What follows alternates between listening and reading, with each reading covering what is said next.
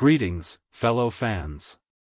You're tuned into Watch Harry, presenting to you today. Wednesday Addams and Daphne Greengrass both courted Harry and formed a dark alliance against Dumbledore crossover romance. Show some love by liking and subscribing.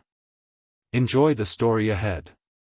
Chapter 1, The Girl Who Made the Sorting Hat. Argue the Owl arrived on a Tuesday. Harry knew it was important because McGonagall read the letter twice, which she never did, and then set it down on her desk with the particular careful precision of someone who needed a moment before speaking. The fifth years in her Transfiguration class watched with the collective held breath of students who'd learned, through painful experience, that McGonagall's silences preceded either detention or disaster. It appears, she said at last, that Hogwarts will be receiving a transfer student. Effective Friday. From where? Hermione asked, because Hermione always asked. McGonagall's lips did something complicated. Nevermore Academy. In America. The name meant nothing to most of the class. It meant nothing to Harry either, though something about the way McGonagall said it, with the faintest shadow of what might, on anyone else, be called unease, made him tuck it away in his mind for later. Ron leaned over. Never heard of it. Me neither, Harry murmured. From 2 rows back, Daphne Greengrass said nothing at all. She simply turned back to her Transfiguration textbook, expression smooth as still water, and Harry wouldn't have noticed her reaction if he hadn't happened to glance back at exactly the wrong moment. Or the right one. Because Daphne's eyes, for just a fraction of a second, had gone sharp with something that wasn't surprise. She already knew. Harry filed that away too. Friday came with low clouds and a wind that tasted like iron, the kind of November weather that made the castle feel less like a school and more like the inside of something old and breathing. Harry was halfway through breakfast when the doors of the great hall opened. She walked in the way some people walk into fires, without slowing down. The girl was about his age, maybe slightly younger, with skin so pale it made the winter light look warm by comparison. Her hair was black and pulled into 2 severe braids that somehow managed to look both deliberate and threatening.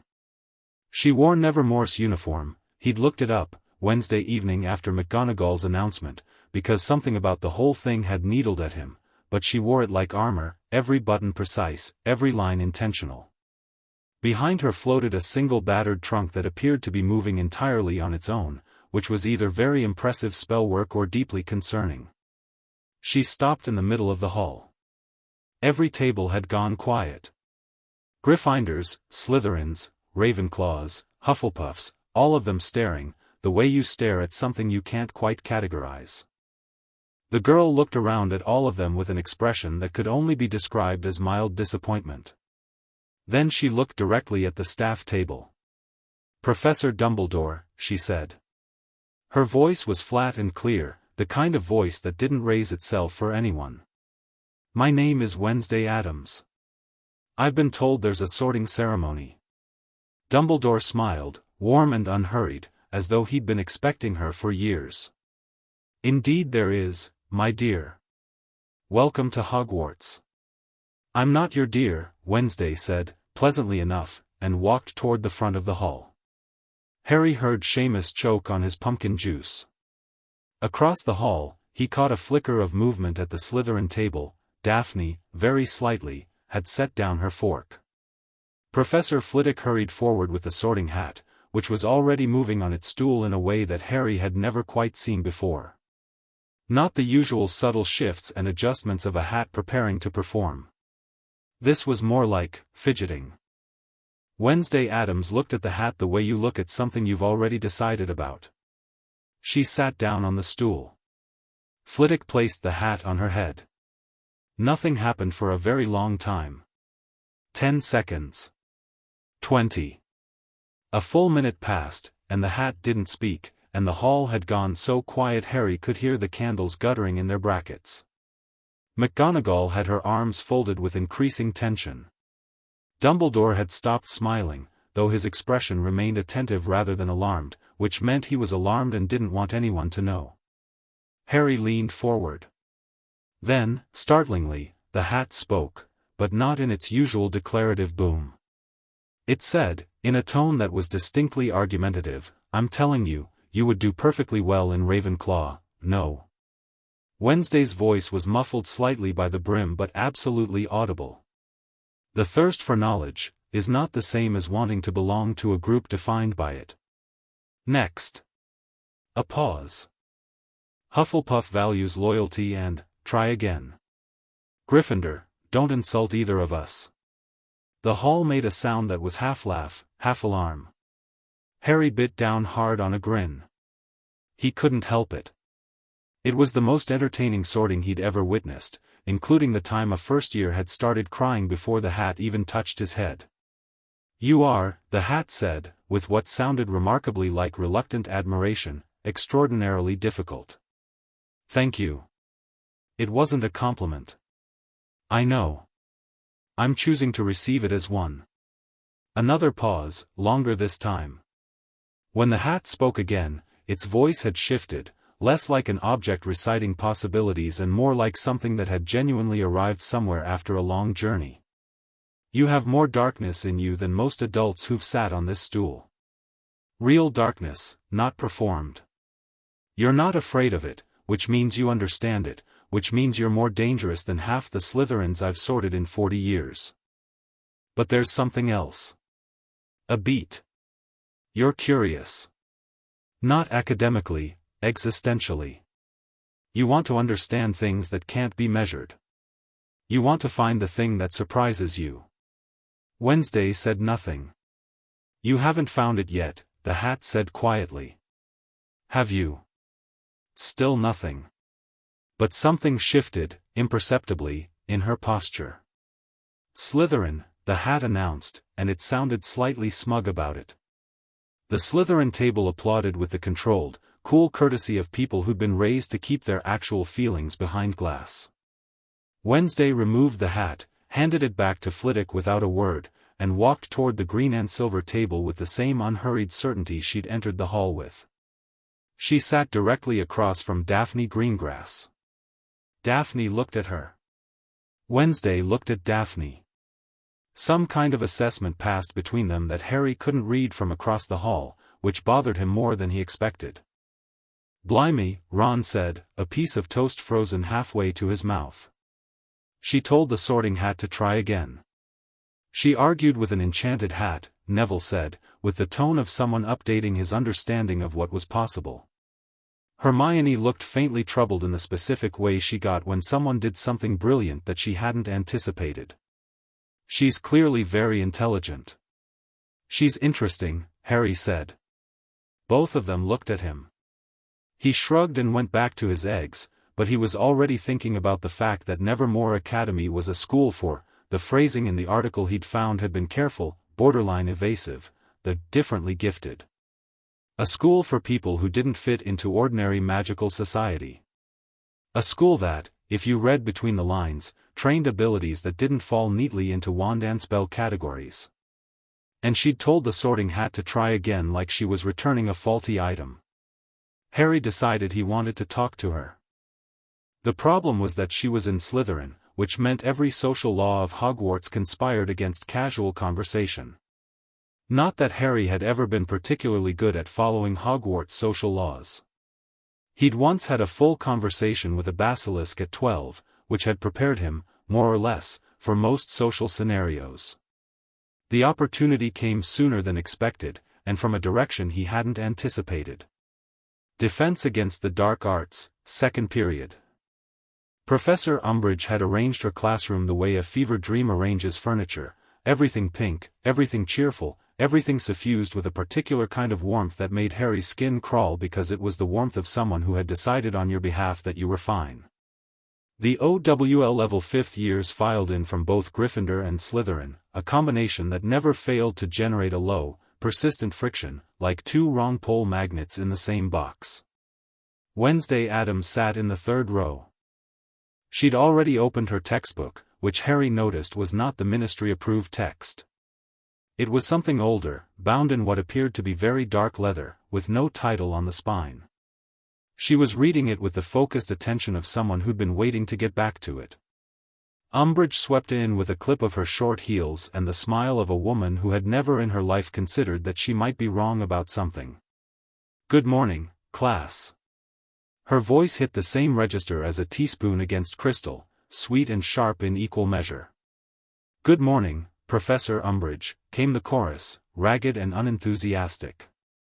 Her eyes landed on Wednesday immediately, because Umbridge's eyes always found the thing most likely to displease her with the unerring accuracy of someone professionally devoted to displeasure.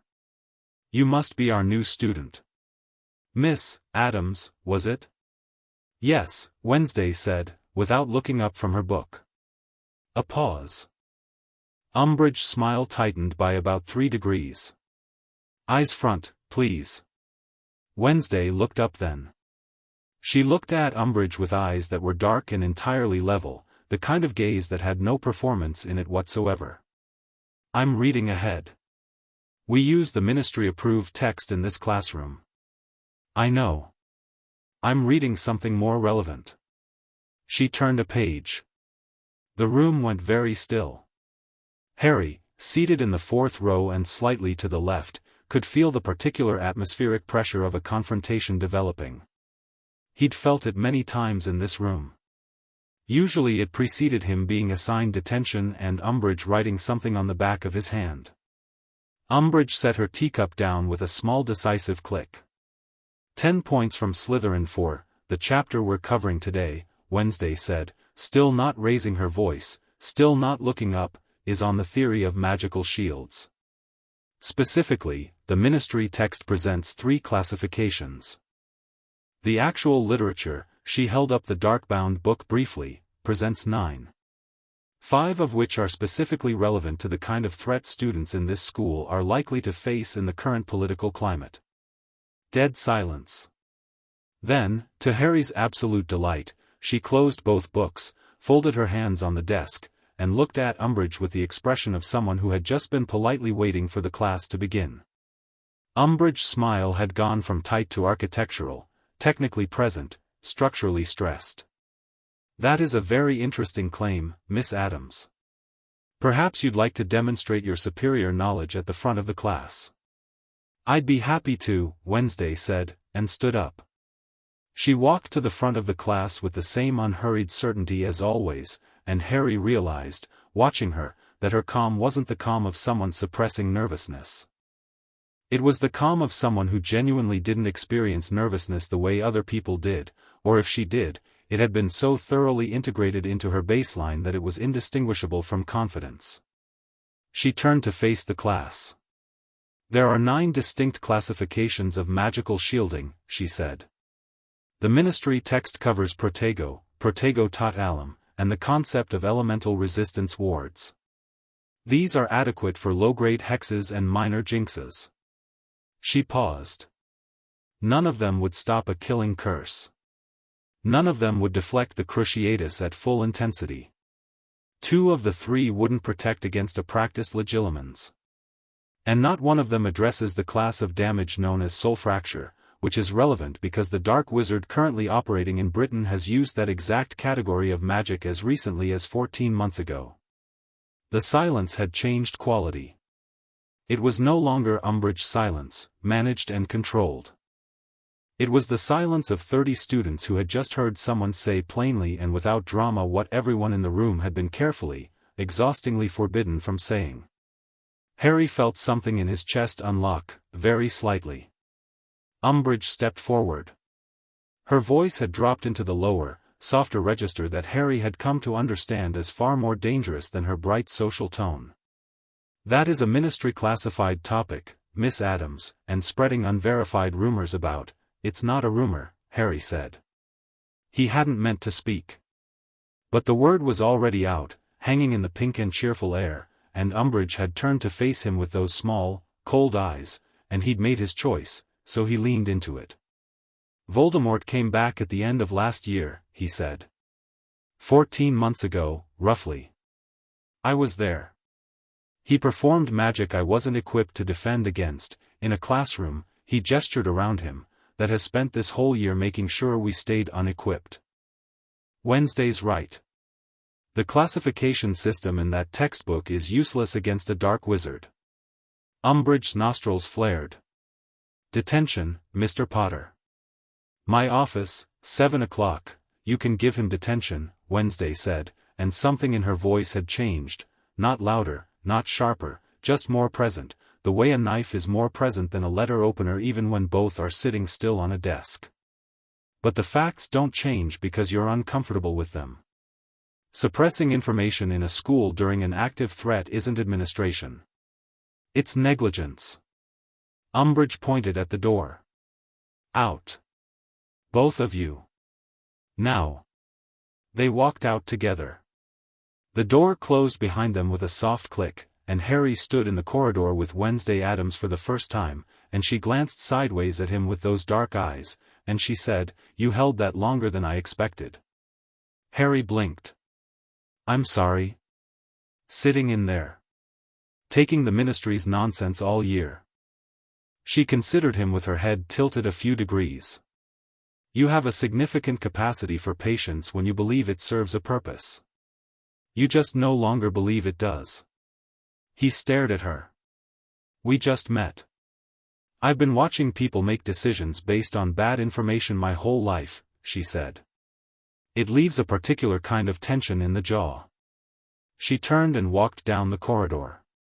"Are you coming?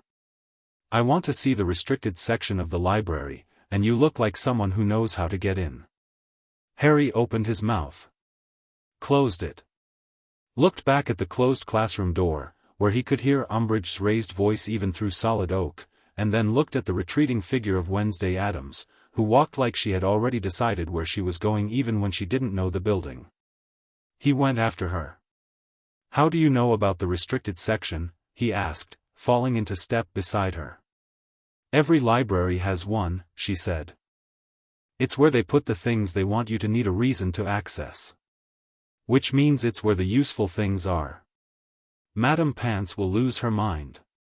"She can lose it quietly," Wednesday said. "Or loudly. I don't have a preference." They didn't end up in the library immediately, because Filch appeared at the end of the corridor with an expression of professional suspicion, and Harry redirected them up a staircase that he knew moved at odd hours, and then along the 7th-floor corridor, and without entirely planning it they were standing in front of the blank stretch of wall that knew what you needed. He hadn't brought Hermione or Ron here in months. There had been the DA meetings, earlier in the year, but since Umbridge had started pressuring students and the meetings had become more furtive, he'd been using the room less. It felt different now, standing in front of the wall with someone who was looking at it with the alert focus of someone recognizing a thing they'd encountered in different forms before. "Responsive space," she said. "Architecturally impossible dimensions. This building is much more interesting than it looks. Tell me about it." Harry paced 3 times, thinking, "I need a place where we won't be found," and the door appeared. He pushed it open. The room of requirement had arranged itself as a kind of library meets working space, shelves of books along one wall, a wide clear floor, 2 worn armchairs near a fireplace that hadn't been there a moment ago. Wednesday looked around with what Harry was beginning to recognize as her version of appreciation, a slight lessening of the default critical assessment in her eyes. She walked to the shelves and began reading spines. "Your name is Wednesday," Harry said, because he'd been wondering about it since the sorting. "Like the day?" "My family names its children after methods or moments of death," she said, pulling a book down and examining the cover. "Wednesday is from the poem.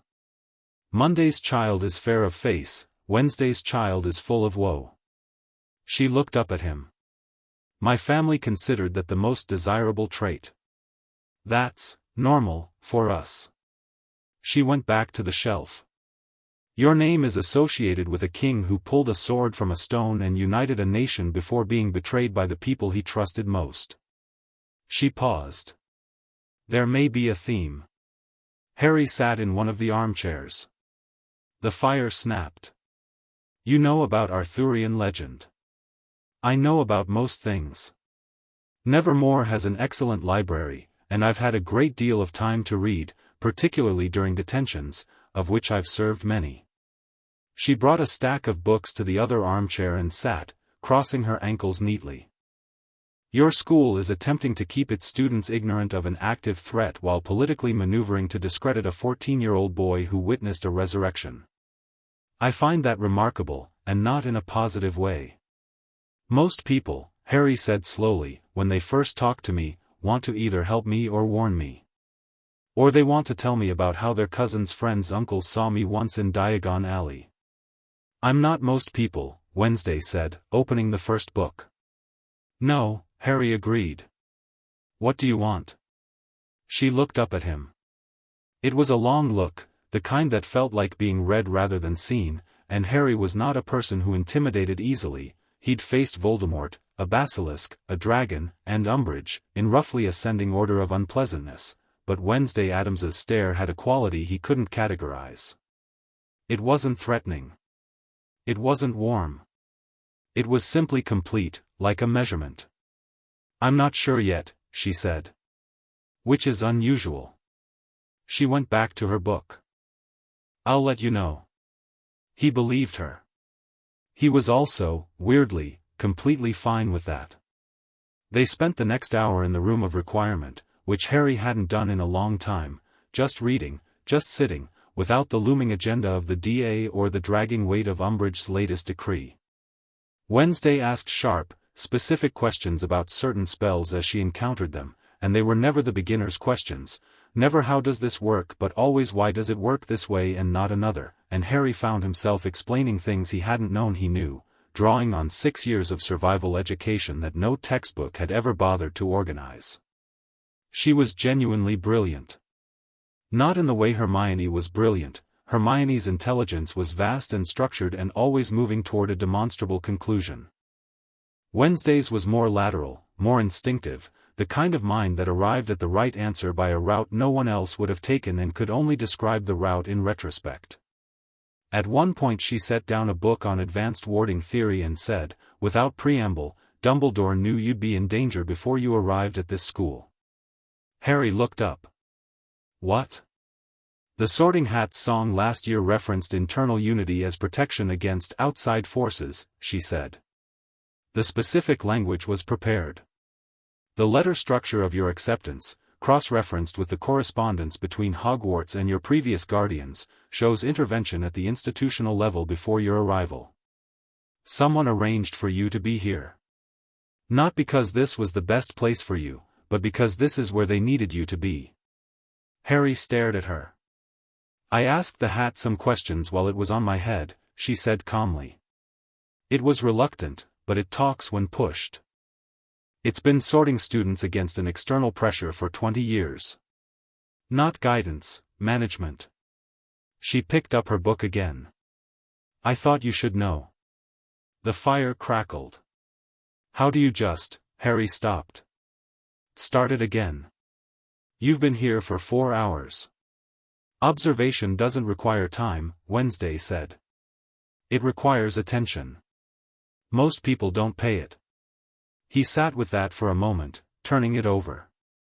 It wasn't news, exactly. He'd had suspicions about Dumbledore, creeping ones that he'd suppressed because Dumbledore was Dumbledore, because he was the only certainty in a world that kept trying to kill Harry, because doubting Dumbledore felt like doubting gravity.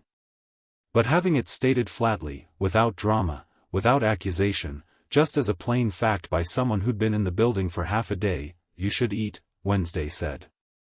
You've been tense since the corridor outside defense class and you haven't had anything since breakfast. Low blood sugar affects judgment. Did the Sorting Hat tell you that too? No. You keep looking at the door when you think about the conversation with Umbridge. People do that when they're running on adrenaline and not much else. She turned a page. Also your stomach has made a noise twice. Harry laughed. It was a genuine one, surprised out of him, and Wednesday looked up at the sound with an expression that was almost curious, like she was cataloging it. You don't hear that often, she said. It wasn't a question. Not lately, he admitted. She studied him for another moment, then went back to her book. The Forbidden Forest, she said. You've been in it. Several times. Tonight, then. Show me. She turned another page. After dinner. There are things that live in old forests that don't exist in any taxonomy I've read, and I suspect your forest qualifies. He should have said no. He should have cited curfew, Umbridge's patrol patterns, the general school policy on students entering a forest that had a recorded history of casualties. He should have asked how she already knew about the forbidden forest. All right, he said. After dinner. He didn't see Daphne Greengrass until the evening meal, when he happened to look across the hall at the Slytherin table while reaching for more water, and found her looking back at him with an expression so carefully arranged that the arrangement itself was a message. She glanced from him to Wednesday, seated 2 places down from her, eating with her usual focused efficiency, textbook propped against her goblet, and then back to Harry. Her expression didn't change. But she held his gaze for 1 beat longer than necessary before returning to her conversation with Pansy Parkinson, and Harry had the distinct, unshakable feeling that he'd just been informed of something without being told what it was. He set his water glass down slowly. 2 things. The Sorting Hat and what it had said. Dumbledore and what Wednesday had suggested.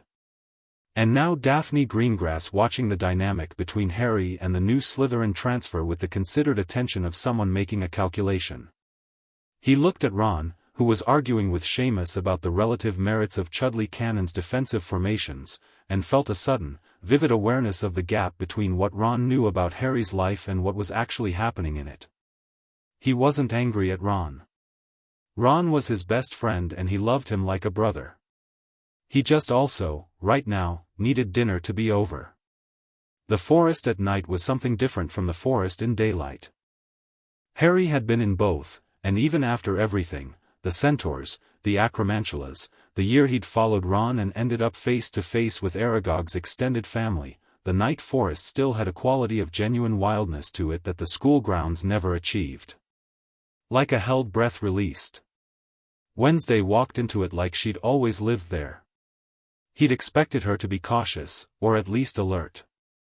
She was alert, completely, totally alert, her head moving in small precise adjustments, tracking sounds and movements, but not cautious. She moved with the confidence of someone who'd spent time in much worse places and knew the difference. You use the lumos like a torch, she said, not unkindly, as they moved deeper between the trees. Try holding it lower. The light diffuses better and gives less of a target. Harry adjusted. She was right, annoyingly. Where did you learn forest navigation?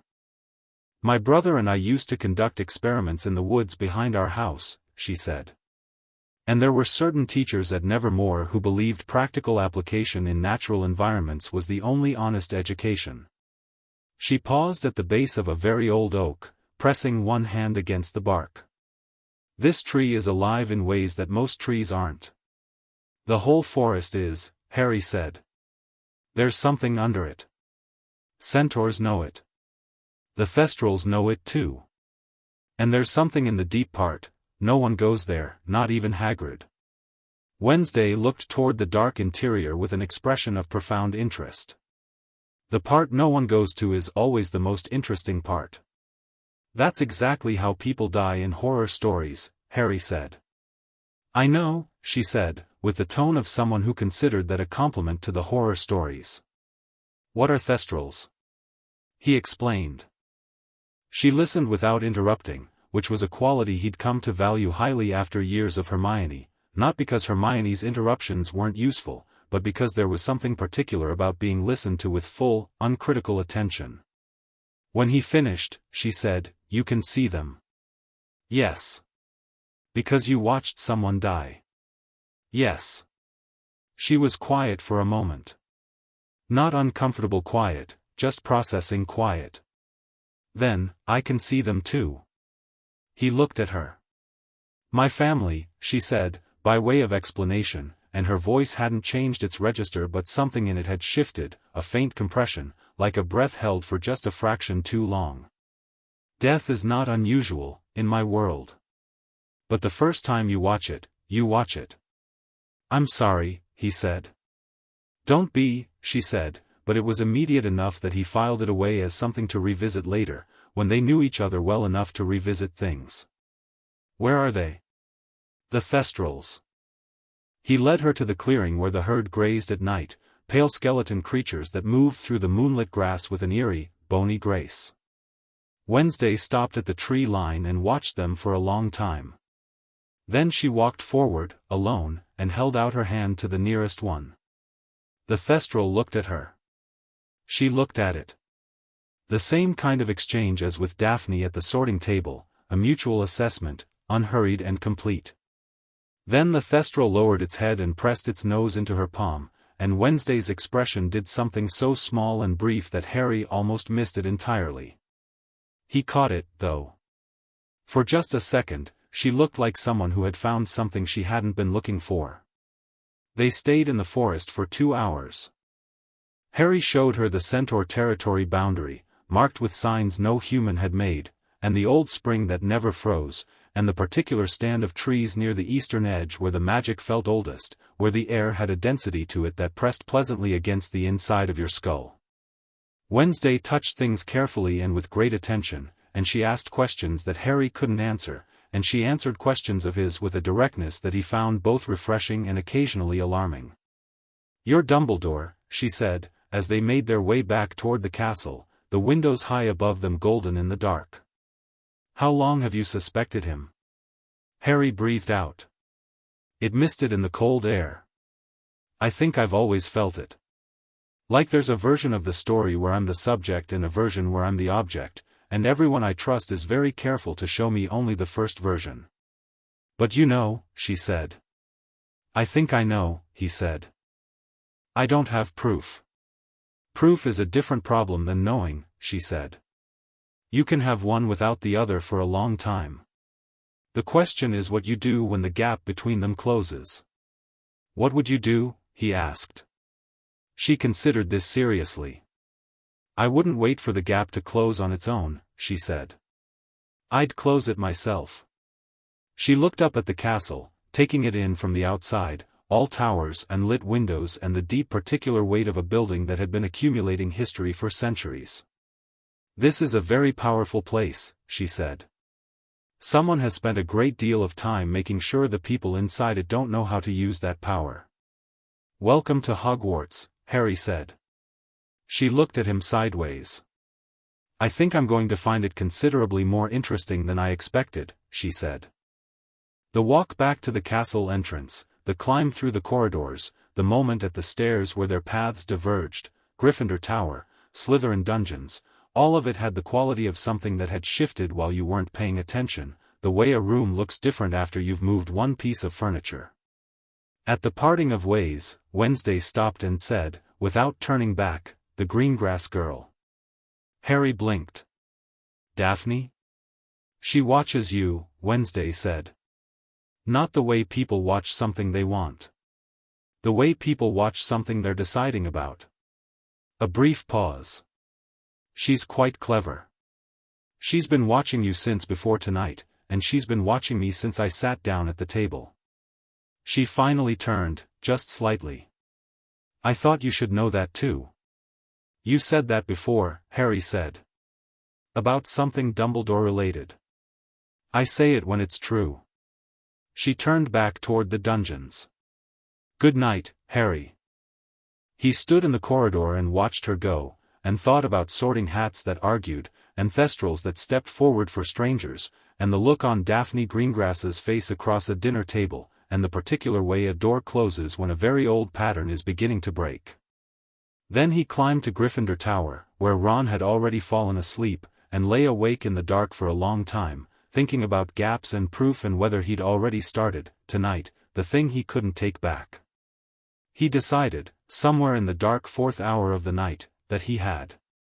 He also decided he wasn't particularly sorry about it.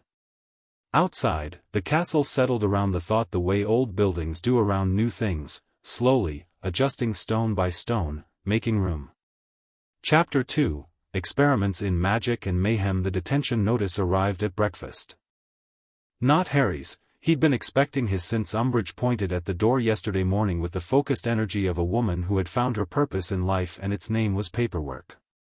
No, the notice that arrived at breakfast was Wednesday's, delivered not by Owl but by a nervous second-year prefect who set the envelope down in front of her and retreated immediately, which said something about the collective student intuition regarding what happened to messengers who lingered. Wednesday opened it, read it, and set it beside her toast. Well? Pansy Parkinson asked, because Pansy had apparently decided that proximity to the interesting new transfer was worth the social risk of appearing curious. Professor Umbridge has invited me to her office tonight at 8, Wednesday said. She's framed it as a getting-to-know-you conversation. She picked up her toast. She uses the same language pattern as institutional oversight committees.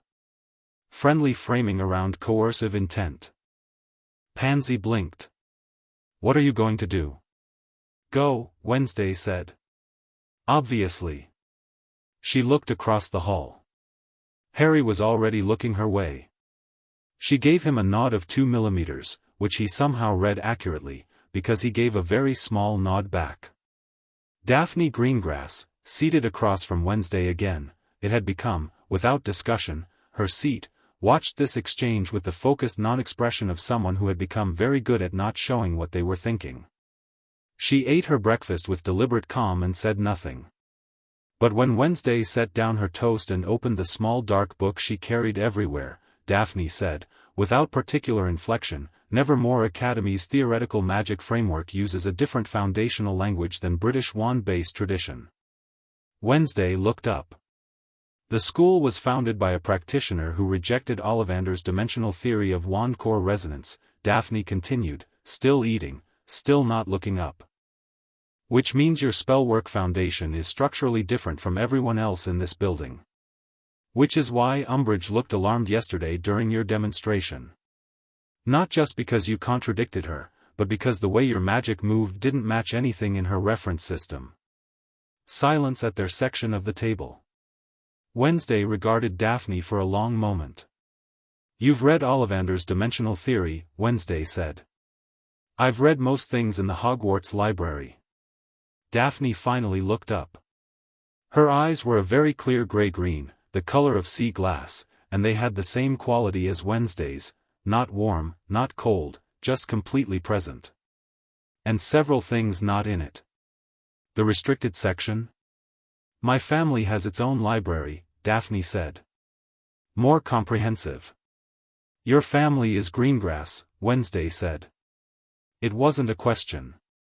Yes. Old wizarding family. Neutral alignment during the last war, which in practice meant strategic positioning rather than genuine neutrality.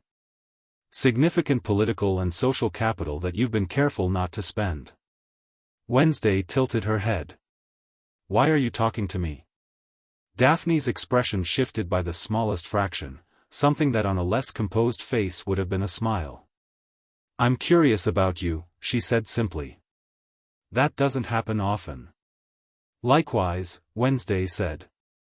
Pansy was looking between them with the expression of someone who just realized the conversation had moved into territory she couldn't follow, and wasn't certain whether to be offended or relieved about it.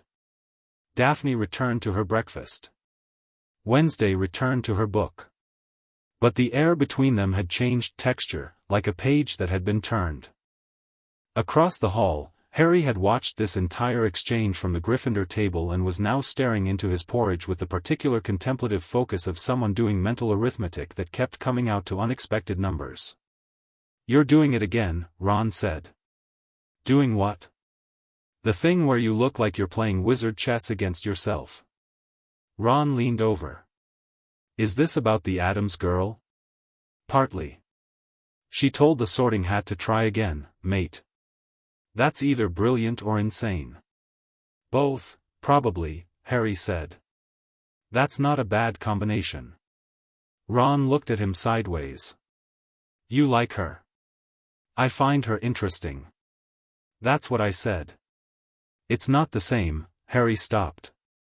Thought about it. Fine. Yes. She's interesting.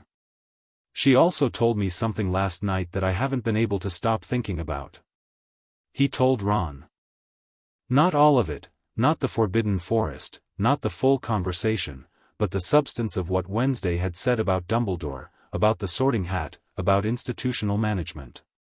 He kept his voice low and watched Ron's face move through several distinct phases: confusion, resistance, careful thought, and then the slightly pained expression of someone arriving at a conclusion they'd been avoiding. I mean, Ron said slowly, it's not like we haven't thought, I know. After last year, and the tournament, and the way he's been this year with the distance and the, I know, Ron. Ron stabbed a sausage. I hate this. Me too. Harry paused. But I'm not going to pretend I haven't been thinking it. He looked across the hall again. Daphne had returned to her breakfast. Wednesday was reading. From this distance they looked entirely separate, two people at the same table who happened to be in the same house. But Harry had seen the conversation. He'd seen Daphne's posture, and Wednesday's stillness, and the way the air between them had settled rather than sparked. I think something's starting, he said. What does that mean? I don't know yet, Harry said. But it felt true. It felt the way things felt right before they changed. I think I'm about to find out, though. Defense Against the Dark Arts in the afternoon was, theoretically, a revision session. In practice, it was Umbridge walking between desks and making approving sounds over the ministry textbook while students pretended to read it. Wednesday sat in the same seat as the morning, with the same dark book, because she had apparently made a decision about Umbridge's textbook and that decision was no. Halfway through the period, Umbridge stopped beside her. Miss Addams, she said sweetly. Put that away, please. In a moment, Wednesday said. I'm at a critical passage. Now, please. Wednesday looked up. The look lasted approximately 4 seconds, which was 2 seconds longer than most students could maintain against Umbridge's administrative displeasure. Then she closed the book, set it in her bag, and opened the ministry text with the particular deliberateness of someone performing compliance while leaving no ambiguity about what they thought of the requirement. Umbridge smiled and moved on. 3 minutes later, Wednesday raised her hand. Yes? Umbridge said, with the wary tone of someone who'd already learned that raised hands from this direction were not straightforward. Chapter 7 discusses the counterjinx for impedimenta, Wednesday said. The text recommends a 2-step casting with a pause between incantation and wand motion. That is the approved methodology, yes. It's wrong, Wednesday said. The pause creates a half-second vulnerability window. Anyone trained to recognize the incantation can exploit it. She looked at the textbook without expression. This methodology would get someone killed. The class went quiet with the specific quality of quiet that meant everyone was listening very hard while pretending not to. Umbridge smiled thinned. The ministry approved. The ministry's defensive magic curriculum hasn't been updated in 11 years, Wednesday said. The last significant dark threat in Britain began 12 years ago and lasted 12 years after that. The curriculum was designed around a war that ended. It doesn't account for the war that's starting. She set the textbook down with the care of someone setting down something they've decided to be done with. I'm not trying to be difficult. I'm making an observation that seems relevant to the survival of the students in this room. Harry, 3 rows back, said, she's right about the methodology. Umbridge turned to look at him with the expression of someone whose patience had developed structural cracks. The pause creates the window, Harry said, leaning forward. In real defensive casting, you need continuous motion. I know because I've had to actually use these spells. Not in a classroom. Mr. Potter, he has a point, said a voice Harry hadn't expected. He turned. Neville Longbottom, who had in recent months been developing a quiet, determined backbone that his grandmother would probably have complicated feelings about, had his textbook open and was looking at the diagram on page 112 with a slight frown. The diagram shows the pause. But in practice, he caught himself. In theory. It seems like continuous motion would be faster. The mention of the DA, even obliquely, made Umbridge's nostrils flare. But there were 30 students in the room, and they were all, very clearly, no longer pretending to read. Wednesday stood up. She didn't ask permission. She simply stood, moved to the front of the class, drew her wand, and said to Umbridge, "May I demonstrate?" It was framed as a question, but the framing was courtesy, not genuine inquiry. She was going to demonstrate regardless. Umbridge, clearly calculating the political cost of refusing in front of 30 witnesses versus the cost of allowing it, gestured stiffly. "Go ahead." Wednesday turned to face the class. Her wand, which Harry had noticed yesterday, was unusual, darker than standard, with a grain that ran in 2 directions simultaneously, moved through the counterjinks first in the textbook's prescribed manner, the clean 2-step pause included. "Ministry method," she said. "Note the pause." Then she did it again, but this time the motion was continuous, fluid, the incantation and gesture woven together without the gap, and the magic that came off it was visibly different, denser, faster, the kind of casting that didn't leave space for anything to go wrong. "That's the same spell," Seamus said from the Gryffindor side, eyes wide. "But it looks different," Wednesday confirmed. "Because it is. The theoretical basis is identical. The practical application removes the vulnerability while increasing casting speed by approximately 40%. She looked at the class. The textbook's methodology was written by committee. Magic doesn't work by committee. Harry was grinning. He couldn't help it. He'd spent all year trying to make exactly this argument in exactly this room, and here was this girl who'd been in the school for 24 hours doing it better than he had with 3 fewer words and no visible effort. Umbridge stepped forward. "That is quite enough, Miss Addams. Return to your seat." "Of course," Wednesday said, and turned back toward the rows. Then she paused. "One more thing," she said, and her voice had a different quality now, careful and precise, like she was placing something down very gently. "I was required at Nevermore to pass a practical assessment before being granted transfer status.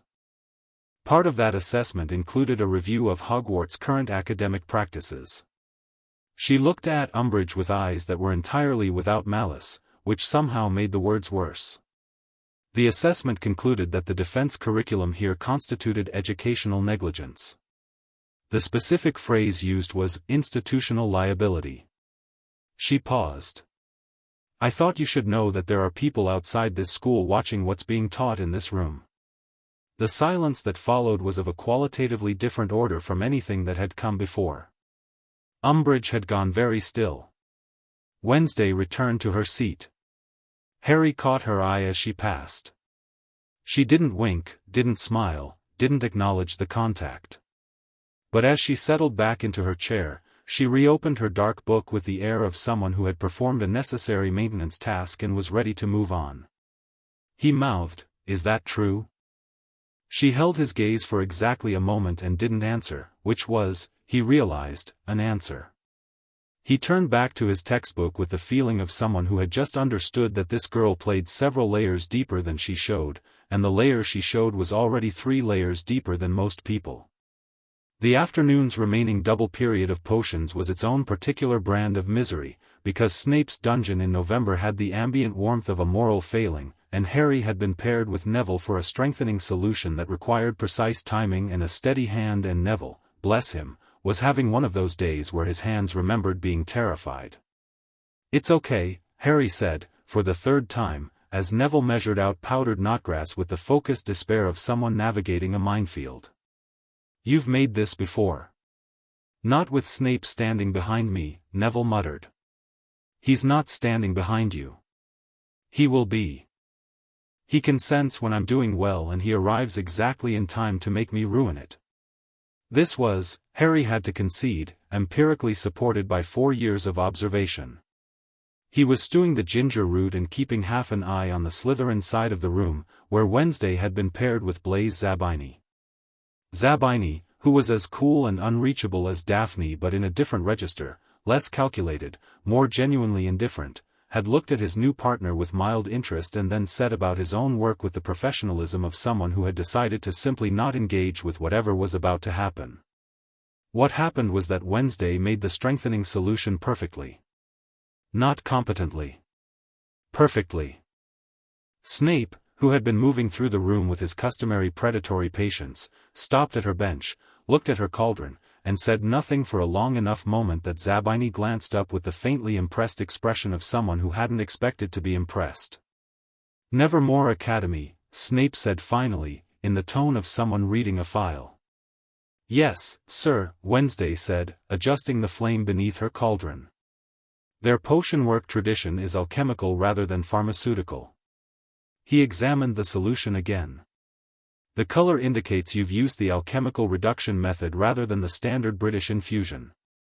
A pause. "The result is superior." Wednesday looked at him. "Thank you."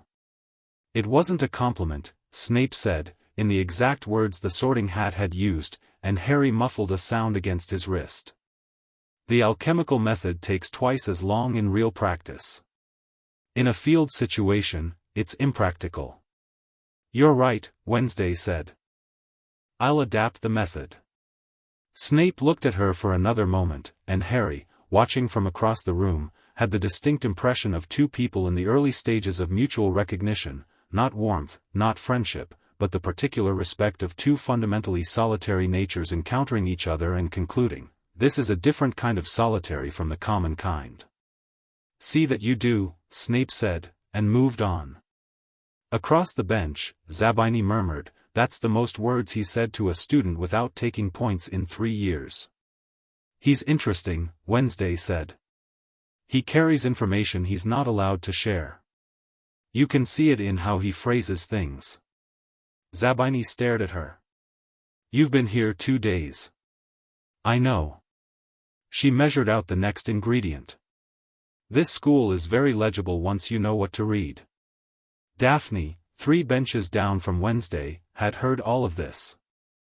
She'd been quiet all of potions, which was her natural state in this room, but her attention had been divided in a way it usually wasn't.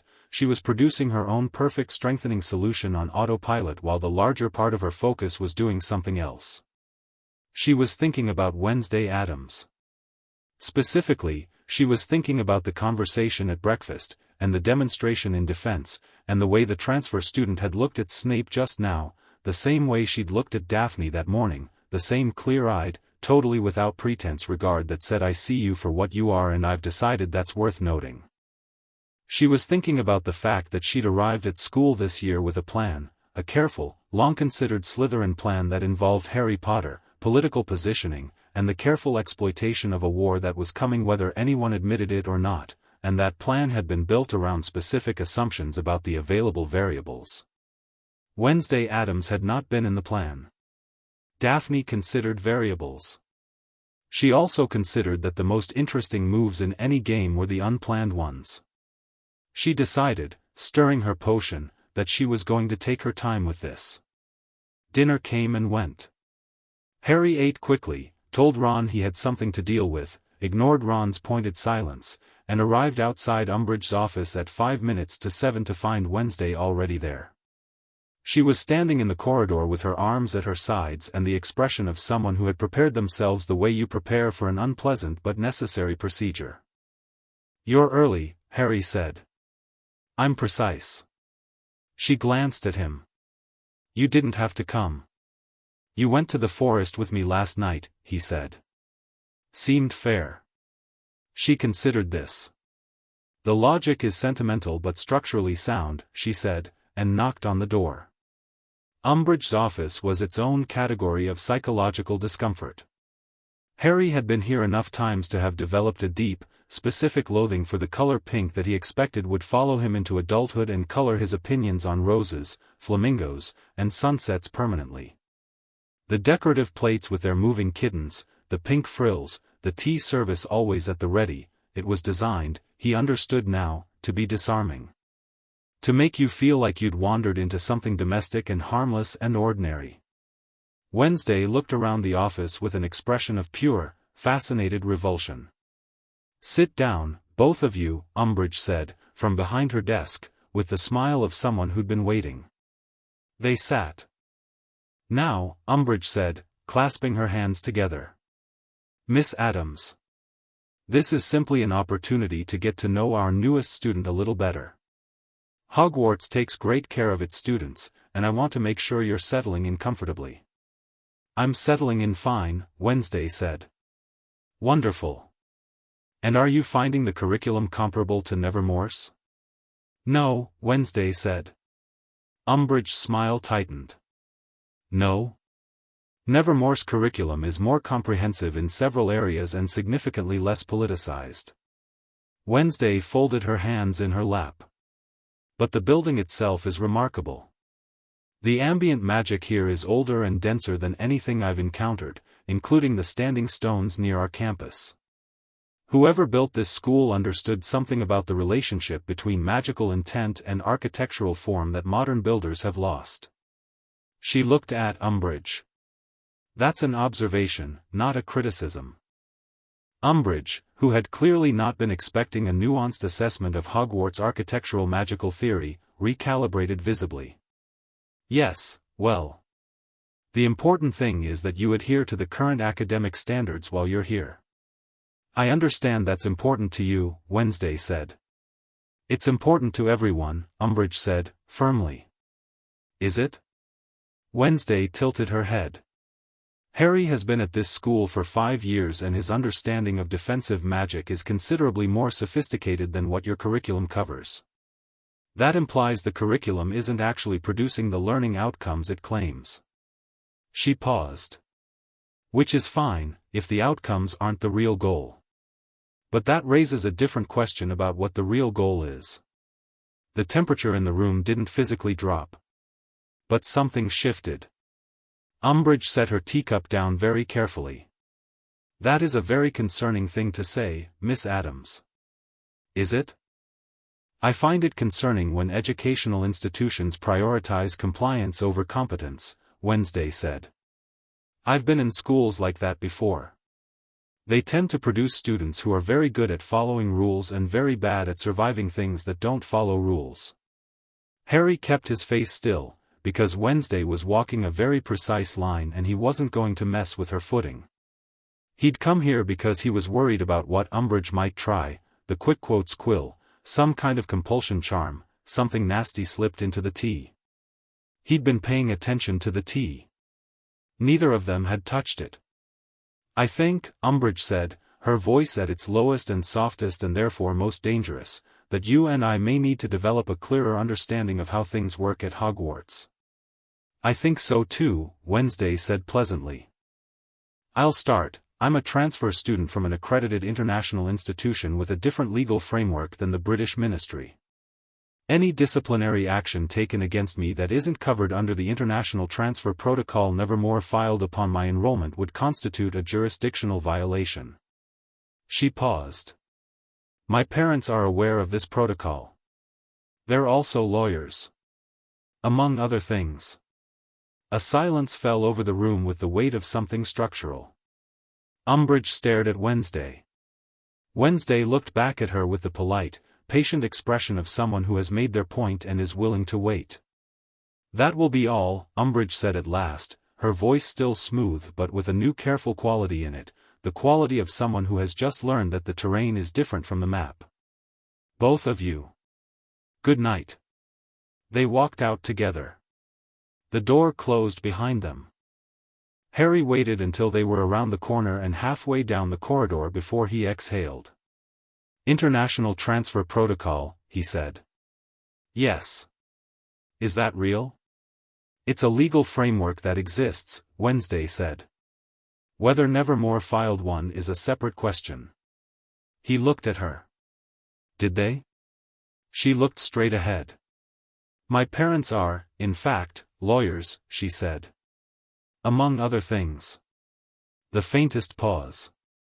My mother could dismantle the British Ministry's Educational Oversight Committee in 3 hours and leave their regulatory framework looking like origami. She considered. She'd also probably enjoy it. Harry laughed, and it rang out in the empty corridor, and Wednesday glanced at him again with that cataloging look. Filing it, he was starting to understand, not dismissively but as something worth keeping. "You do that more than you did yesterday," she observed. "Laugh? You're funnier than you think you are." "I'm not trying to be funny," she said.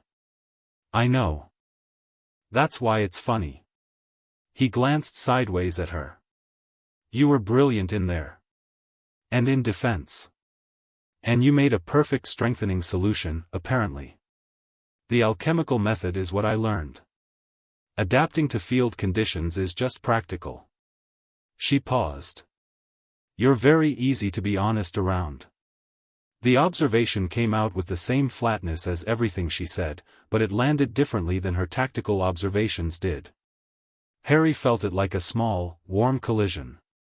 "People usually find it the opposite," he said carefully. "People usually want honesty to be comfortable," she said. "You just want it to be true. That's different." She slowed slightly as they approached the staircase junction. "I want to go back to the room of requirement. Now? The books I found yesterday, there were 3 I didn't finish.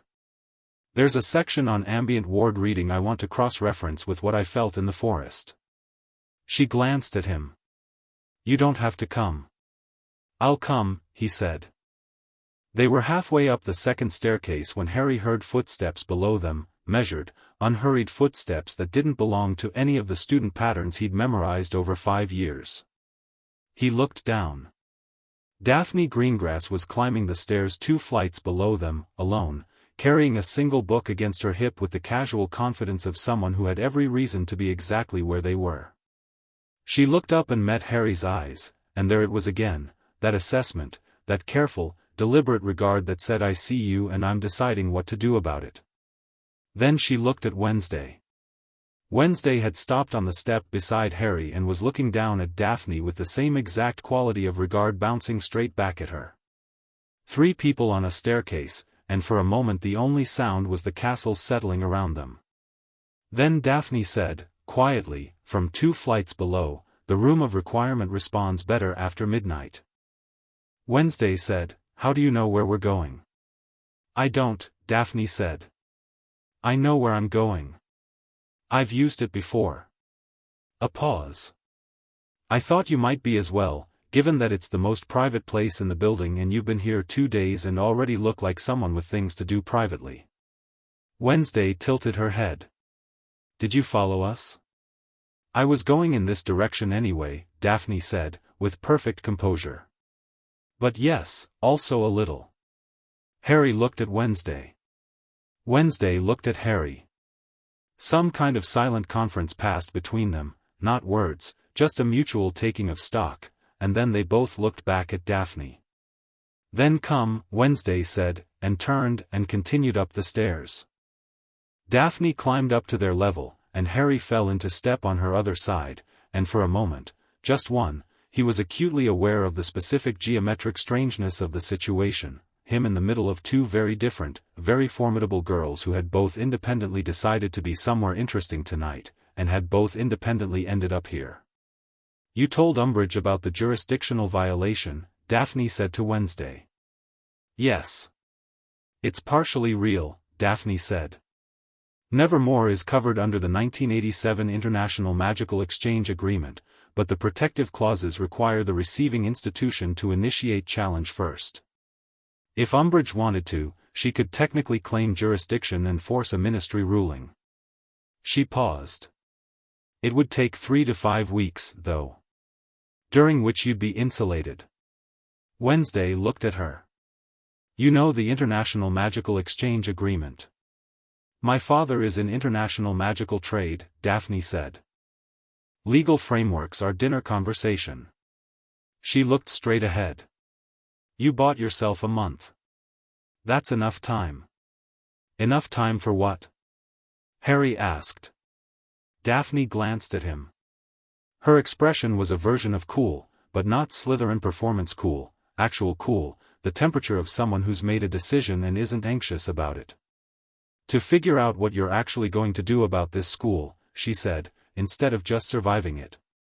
The room of requirement opened for all three of them this time.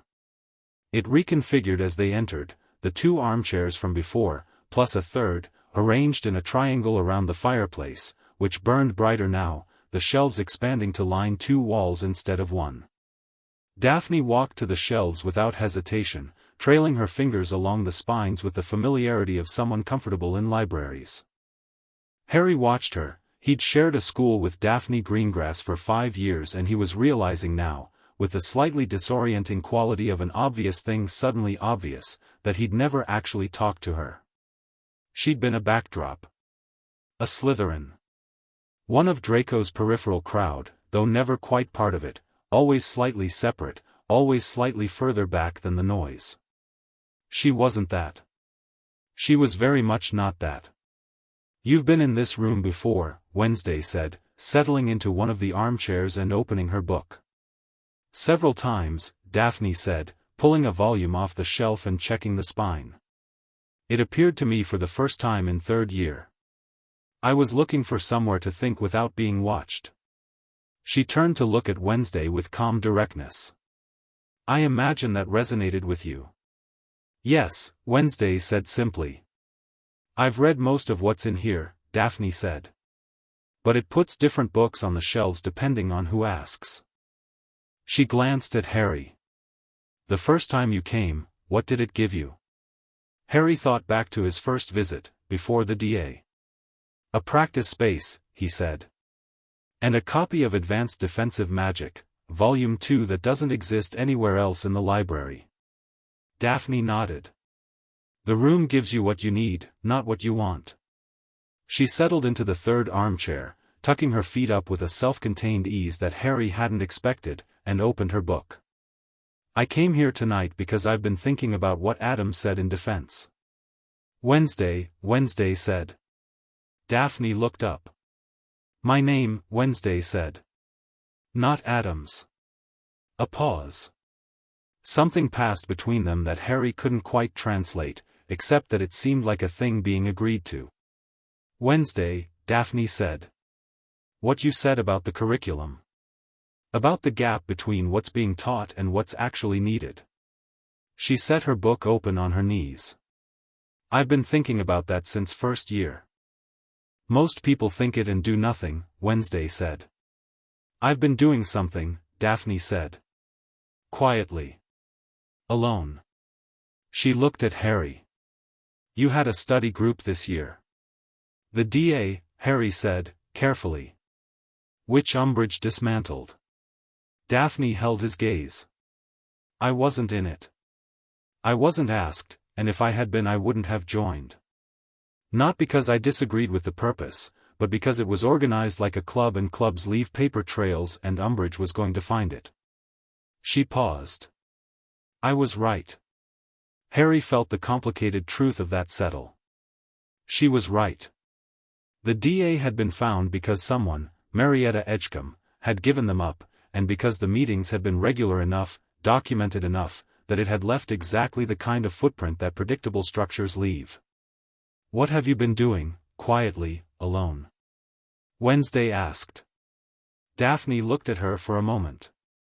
Then she held out the book she'd been carrying. Harry leaned forward to read the cover. "Geometric Magical Theory, The Architecture of Intention" by one Elspeth Vane, published 1934. "There's a theory," Daphne said, "that magic doesn't belong to people. It passes through them. The better you understand the architecture of how it moves, the less energy you waste forcing it." She opened to a page near the middle, where the margins were full of neat pencil annotations. "I've been working on casting efficiency for 3 years.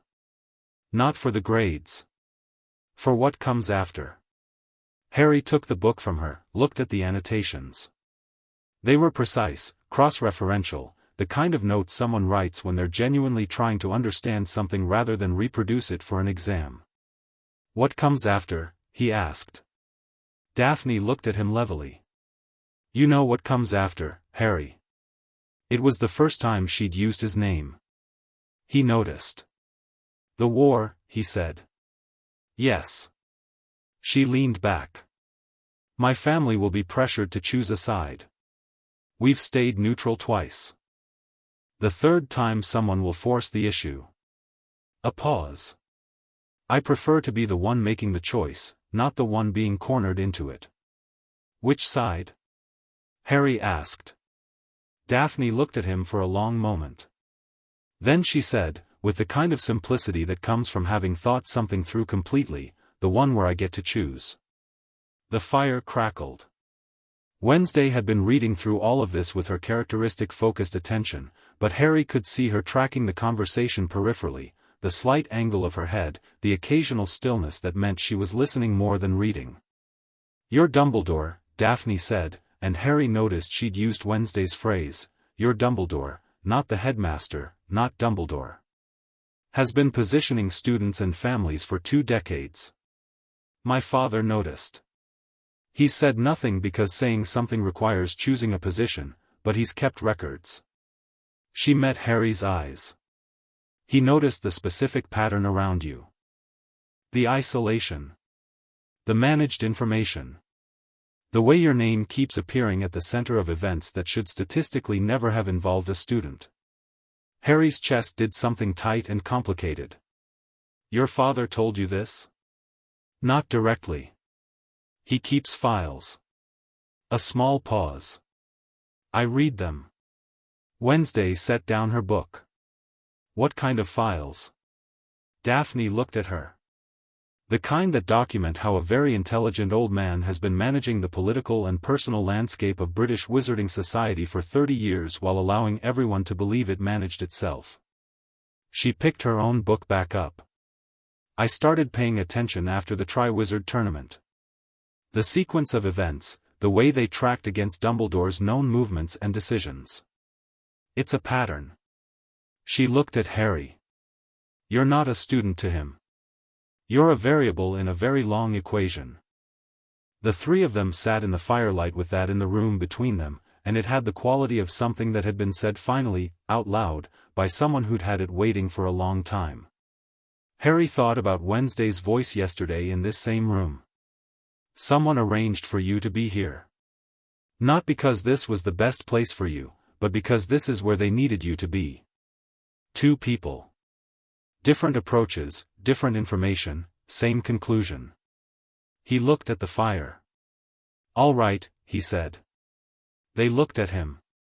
All right, he said again, and his voice was quiet and even and entirely without the particular performance of resolution that he'd always hated in himself, the forced steadiness, the pretended certainty. This was just him deciding. I've been waiting for this to make sense on its own. It's not going to. So. He looked at Wednesday, then at Daphne, 2 pairs of eyes that were both looking at him with the same quality of attention, full, direct, not the weight of expectation but the weight of regard. Tell me what you both know. Everything. Wednesday looked at Daphne. Daphne looked at Wednesday. Something passed between them, that same untranslatable exchange, 2 people recognizing that they have arrived, by different roads, at the same place. Tomorrow night, Wednesday said. Give me until tomorrow night. I want to finish the ward reading tests on the castle exterior. There's something in the North Tower that doesn't match the building's magical signature, and I want to know what it is before we include it in whatever map we're drawing. Ward reading through direct contact? Daphne asked. Ambient resonance technique. Nevermore framework. Wednesday looked at Daphne. Can you plot the anomaly points on a castle schematic if I give you the readings? Daphne considered. Yes. If you give me the readings in written form, I can overlay them on a building plan. I have one, architectural history research in 2nd year. You have an architectural history file and I have a ward reading technique and Harry has. Wednesday glanced at him. 5 years of walking these corridors in an invisibility cloak, Harry said. I know this building better than the caretaker. Then we have a method, Wednesday said, picking her book back up. Tomorrow night. She went back to reading. Daphne went back to her annotations. Harry leaned back in his armchair and looked at the fire, and for the first time in what felt like a very long time, possibly the entire year, possibly longer. He felt the specific absence of the low-grade exhaustion that had become so constant he'd forgotten it was there. Not gone, but lighter. The way weight gets when someone else puts a hand under it. He glanced sideways. Daphne was bent over her book, a lock of dark blonde hair falling forward against her cheek, her pen moving through the margin in its precise annotations. Across the triangle, Wednesday was reading with both feet planted flat on the floor, spine perfectly straight, with the focused intensity of someone communing rather than consuming. Two very different people, in two very different armchairs, who'd arrived at the same room by completely different angles, and who had both, separately, independently, for their own reasons, been waiting for something to change. He looked at the fire again. He thought about Thursday. He thought about the ward readings and the castle schematic and Daphne's father's files and the thing Wednesday had said about closing the gap yourself instead of waiting. He thought, something is starting. And this time, unlike at breakfast when he'd said it to Ron, he didn't follow it with I don't know what. He knew what. He just needed to know the shape of it first. Outside the room of requirement, the castle did its old building settling sounds through the deep November night, and the portraits in the corridor slept or pretended to, and somewhere in the dungeons Umbridge's light was still on, which meant she was working late, and in a different wing of the same floor Dumbledore's office glowed steady gold through its window. The fire in the room of requirement burned very bright. Chapter 3, The Greengrass Gambit. The ward readings took Wednesday 4 hours. Harry knew this because he spent most of those 4 hours running interference, walking the corridors with his Marauder's map open, redirecting Filch twice and patrolling Umbridge once by the simple expedient of dropping a dung bomb at the opposite end of a corridor and walking calmly in the other direction. By the time he made it back to the room of requirement at midnight, his shoes were damp from the east courtyard and he smelled faintly of what a dung bomb smelled of. Wednesday was already inside, sitting cross-legged on the floor with 11 pieces of parchment arranged in a precise grid around her. She was writing something on the 12th, and she didn't look up when he came in. How was the distraction work? She asked. Filch is easier than Umbridge, Harry said, dropping into the armchair closest to the fire and pulling off his damp shoes. Umbridge patrols systematically, which means she's predictable but also means she covers the same ground. I had to double back twice. Note her eastern boundary, Wednesday said, still writing. She doesn't cross past the charms corridor. Either she's afraid of something in that wing or someone told her not to. Harry thought about that. The second one, he said. Dumbledore's office is at the top of that wing. Yes. Wednesday wrote something else. He keeps his personal wards dense enough that a standard ministry detection tool would read them as architectural rather than personal. Very clever. She finally looked up. The North Tower anomaly is significant. What is it? A containment structure, she said. Not a room, a ward lattice built into the stone. Something was held there for a very long time and recently moved. She paused. Within the last 18 months. Harry stared at her. What kind of something? Something with a very specific magical signature. She organized 2 of the parchments. Are you familiar with the concept of a prophetic anchor? He wasn't. She explained it in the clipped, efficient way she explained everything. A prophecy, once spoken in a magically charged space, leaves a resonance impression, like a tuning fork struck against stone. The impression fades over decades unless something is done to preserve it. The North Tower had been used, she believed, as exactly that kind of preservation site. Except the impression hadn't faded. It had been moved, carefully, to a different location where it was still actively being maintained. Harry had stopped looking at the fire. The Department of Mysteries, he said. Wednesday looked at him with sharp attention. Yes. How did you know that? Because I've been having dreams, he said slowly, about a corridor. A door. All year. He met her eyes. And Dumbledore has been specifically, repeatedly, very carefully not talking to me about it. The door opened and Daphne came in with the castle schematic rolled under her arm and a satchel over her shoulder, her hair slightly less perfect than usual from the cold of the corridors. She stopped, looked at Harry's face, and then looked at Wednesday. "You found something," she said. "Several things," Wednesday said. "Close the door." Daphne spread the schematic on the floor, a large, detailed architectural drawing of Hogwarts across 3 sheets of parchment, annotated in the margins with what appeared to be decades of her own additions, neat pencil notations in a handwriting that was already fully formed in 3rd year and looked exactly the same now.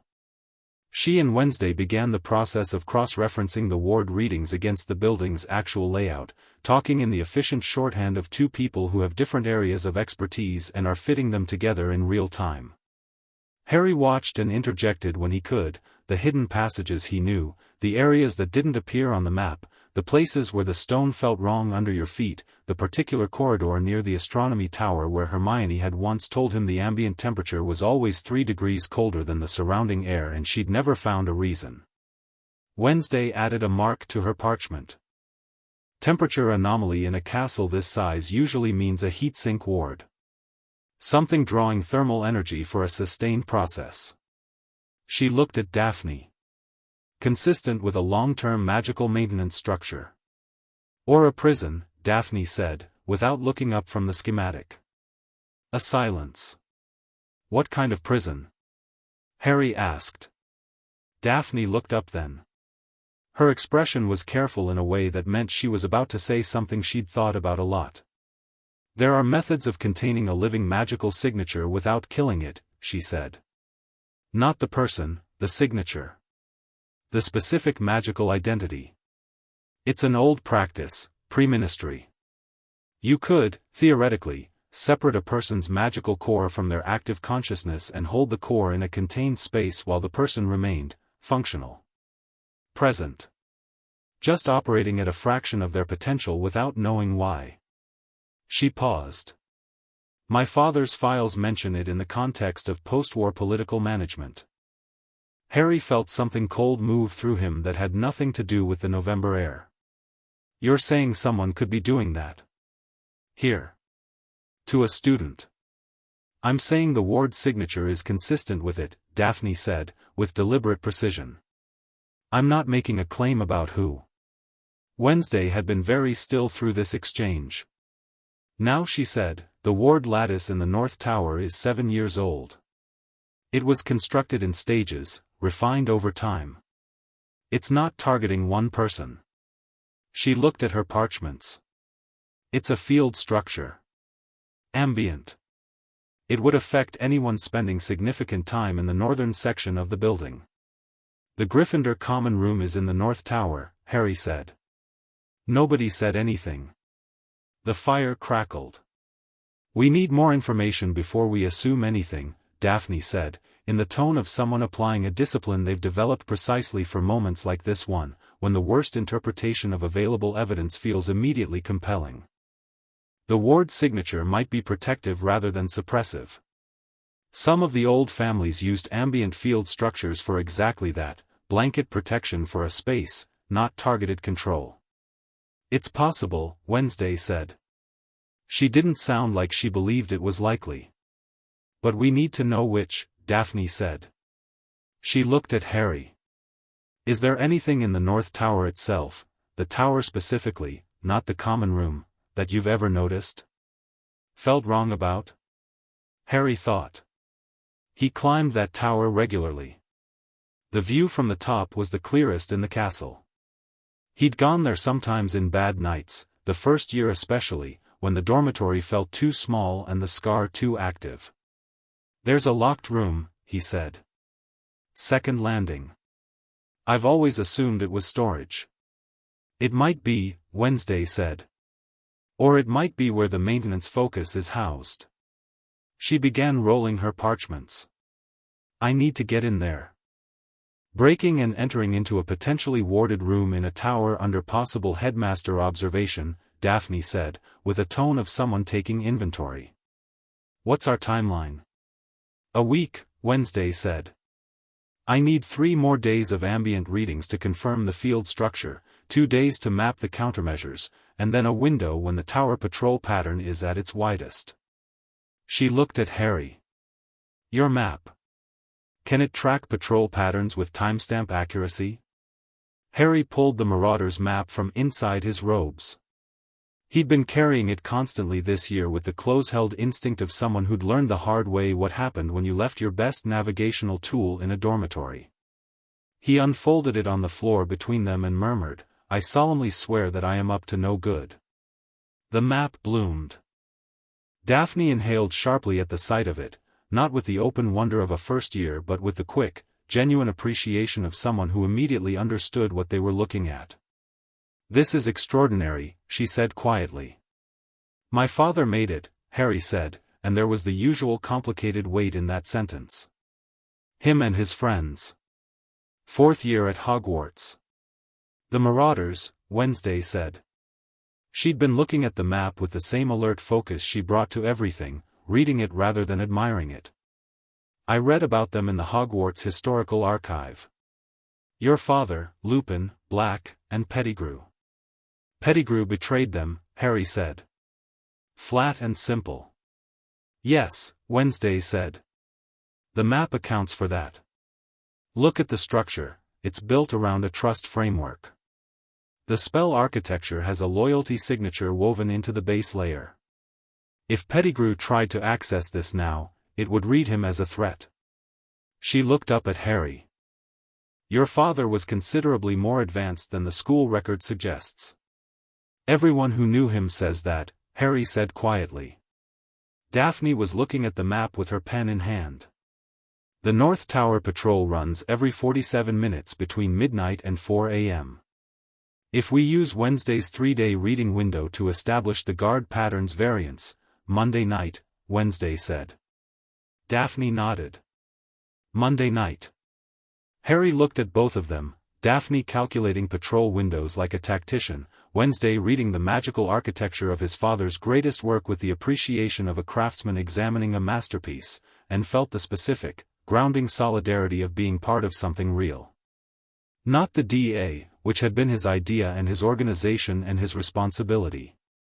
This was different. This was 3 people with different knowledge and different skills filling each other's gaps, and none of it was his to manage. It was, he realized with a small shock, the first time in 5 years that he hadn't felt entirely alone in a plan. The next 2 days ran on parallel tracks. On the surface, the visible track, classes, meals, the managed performance of ordinary school life, everything continued as it had. Harry went to classes, did his homework, endured Umbridge's classroom with the practiced blankness of someone who had stopped expecting anything useful from that direction. Ron noticed he was more settled, less wound, and read it as a positive development without asking what had changed. Hermione, who was always several layers deeper in her observations, looked at him twice at dinner on Thursday with an expression that said she was constructing a theory but didn't have enough data points to complete it. He trusted Hermione. He would tell her. But not yet, and not because he was keeping secrets, because some things needed the structure to be complete before you put more weight on it. Below the surface, the invisible track, Wednesday spent free periods and evenings in the northern areas of the castle, her dark book open, her wand performing movements so small they were invisible at a meter's distance, laying down the mesh of an ambient reading across the stone. Daphne refined the schematic, adding Wednesday's notation points each morning in the common room bathroom, the only place in the Slytherin dormitory where privacy was both available and socially credible. Harry ran the corridors at night with the map, logging patrol variances. By Friday evening they had a clearer picture than Harry had expected, and it was a picture that didn't make him feel better. The field structure in the North Tower was, Wednesday confirmed, suppressive. Not targeted to an individual, but ambient, which meant it worked on everyone in range. The specific frequency she'd identified was one she'd found described in a Nevermore reference text as cognitive persistence dampening, a long-term magical application that didn't block magic but gently, consistently discouraged the sustained focus required for certain kinds of magical development. The kind you needed for advanced wandless work. The kind you needed for highly individual casting. The kind, Harry thought, that a young wizard raised by muggles might have developed naturally if no one had been quietly, architecturally redirecting that development for 5 years. It wouldn't be obvious, Wednesday said, on Friday night in the room of requirement. You'd just find it harder to sustain certain practices. Harder to hold complex magical constructs. You'd think it was your own limitation. Because you'd have nothing to compare it to, Harry said. Yes. He sat with that. He wasn't angry, or he was, but it was the calm kind, the kind that settles at the bottom of something and waits, rather than the kind that thrashes. What does it do outside the building? Wednesday looked at him steadily. Outside the building's range, the suppression ends. So I function at full capacity outside Hogwarts. You likely always have. She paused. Think about your summers. He thought. The wandless magic he'd done as a child, before Hogwarts, uncontrolled, raw, triggered by emotion. The way it had felt enormous, uncontained, like trying to hold a river in a cup. He'd always assumed that was immaturity, childhood magic without training. But he'd also noticed, distantly, that his summers felt different. More vivid somehow.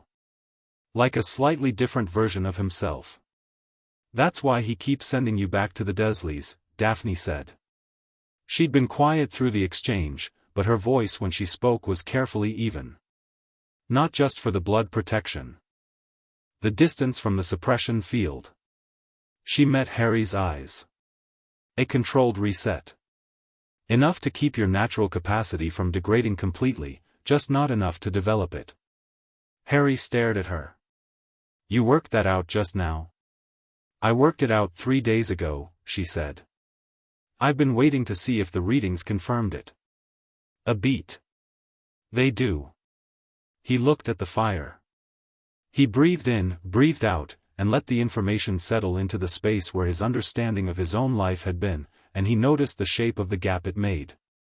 All right, he said, for the second time in a week. Wednesday and Daphne both looked at him.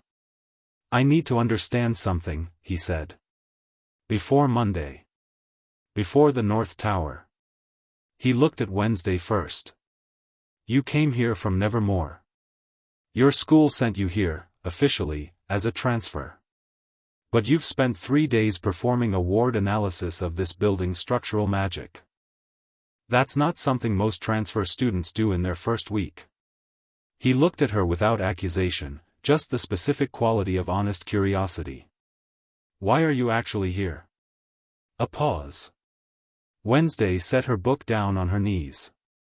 My parents were informed about this school the way most international practitioners are, through the community grapevine, which moves slowly and imprecisely.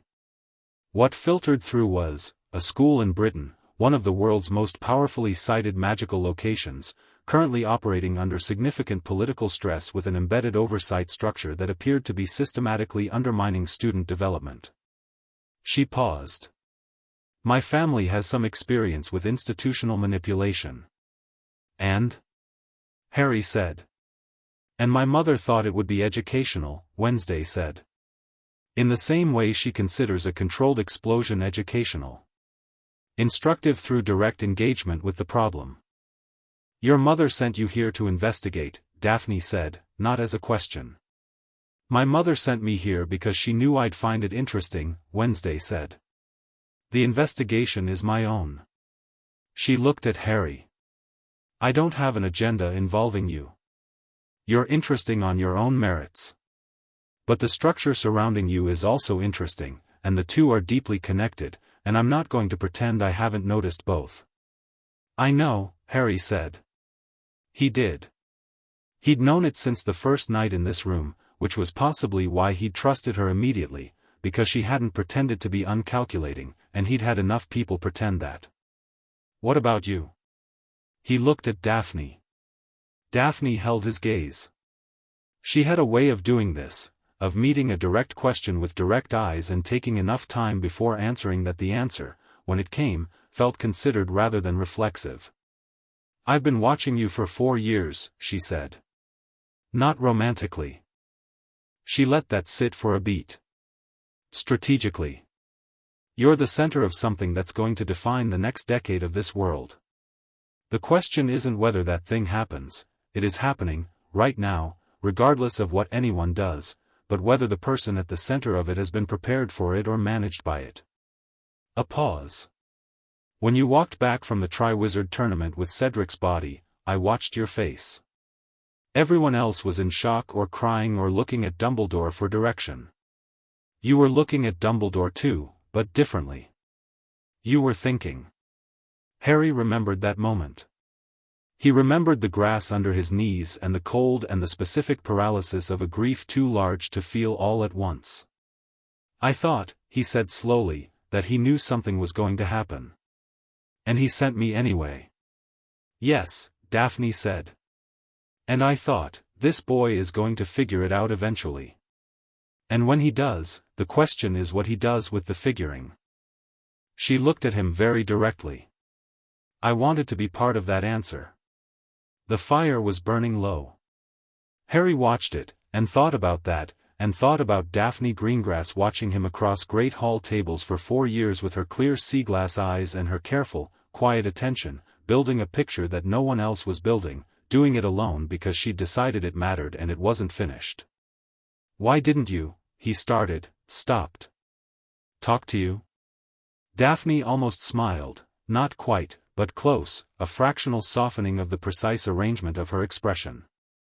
You were surrounded, she said. By Ron and Hermione, by the weight of the boy who lived narrative, by Dumbledore's architecture. Walking up to you in the middle of that and saying what I've just said would have looked like a Slytherin play. She paused. Because it would have been. It needed the right circumstances. And the right circumstances were, her, Daphne said, and glanced at Wednesday. Wednesday, who had been listening to all of this with her full, quiet attention, didn't look up from her book. But she said, I removed a social variable. What variable? Harry asked. The category, Wednesday said. You're aware that I don't fit into the standard social taxonomy of this school. Neither does Daphne, exactly, but within the taxonomy she's coded as Slytherin opposition. My arrival created a new category, outside the existing framework, which meant anyone speaking to me was also outside the framework and therefore didn't have to be read as performing within it. She turned a page. She could talk to you through the context of talking to me. Harry blinked. You knew she was going to do that? I suspected, Wednesday said. And I was curious whether I was right. She looked up at Daphne. You are considerably more interesting than the social role you've been performing. Daphne looked at her for a moment. Then she said, so are you.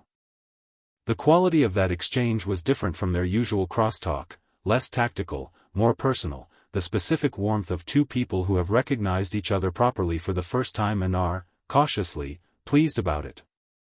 Harry looked between them and felt the geometry of the room shift slightly. What do you want? He asked Daphne. Not accusatory, genuinely asking. The same question he'd asked Wednesday on the first day. Daphne looked at him. Her answer, when it came, was simpler than he expected, and simpler than her usual measured speech, which meant it was the real one. I want to stop watching and start doing, she said. I want what I know and what I can do to mean something. And I want to stand next to someone who makes choices, instead of spending my life preparing for choices that someone else makes for me.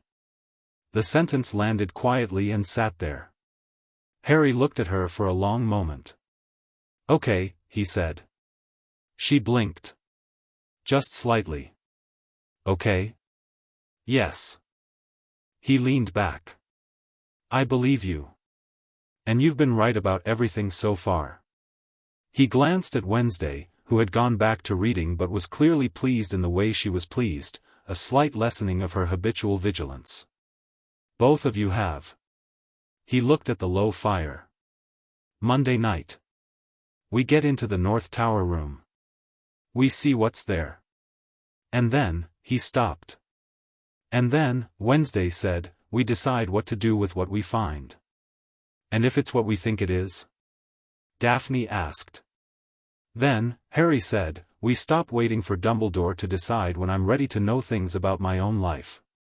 Saturday arrived in the specific way November Saturdays arrive at Hogwarts, grudgingly, all grey sky and the smell of impending rain, the castle filling with the low-energy movement of students who had nowhere specific to be and were finding the lack of direction slightly oppressive.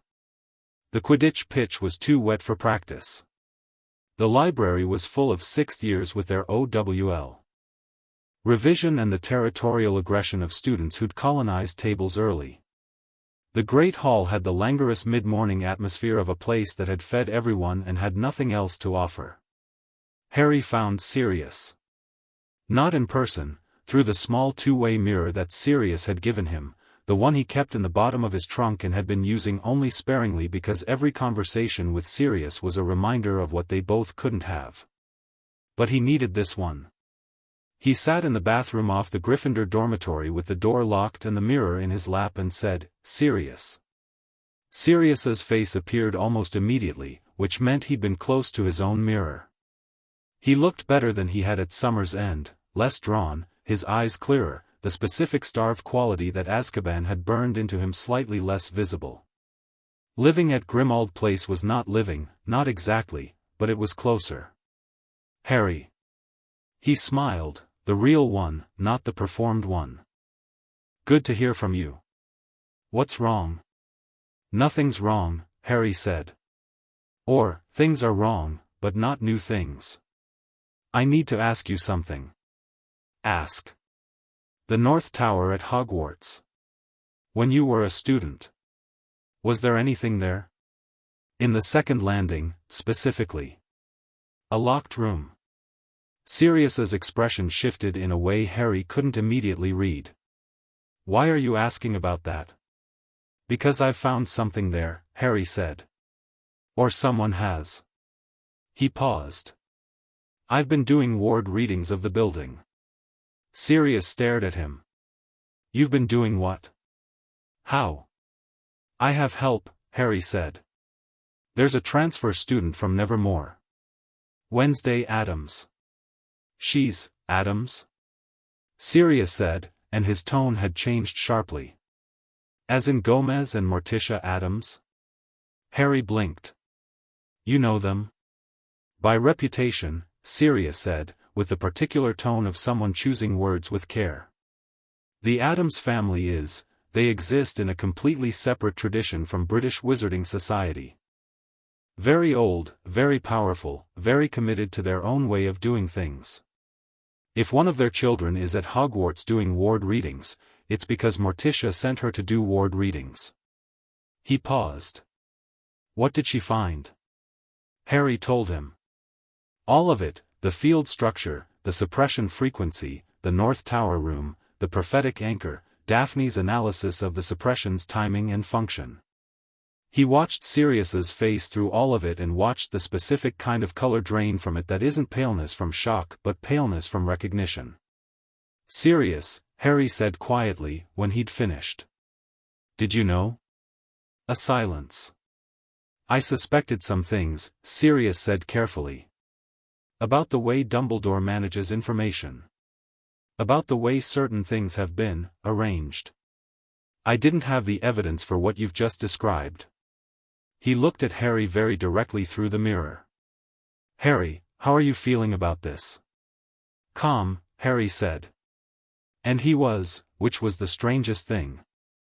Genuinely calm. Not resigned. Just, I've been angry about things for years and I didn't know what the things were. Now I know what they are, and that's easier to deal with. A beat. I need to know about the North Tower room. Sirius was quiet for a moment. The room on the second landing, he said finally. We found it in fourth year. James found it. It was locked with a ward we couldn't crack, which was unusual because between James and Remus we could usually crack anything at Hogwarts. We noted it on the map, there's a notation, if you look. Harry pulled out the map and searched the North Tower second landing.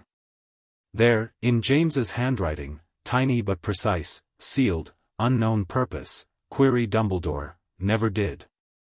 He wrote, "Never did," Harry said. "He meant to," Sirius said. "We kept not getting to it." In retrospect, and believe me, Harry, I know how this sounds, in retrospect, it was a remarkable number of things keeping us from getting to it. He looked at Harry with clear, direct eyes. "When are you going?" "Monday night." Sirius nodded slowly. Then he said, "I want to be there." Sirius, "Not in person," he said quickly. "The mirror. I want the mirror open. If something goes wrong or if you find what I think you might find, I want to be able to see and respond." He paused. "Will you take the mirror?" "Yes," Harry said. "Obviously yes." Sirius exhaled. Then he said, in a slightly different voice, softer, more unguarded, the voice that was just Sirius talking to the person he loved best and not the order member parsing risk assessments, "James would be, your father would have." He stopped. "I know," Harry said quietly. "No, I mean," Sirius ran a hand through his hair. "He'd be furious and terrified and so bloody proud he wouldn't know what to do with himself." A rough, genuine laugh. "He'd probably have done this in second year." "Third, maybe," Harry said. "It took me until fifth." "That's your mother in you," Sirius said fondly. "She made him wait, too." Harry sat with that warmth for a moment, the specific comfort of hearing his parents described as real people doing real things, and let himself have it before the day required him to put it away again. "Tell me about the Addams family," he said. Sirius settled back, and talked. He talked for 40 minutes. The Addams family was not a wizarding family in any conventional sense. They operated at the intersection of magical traditions the way a river operates at the intersection of two landscapes, drawing from both and belonging to neither. Their magic was older than British wandwork, rooted in a tradition that predated the International Statute of Secrecy and had never been particularly interested in complying with it. They were not dark in the Ministry's definition, not dark in Voldemort's definition, not dark in any definition that relied on institutional classification. They were simply themselves, utterly and without apology, and the effect was that most wizarding institutions filed them in a category marked "Do Not Provoke" unnecessarily. "Morticia Addams in a courtroom," Sirius said, with a kind of odd horror, "is like watching someone else play chess on a board where all your pieces have decided they'd rather be hers." "Wednesday told me her mother could dismantle the Ministry's Educational Oversight Committee in 3 hours," Harry said. 3 hours might be generous to the committee," Sirius said. Harry thought about Wednesday walking into the Great Hall on Friday morning, with her battered trunk following her and the Sorting Hat arguing with her and her 2mm nod across 100 feet of Great Hall as though the distance were irrelevant. He thought about the way she'd held out her hand to the Thestral. "She's good," he told Sirius. I can't explain it. She looks at things and she sees what they actually are, not what they're supposed to be. No filter." Sirius was quiet for a moment, reading something in Harry's voice that Harry hadn't put there consciously. "And the Greengrass girl?" Harry paused. "Different," he said carefully. She's been watching and thinking and preparing, and no one knew, and she's been doing it alone for years, and she's right about almost everything she's concluded. A beat. She's incredibly sharp." Sirius looked at him. The expression on his face was the complicated kind, fond, knowing, the parental instinct doing its useful and occasionally inconvenient work. "Harry," he said. "Don't," Harry said. "I'm not doing anything," Sirius said, very innocently. "You have a face on." "I always have a face. This is a different face." "Put it away." Sirius smiled and didn't put it away at all, but he let the subject redirect. They talked for another 20 minutes, about Grimmauld Place, about the Order's current movements, about the particular frustration of Sirius knowing things and being legally dead and therefore unable to use the knowing. When Harry finally set the mirror down, the grey Saturday had lightened slightly outside the bathroom window and he could hear Ron's voice in the dormitory, asking whether anyone knew where he'd put his Chudley Cannons poster. Harry sat in the bathroom for a moment longer, in the quiet. He thought about Daphne's words, "I want to stand next to someone who makes choices." He thought about Wednesday and the way she described the gap between knowing and proof, and how the only way to close it was yourself. He thought about his father's handwriting on the map, query Dumbledore, never did, and the extraordinary sequence of small, forgettable things that had kept a brilliant teenager from ever following through on the thing he'd noted as important. He thought about the suppression field and the ambient frequency and the specific way his magic had always felt just slightly behind where he was reaching, like a hand missing a grip by 2 centimeters consistently, and the way he'd spent 5 years attributing that to his own inadequacy. The anger was there. Calm and cold and entirely present, like something set down carefully on a solid surface. He picked up the mirror, tucked it into his robes, and went out to find Sunday to be over. Monday arrived with the particular stillness of a building holding its breath. Classes moved in their normal patterns. Dinner was its normal crowd and noise and the usual Gryffindor-Slytherin low-grade friction around shared dishes. Harry ate. Ron told a story about a complicated foul in professional Quidditch that he'd read about over the weekend. Hermione corrected his understanding of the rule involved and they had a comfortable argument about it. Under the table, Harry's hand was in his pocket, his fingers resting on the edge of the Marauders map. Across the hall, Daphne ate her dinner with her usual composed attention, and said something quiet to Zabini, and didn't look at Harry. Wednesday was eating with one hand and reading with the other, as always, and the dark book was open to a page dense with handwriting that Harry was fairly certain was in her own hand, field notes she'd been adding all weekend. At exactly 7:15, she looked up, found Harry's eyes across the hall, and looked back at her book. Which meant, tonight. He knew it already. But the confirmation settled something. At midnight, the three of them moved through the castle like water through cracks, separately, by different routes, by design. Harry took the passage behind the tapestry of Barnabas the Barmy, which the map showed to be clear. Daphne came up from the dungeons through the east stairwell. Wednesday, Harry suspected, had simply walked through corridors she'd been using for a week and which she now navigated with the confident familiarity of someone who had stopped treating the building as a place she was visiting. They converged at the second landing of the North Tower. The door was there, exactly where the map showed, exactly where his father's handwriting said it was, a plain stone door with no visible handle or keyhole that sat in the wall with the specific too ordinary quality of something trying to be overlooked. Wednesday examined it for 60 seconds without touching it. Then she said, "The ward here is sophisticated. Multiple layers. Suppression, concealment, authentication, and a trigger, which means if we force it the wrong way, something gets notified." "Dumbledore," Harry said. "Almost certainly." "Can you get in without triggering it?" Daphne asked. Wednesday considered the door. She drew her wand, the unusual one with the two-directional grain, and performed something that was less a spell than a question, a precise oscillating motion that Harry had never seen and that produced no light, no sound, no visible effect, just the faintest pressure change in the air. "The authentication layer recognizes the headmaster's signature," she said. "But it also recognizes the building's signature. The building doesn't think of itself as separate from the people in it." She looked at Harry. "It knows you. You've been here 5 years. Your magical signature is part of this castle's residue the same way your father's was." Harry stared at her. "So I'm the key?" "You're a key," she said. "Your sustained presence in this building has made you part of its magical identity. The door will read you as belonging here, if you assert it." She stepped back. "Put your hand on the stone. Not the wand, your hand.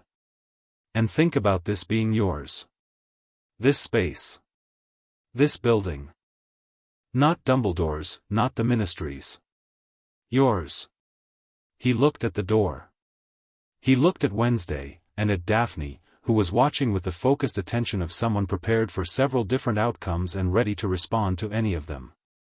He put his palm flat against the stone. And he thought, with complete clarity and zero performance, "This is mine." The door opened. Not with a click, not with a groan, it simply yielded, the stone sliding sideways in a whisper of old magic recognizing something it had been waiting for without knowing it. They went in. The room was small and circular, with walls that curved up into a dome. In the center, suspended in midair at chest height, was a sphere of condensed light, not quite golden, not quite white, the specific color of magic that has been held in one place for a very long time without being released. It pulsed, once, when they entered, as though it had registered their presence. Daphne inhaled sharply. Wednesday stepped forward and looked at it with absolute attention. "It's a containment vessel," she said. "Prophetic anchor, as I thought. This is old work. Whoever made this was extraordinary."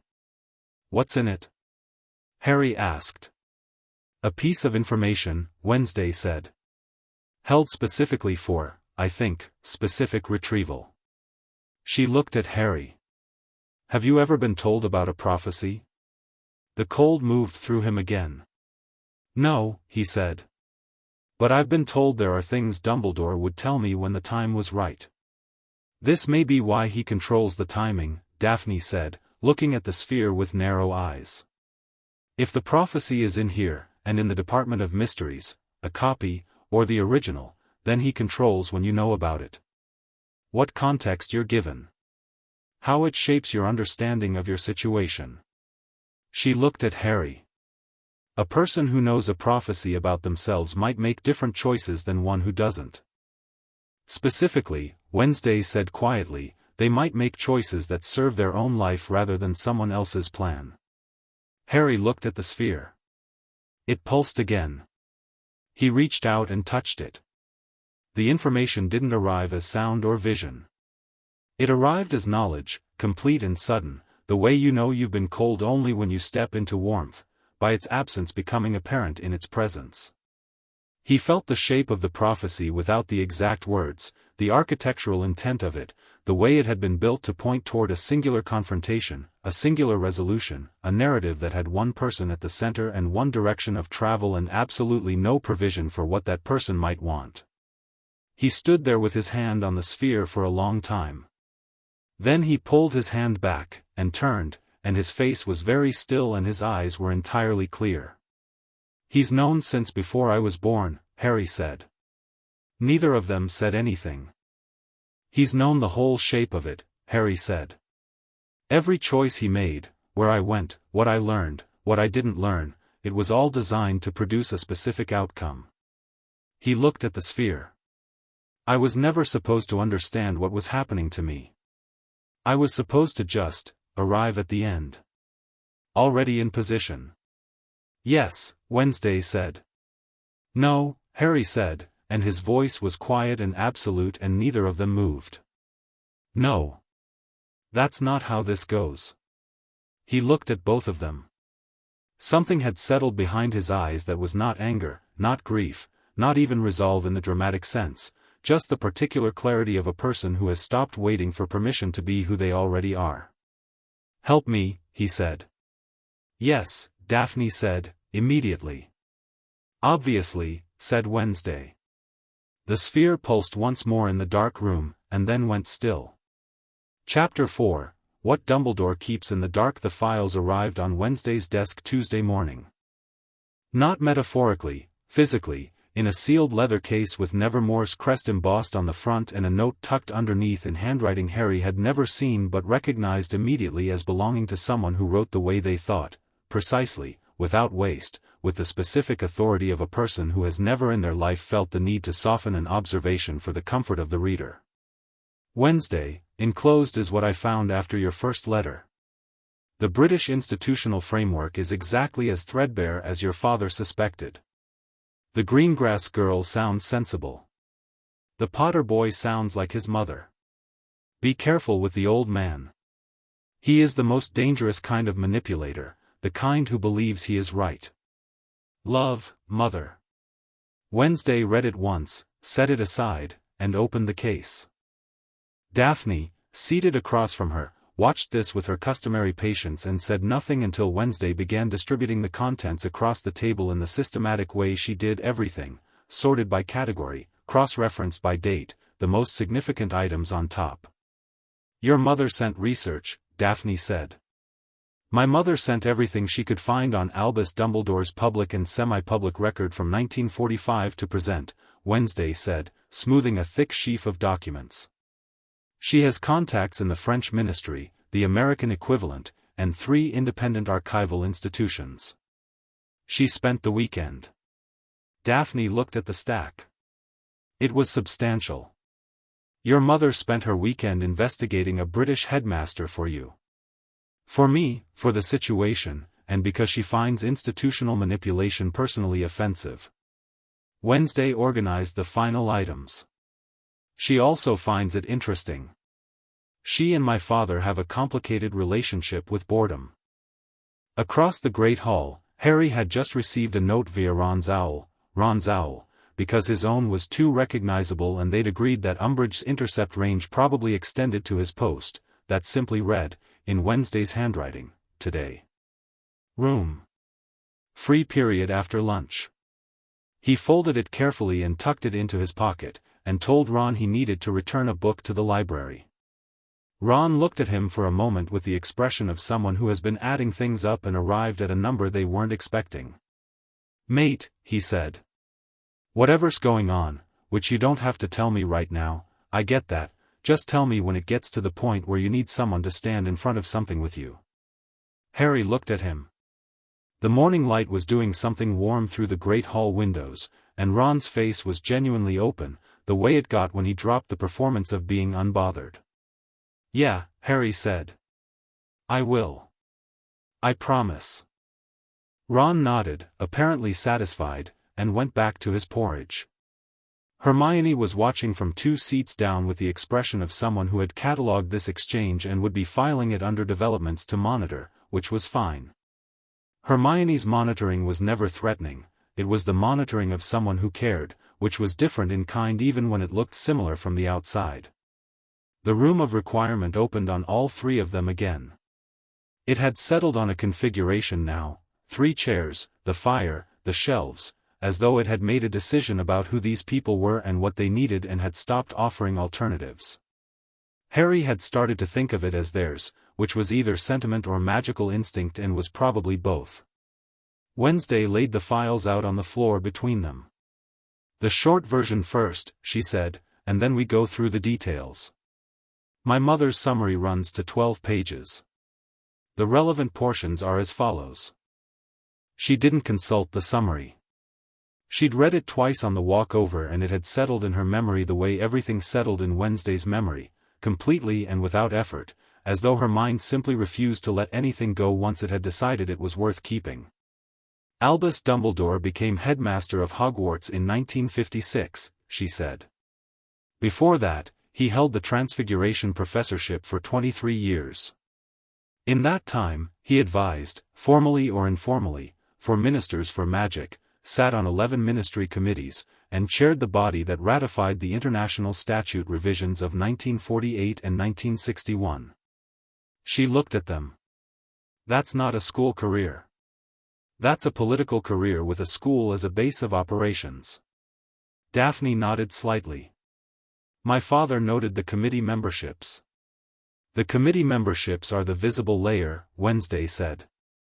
"The less visible layer is a correspondence archive my mother found through the French ministry. Dumbledore has been in regular contact with the French Magical Congress since 1945, the year he defeated Grindelwald. The content of the correspondence is largely redacted in the archive, but the frequency and timing is instructive. There are gaps of several months in the correspondence that correspond exactly to significant events in British wizarding history. The first gap is 1970, the year Voldemort began gathering power publicly. The second gap is 1980. "The year I was born," Harry said. "October 1980 through March 1981, Wednesday confirmed. A 5-month gap with no correspondence. Which means Dumbledore was engaged in something that required his full attention and that he chose not to document internationally." She looked at Harry steadily. The prophecy was made in January of that year. Harry had known this was coming. He'd had 4 days since the North Tower room, but the specific articulation of it still landed with weight. "He's known since I was born," he said again, the same words as in the tower room, but with a different quality now, not discovery, just confirmation. "He's known since before you were born," Daphne said. She'd been reading through the files while Wednesday spoke, her pen moving in rapid annotations. "Look at this." She held up a document, a ministry record, official seal visible, stamped with the Hogwarts crest. "Student placement record. You were placed with the Dursleys by Dumbledore's direct instruction in November 1981. The same month. The reasoning given is the blood protection. Which is real," Harry said. "The protection is real." "The protection is real," Daphne agreed. "But look at the secondary notation." She passed him the document. In the margin, in what was clearly a different hand from the official record, smaller, neater, the handwriting of someone adding something after the fact, was a phrase, "Proximity sufficient. Development to be managed from arrival." Harry stared at it.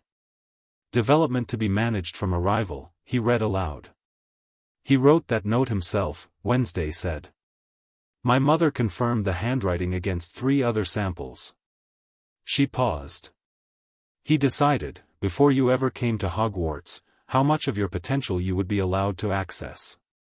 The suppression field in the North Tower was installed in the summer of your first year. Building records at the Ministry show a warding contractor engaged for what was filed as structural reinforcement, North Tower, July 1991. "July 1991, Harry said. "I started Hogwarts in September 1991. "Yes." He set the document down on the floor very carefully. The care was not for the document's sake. "There's more," Daphne said, in the tone of someone who wished there wasn't. "Tell me." She picked up another file, this one less official, handwritten pages that looked like they'd been copied from something else, the handwriting meticulous and compressed. "My father's notes," she said. "He attended Hogwarts in the late 1970s. He was a Slytherin, a year below your parents. He watched the war develop from inside the school." She looked at the notes. "He wrote that there was a specific point, in his 6th year, when the students in your parents' year underwent a change. A shift in there, he describes it as the narrowing. As though a group of very different people all suddenly became oriented in the same direction." She looked up. He'd never understood why until he did some research after the Triwizard Tournament and found a reference to ambient motivation shaping, which is a technique, related to the suppression field, Wednesday said. "Different application, same foundational theory. The suppression field limits development. Ambient motivation shaping doesn't limit, it directs. Like a very gentle, very persistent current in the water. You still swim, but you swim toward a specific point." Harry looked at Wednesday. He shaped their motivation. "The order. My parents' generation. It's a hypothesis," Daphne said.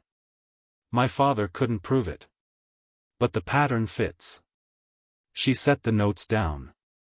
"The people who became most loyal to Dumbledore, most willing to sacrifice for his cause, they were all long-term residents of Hogwarts. All spent multiple years in that building." She paused. "The people who left early, or who weren't centrally placed at Hogwarts, they're the ones who asked questions. Maintained independent judgment." "Snape," Harry said abruptly. They both looked at him. "Snape was a Death Eater," Harry said. "He turned spy for Dumbledore. There's something wrong with how Dumbledore treats him. Like he owns him.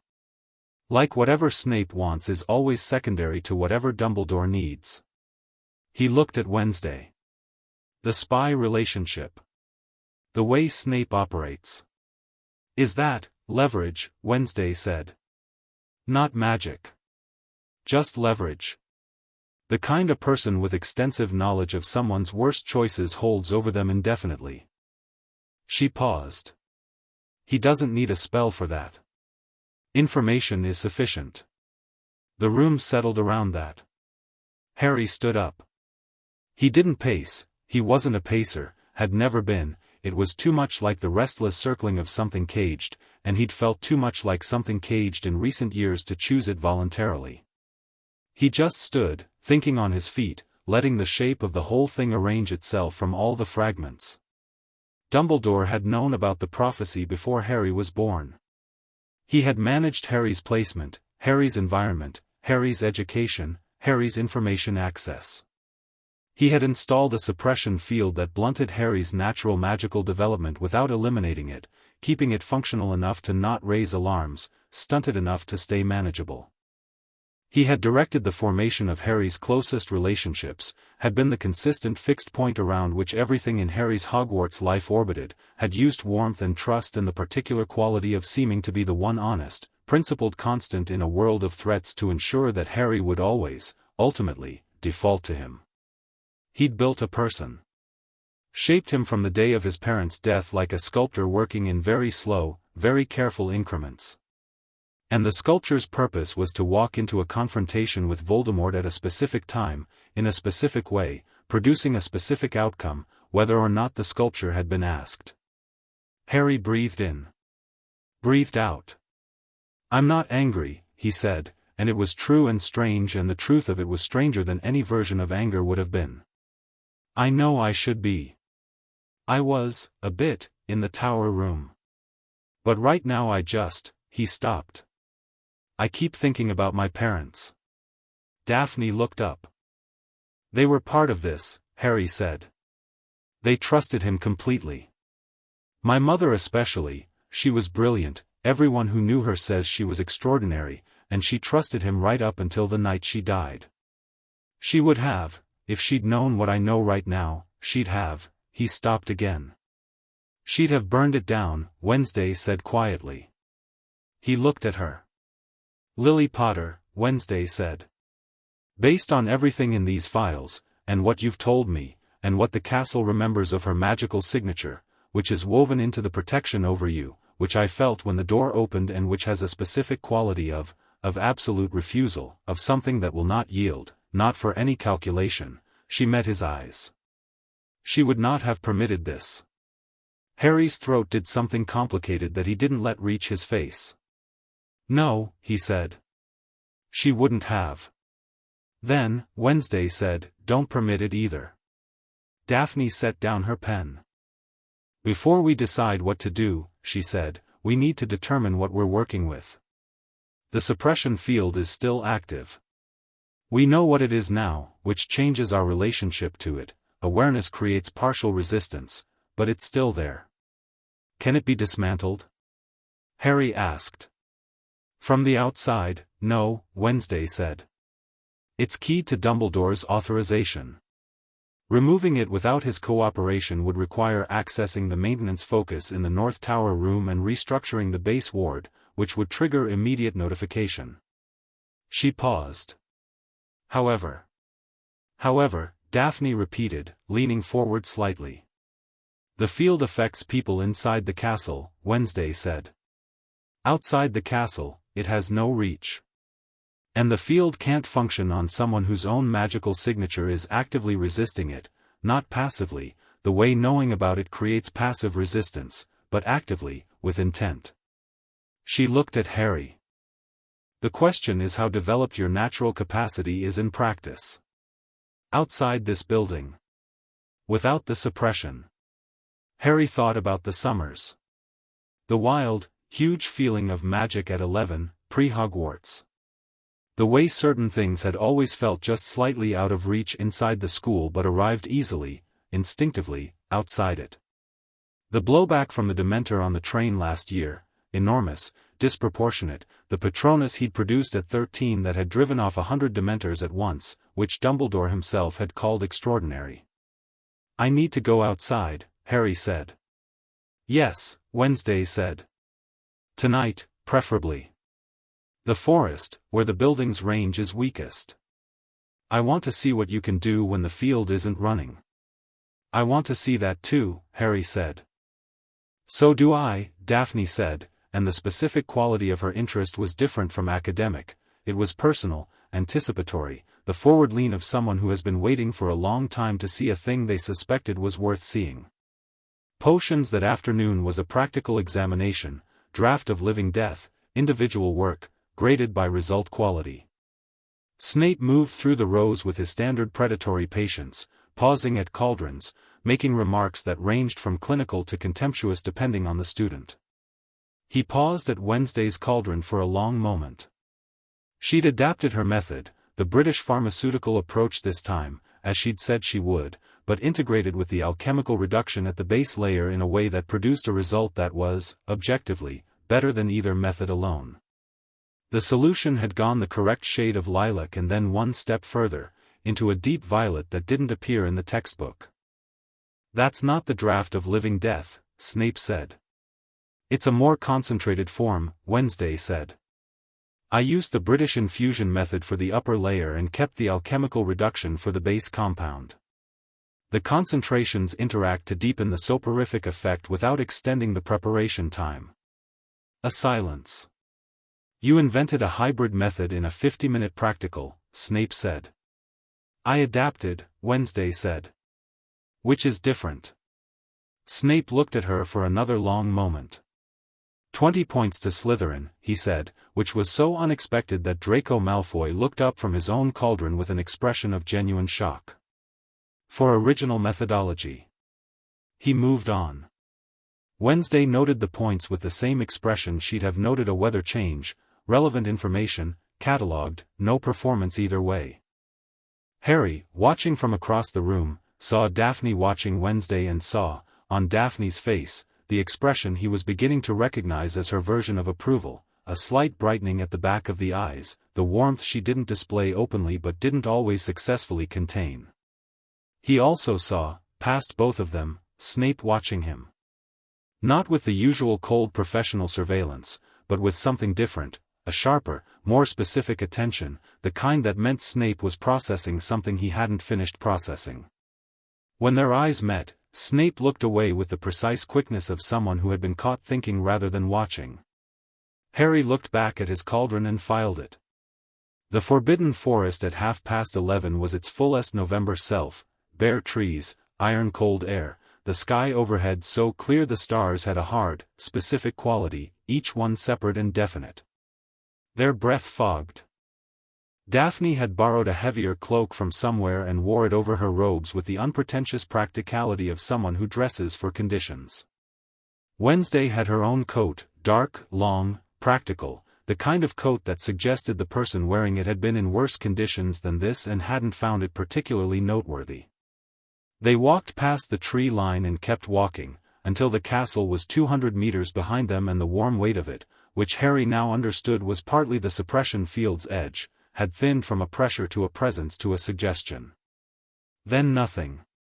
He felt it as an absence, sudden and total, like stepping out of a room where the ceiling has always been too low into a space that simply opens upward. He stopped walking. You feel it, Wednesday said. It wasn't a question. Yes, he said. What does it feel like? He thought about how to say it. Like the first breath after being underwater, he said finally. Not dramatic. Just, complete. Daphne was watching him with her full attention, her hands still at her sides, the November air moving her hair slightly. Try something, Wednesday said. Whatever comes first. Don't think about the form, just the intent. He'd been about to reach for his wand by instinct, and he stopped, because her phrasing was specific. Whatever comes first, and what came first, in the cold of the forest without the field pressing down, wasn't a wand gesture. It was just, want. The want of light, because the dark between the trees was deep, and not because he was afraid but because he wanted to see. The light came. Not Lumos. Not the wand's sharp point of light. This was something that rose from him like heat rises from stone after a warm day, steady, sourceless, omnidirectional, illuminating the clearing in a warm radius that had no single origin. It was gentle and enormously powerful and it felt as natural as breathing. Daphne went very still. Wednesday looked at the light with the expression she'd had when the thestral stepped into her palm, that particular stillness of encountering something that surprised her. "Can you sustain it while doing something else?" she asked. He was already moving. Still holding the light, effortlessly, without allocation, the way you don't allocate attention to your heartbeat, he raised his right hand and thought about the dead branch 20 meters away in the dark, thought about it not falling but rising, and it rose, smoothly, without the usual conscious effort of Wingardium Leviosa, without the wand motion, without the word. It floated up and turned slowly and he brought it back down when he wanted to. "Concurrent wandless casting," Daphne said, quietly, as though saying it too loudly might change something. "Sustained ambient light and directed telekinesis simultaneously." "That's not what Hogwarts teaches," Harry said. "No," Wednesday said. "It's what you do. What you'd have developed naturally if the field hadn't been redirecting your instinct toward the wand for 5 years." She looked at him with clear, frank assessment. "You're significantly more powerful than you know." "How much more?" Daphne asked. Wednesday looked at the light Harry was still generating without visible effort, at the branch currently resting back in its place, at the way Harry was standing in the cold forest looking like something had been returned to him. The suppression field affects everyone in Gryffindor Tower. Most students, the majority, would experience a 10 to 20% developmental delay. Some students with a high natural baseline might experience more. She looked at Harry. "You have an extraordinarily high natural baseline. The delay in you would be proportionally greater. Which means the gap between where you are and where you'd be without intervention is large," Harry said. "Very," she said, without softening it, because Wednesday didn't soften things and he didn't need it softened. The good news is that development is not linear. The capacity is there. It just needs practice outside the field's range. The forest, Daphne said. The Hogsmeade trips. Any extended period outside the building. We need to document it, Wednesday said, pulling her dark book from her coat. I want readings of your ambient signature here versus inside. We use that data to establish a baseline and a development trajectory. She looked at Daphne. Can you design a training framework? Structured practice, adaptable to variable time windows? Daphne looked at her. The look had a quality Harry was starting to recognize, the specific expression that appeared when Wednesday handed her a problem and she was already halfway through solving it before the sentence was finished. Yes, she said. Give me 24 hours. We also need to deal with the files, Harry said. The light was still there, steady around him. He hadn't told it to stop and it hadn't stopped.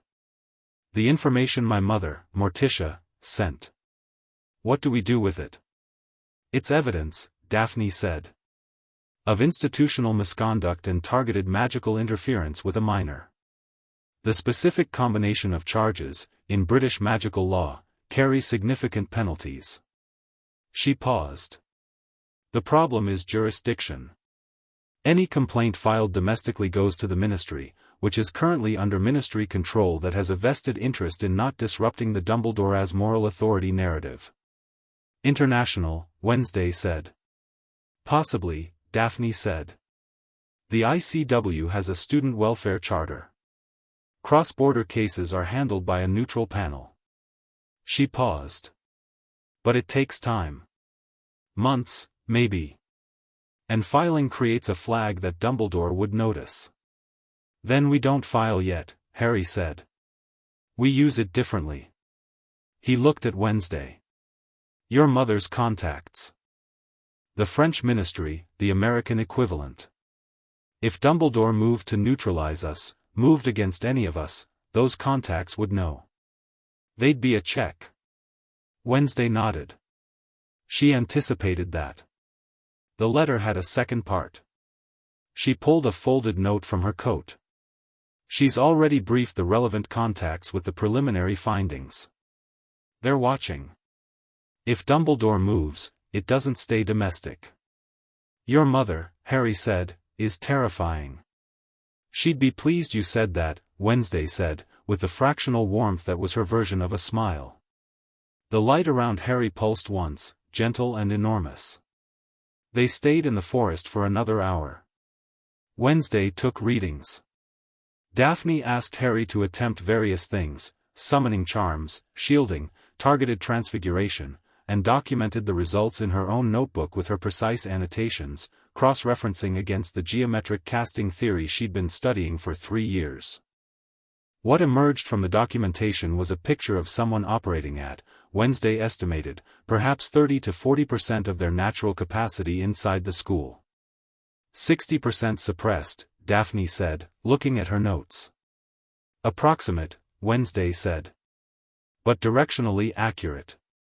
Harry looked at his hand, at the residual glow that faded when he finally told it to, at the dark of the forest around them, at the castle lit up across the grounds like something that had been pretending to be a shelter for a very long time.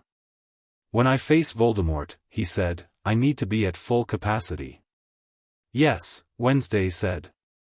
I'll need to be outside the field. Or the field needs to be down. Yes. And I need to know what the prophecy actually says. Not the shape of it, the words. He looked at Wednesday. The sphere in the North Tower. You said it contained the anchor. Is there a way to access the full text? The anchor is a preservation copy, Wednesday said. The original would be, in the Department of Mysteries. In a glass sphere in their Hall of Prophecy, which is where all formally recorded prophecies are stored. She paused. That's in the Ministry. Voldemort wants it, Harry said, with sudden clarity. That's what the dreams are about. The corridor. The door. He wants me to get it for him, which means it can't be retrieved by anyone except the subject. Only the people named in a prophecy can remove it from the hall, Daphne confirmed. It's in the charter of the Department of Mysteries. Magical binding on the physical vessels. Dumbledore knows this, Harry said. He knows Voldemort wants me to retrieve it, which means he's been keeping me away from the knowledge of it for exactly the reason I'd think, to stop me walking into a trap. But it's also convenient. He looked at his hands. Because if I don't know what it says, I don't know what my actual options are.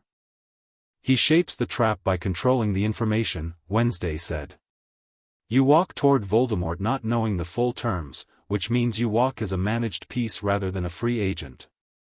Is there a way, Daphne said carefully, to access the content of the prophecy without going to the Department of Mysteries? The anchor in the North Tower, Wednesday said. With full access rather than the passive impression Harry received. But I'd need more time with it. A pause. And I'd need to be certain the notification ward isn't active during the access window. How long do you need in the room? Harry asked. 1 hour. Uninterrupted. He nodded. We'll plan it. They began the walk back to the castle, moving between the trees in their now familiar formation, Harry on the left, Wednesday in the center, Daphne on the right, and the specific thing about this, which Harry had noticed and hadn't yet said anything about, was that it felt natural. Not arranged. Not the conscious triangle of an alliance meeting in a forest at midnight with strategic goals. Just 3 people who knew where they were going. There's something I haven't told you both, Daphne said. They kept walking. My father was contacted, she said. 2 weeks ago, by Dumbledore directly. He was invited to contribute to a school enrichment fund, for which read, a quiet political contribution that would place the Greengrass family in Dumbledore's obligation web. She paused. My father declined. Which means we're already in motion, we just haven't been the ones moving. Dumbledore's consolidating, Wednesday said. Before the political situation deteriorates further. Bringing the neutral families into alignment. Or finding out which ones won't come, Harry said. Yes, Daphne said. My father told me because he wanted me to know the board had shifted. He didn't tell me what to do. That's not how he operates. She glanced at Harry. But he told me where the pieces were. He knows what you're doing, Harry said. It wasn't exactly a question. Daphne was quiet for a moment. He knows I'm doing something, she said. He trusts me to do it correctly. Another pause. He also told me that if I needed the family library, the restricted section, I had permission to authorize remote access. She looked at Harry sideways. Which means he's read us as the most credible current response to an unacceptable situation. Harry thought about Cyrus Greengrass, whom he'd never met, whom he knew only as the name on documents and the source of files, and the father of a girl who had spent 4 years watching Harry from across a hall and building a case she could act on. He thought about the faith implicit in what Daphne had just described. Not blind faith, assessed faith, the kind someone arrives at after a long calculation. Thank him for me, Harry said. When you can. Daphne looked at him. Something moved in her expression, not the usual careful assessment, something warmer and less guarded, there and gone so quickly he might have imagined it, except he was quite certain he hadn't. I will, she said. The castle loomed ahead, all lit windows and old weight, and Harry looked at it and thought about the suppression field and the locked room and the note in the margin and the 5 years of careful architectural shaping that had gone into producing this specific version of him. And he thought, not for much longer. They came in through the east entrance, which was the least monitored of the 4 after midnight according to the map's patrol data, and split in the entrance hall, Daphne toward the dungeons, Wednesday toward the dungeons from a different angle, Harry up the main stairs. Standard protocol, never the same path, never the same timing, nothing that created a pattern. Harry was on the 4th floor landing, 2 minutes from Gryffindor Tower, when he heard footsteps. Not Filch, not Umbridge, not a prefect doing their rounds, these were different footsteps. Measured, deliberate, the footsteps of someone who walked like they owned every stone they stood on. He pulled the invisibility cloak from his robes and vanished underneath it in one practiced motion, pressing back against the wall, and watched. Dumbledore came around the corner from the direction of his office, moving with the unhurried certainty of a man who never needed to rush because everything was already in order. He was wearing his full robes, carrying nothing, and his expression in the torchlight was the one Harry had learned to be most wary of over 5 years, not the warm, grandfatherly face, not the severe disappointed face, but the thinking face.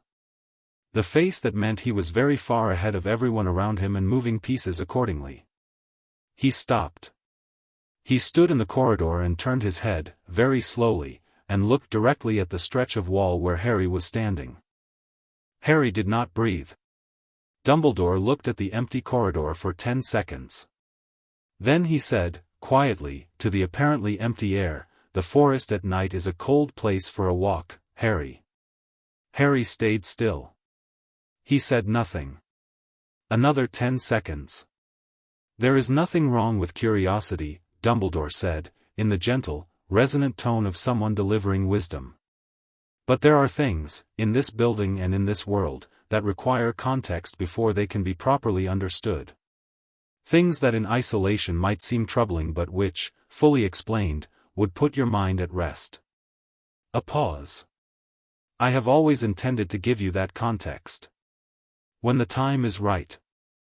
Harry looked at the old man through the cloak, at the long silver beard and the half-moon glasses and the eyes that were warm and certain and absolutely sure of what they knew, and he felt the old familiar pull of it, the gravitational field of trust that Dumbledore generated simply by existing with such complete conviction in his own rightness.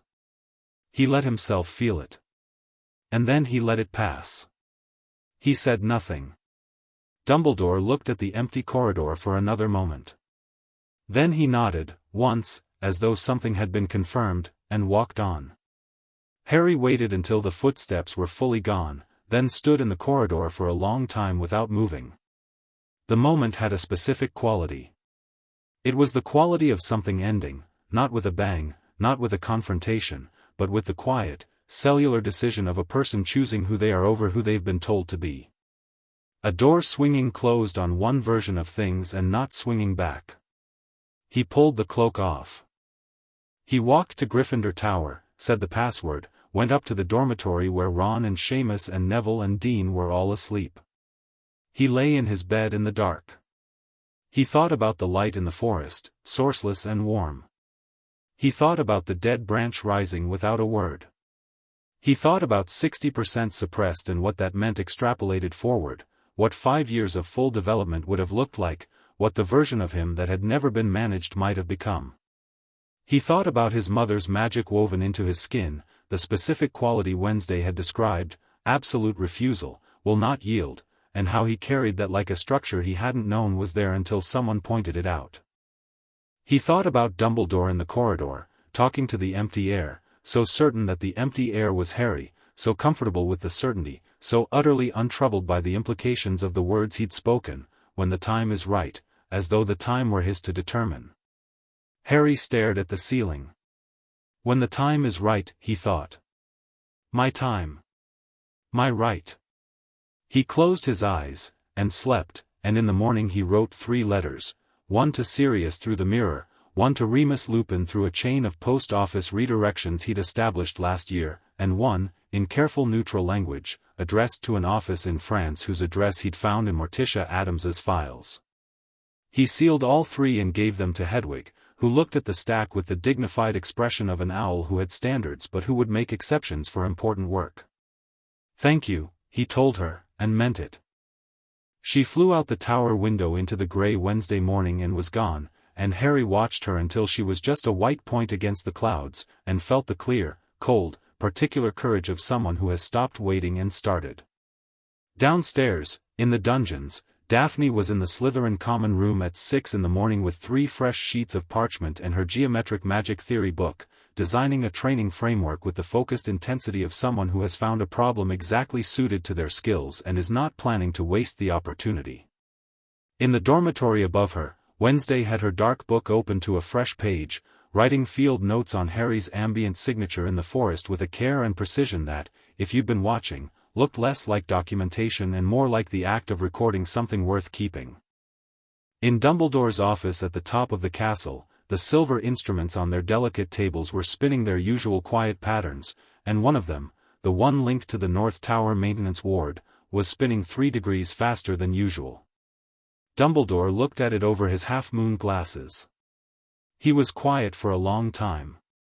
Then he said, to the room, perhaps sooner than I thought. He reached for his quill. Chapter 5, The War Before the War. Dumbledore moved on a Thursday. Harry knew it was Thursday because he'd been counting days since the corridor encounter, running the probability calculations with the careful attention of someone who has accepted that the next significant event is coming and wants to meet it standing up. Wednesday had said 3 days, based on the ward spinner's accelerated pattern and what she knew about institutional response timelines. Daphne had said 5, based on her reading of Dumbledore's political style. He was a man who preferred to let situations develop before intervening, who read patience as a strategic virtue and only abandoned it when the cost of waiting exceeded the cost of acting. They'd split the difference and prepared for 4. He moved on 3. It came as a summons during morning classes, not through a student messenger this time, not through McGonagall's careful neutrality, but directly, a sealed note delivered by Dumbledore's Phoenix Fox, who appeared in the middle of a history of magic lecture with a sound like a chord struck on an instrument no one had ever made, set the note on Harry's desk with a look of considerable dignity, and vanished. Professor Binns didn't notice. He never did. But 30 students did, and the silence that fell over the classroom had the particular quality of people collectively holding very still. Harry opened the note. Harry, please come to my office at your earliest convenience. There are matters of considerable importance that require our attention. The password is Sherbet Lemon. A.D. The handwriting was warm, unhurried, the penmanship of a man who was not rushing. Harry read it twice, folded it, and put it in his pocket. Then he went back to not listening to Binns, who was covering the giant wars of 1752 with the specific enthusiasm of someone who had died before caring about them. Under his desk, he wrote 3 words on a scrap of parchment, folded it small, and passed it sideways to Neville without looking. Neville passed it back 2 minutes later with a nod that was small and definite. Harry pocketed both. The 3 words had been, Thursday. Tonight. Room. He didn't go to Dumbledore's office at his earliest convenience. He went at 5 minutes to noon, after collecting the Marauder's map from his dormitory, after sending a mirror flash to Sirius that was just a specific arrangement of 3 taps, their agreed signal for "I'm walking into something, stay available," and after taking exactly 1 minute in an empty corridor to breathe in the direction of what he was about to do. He felt the suppression field when he entered the castle's upper floors. He felt it the way you feel a hand on your shoulder, present, insistent, the constant low suggestion that this was the natural ceiling of things. He felt it and he recognized it and he let it be there without letting it do anything, which was, he discovered in the week since the forest, the specific nature of the resistance Wednesday had described. Not fighting it. Just not inhabiting it. The stone gargoyle moved aside for Sherbet Lemon with its usual mechanical obedience, and Harry climbed the spiral stairs. Dumbledore's office was what it always was, the silver instruments, the portraits of past headmasters dozing in their frames, the fireplace, the desk, Fawkes on his perch watching everything with eyes that understood more than their owner sometimes did. Dumbledore was at his desk, reading, and looked up when Harry entered with the warm, measured welcome of a man who has prepared this exact version of himself for this exact meeting. "Harry." He gestured to the chair across the desk. "Sit, please." Harry sat. He sat the way Wednesday sat, spine straight, feet flat, hands open on his knees, and he looked at Dumbledore with the specific quality of attention he'd been practicing in the forest, the kind that sees what's there rather than what you've been led to expect. Dumbledore looked tired. Harry had not noticed this before, or rather, he'd noticed it and processed it as the tiredness of age and responsibility, which was probably not wrong but was also not complete. He looked like a man managing several things at once and managing them well but not without cost. "I wanted to speak with you," Dumbledore said, "about your recent activities." "Which ones?" Harry said. A pause. So brief that anyone watching would have missed it. "Your nocturnal visits to the forest," Dumbledore said, "and certain other investigations you appear to have been conducting within the castle." Harry said nothing. "I'm not here to reprimand you," Dumbledore said, with the warm gentleness that was his most effective instrument. "You've always been a curious and resourceful young man, and I've admired those qualities. But there are places in this castle and aspects of your situation that require context," Harry said, "before they can be properly understood." Dumbledore looked at him. The warmth in his eyes shifted by a fraction, not disappearing, just rearranging, the way a magician's expression shifts when they're tracking where their trick might be going wrong. "Yes," he said.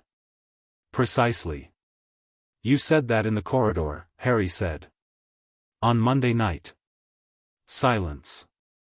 "I was under my cloak," Harry said. "You spoke to the empty corridor. You knew I was there." Dumbledore folded his hands on the desk. He did not deny it. "You were in the forest that night," he said. "I know what you were doing. I also know, Harry, that magic practiced outside this building without the proper scaffolding." Harry said. Another pause. "The word I would use," Dumbledore said carefully, "is framework. The word I'd use," Harry said, "is suppression field." The office was very quiet. Outside the windows, the November sky was doing its gray, layered work, clouds moving with patient intention across the hills. Fawkes made a single low sound from his perch, something between a note and a question. Dumbledore looked at Harry for a long time. The warmth in his eyes hadn't gone. That was the extraordinary thing, it hadn't gone, and Harry understood now that it was real. Dumbledore genuinely cared about him. That was exactly the problem. That was, in many ways, the whole problem. "You've been busy," Dumbledore said softly. "Yes." "The Addams girl." It wasn't a question. "Wednesday," Harry said. "And Daphne Greengrass." Something moved in Dumbledore's expression at Daphne's name. Not surprise, more like a piece clicking into a slot in a mechanism he'd been tracking. "The Greengrass family," he said. Cyrus declined my invitation. I know. He told you. Daphne told me, Harry said. Sir. He added the last word not as deference but as precision. He wanted Dumbledore to understand the distinction. I want to ask you something, and I want you to answer me honestly. Not in the context of strategy or timing or what you've decided I'm ready for. Just honestly. Dumbledore was quiet. The prophecy, Harry said. The real one. All of it. A long pause.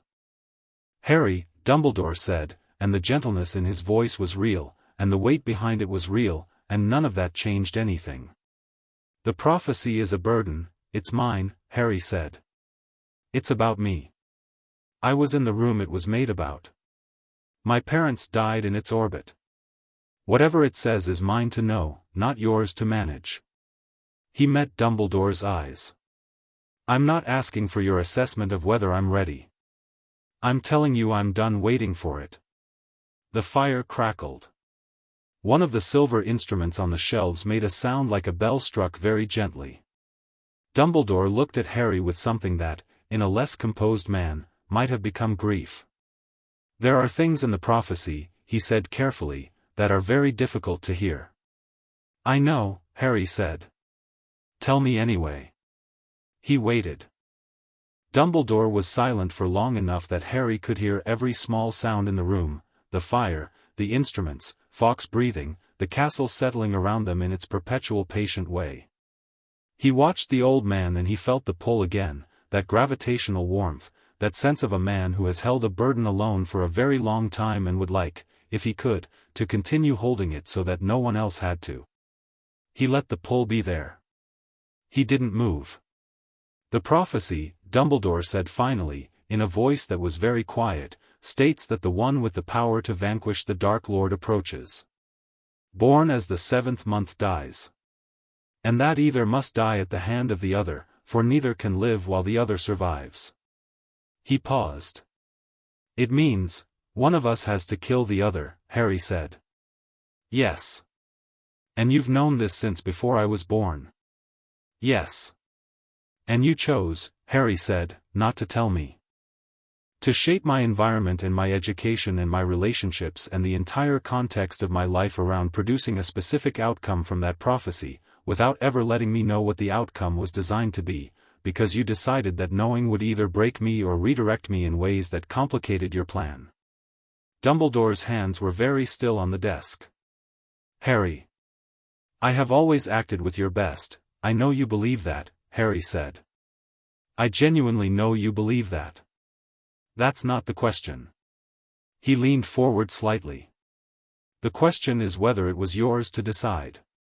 Whether my life, the shape of my choices, the development of my abilities, the people I trusted, the things I knew, whether any of that was yours to architect.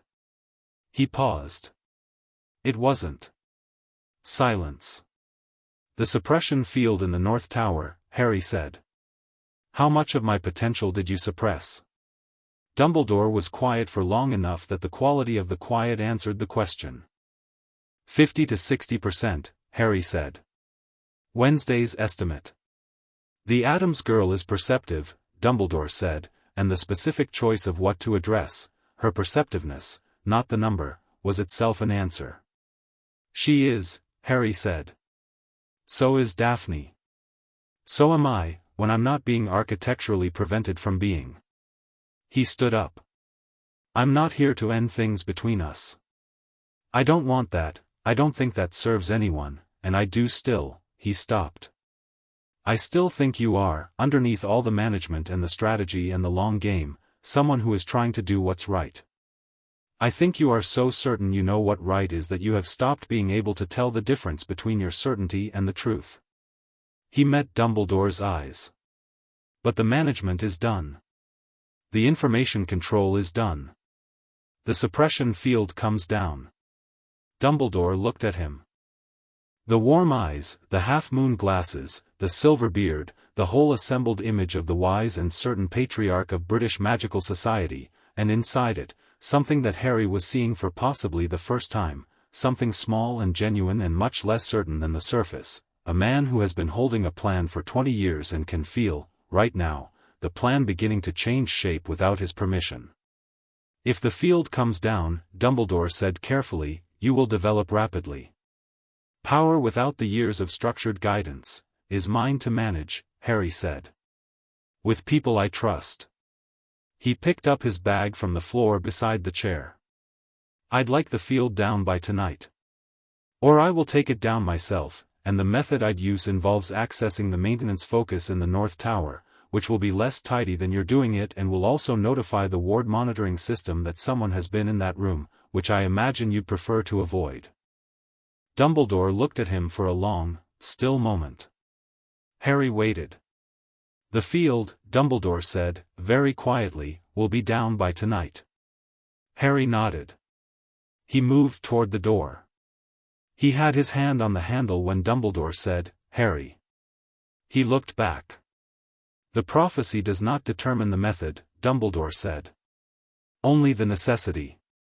How you face what is coming, the preparation, the approach, the choices you make, those remain yours. A pause.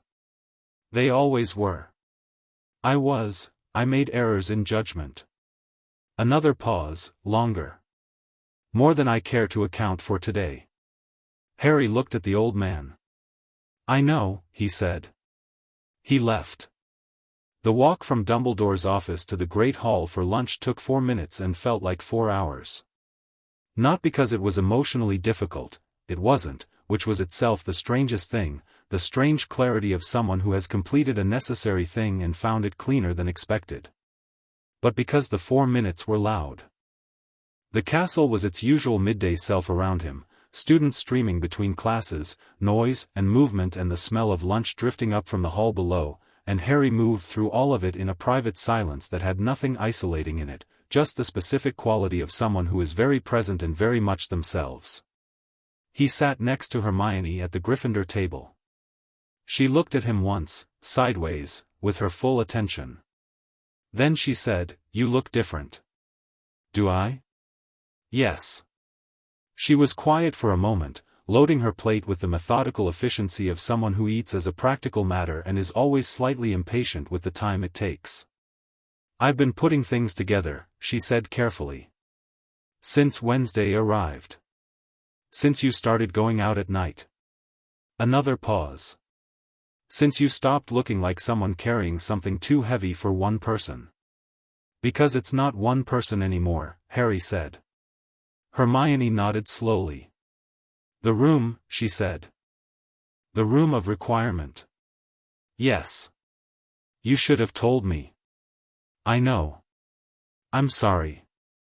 He meant it.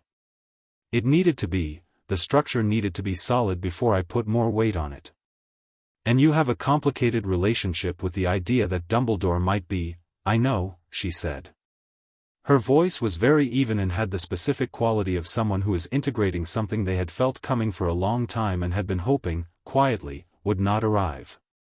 "I know he's been." She stopped. "Has he been deliberately limiting you?" "Yes." A pause. "I need to see the evidence." "Tonight," Harry said. "Room of requirement. Come tonight." She met his eyes, and something passed between them, the long, layered look of two people who have been through a great deal together and are recalibrating, and who trust each other enough that the recalibration doesn't shake the foundation. "All right," she said. "Tonight." Ron, on Harry's other side, had been eating quietly through all of this with the focused attention of someone who had heard everything and was processing at his own pace. Without looking up from his food, he said, "I'm coming too." "Good," Harry said. The afternoon passed in the measured way afternoons pass when you're waiting for an evening.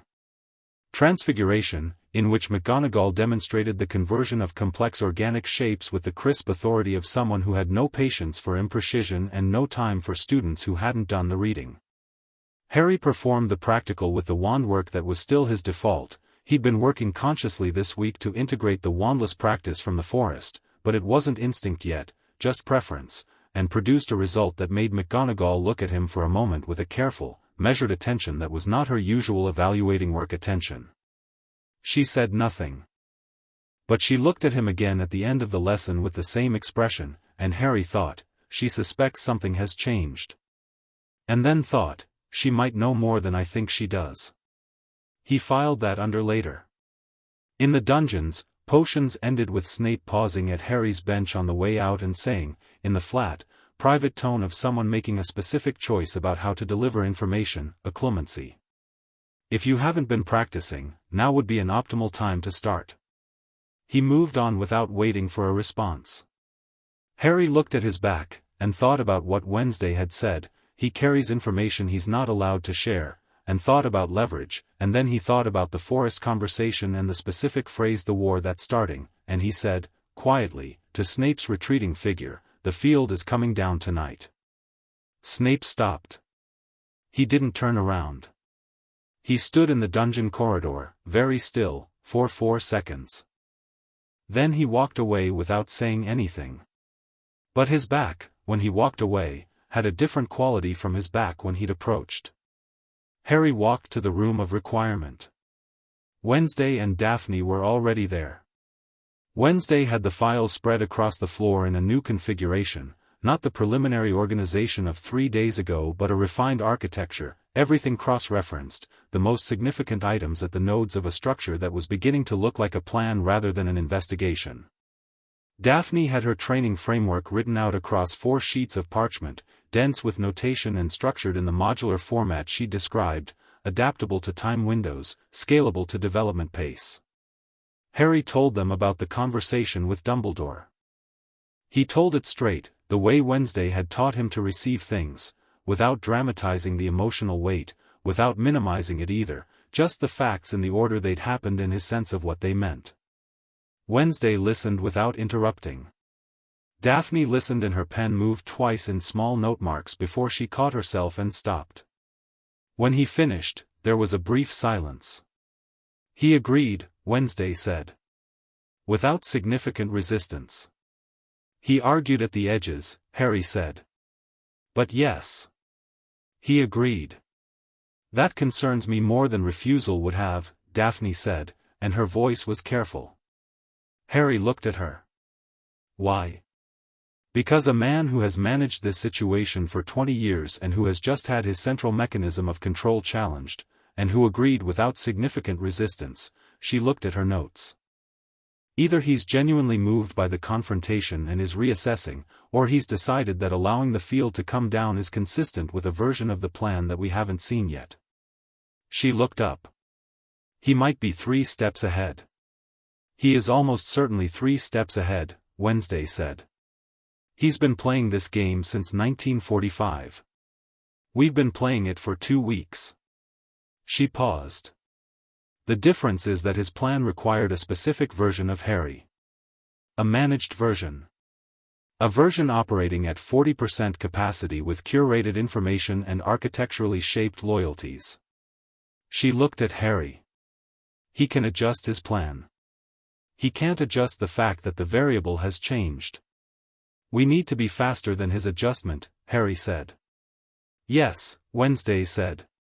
Which means tonight is important. When the field comes down, she looked at Daphne. The training framework is ready, Daphne said. Modified for an accelerated timeline. 3 phases, orientation, consolidation, application. If we use every out-of-castle window we have, we can move through orientation in 2 weeks. She paused. That assumes the forest access holds. It'll hold, Harry said. I'll make sure of it. There's also the matter of the North Tower room, Wednesday said. With the field down, the maintenance focus loses its primary function. The ward lattice will begin degrading naturally. But the prophetic anchor will still be there, and a degrading ward lattice is one that's more accessible, not less.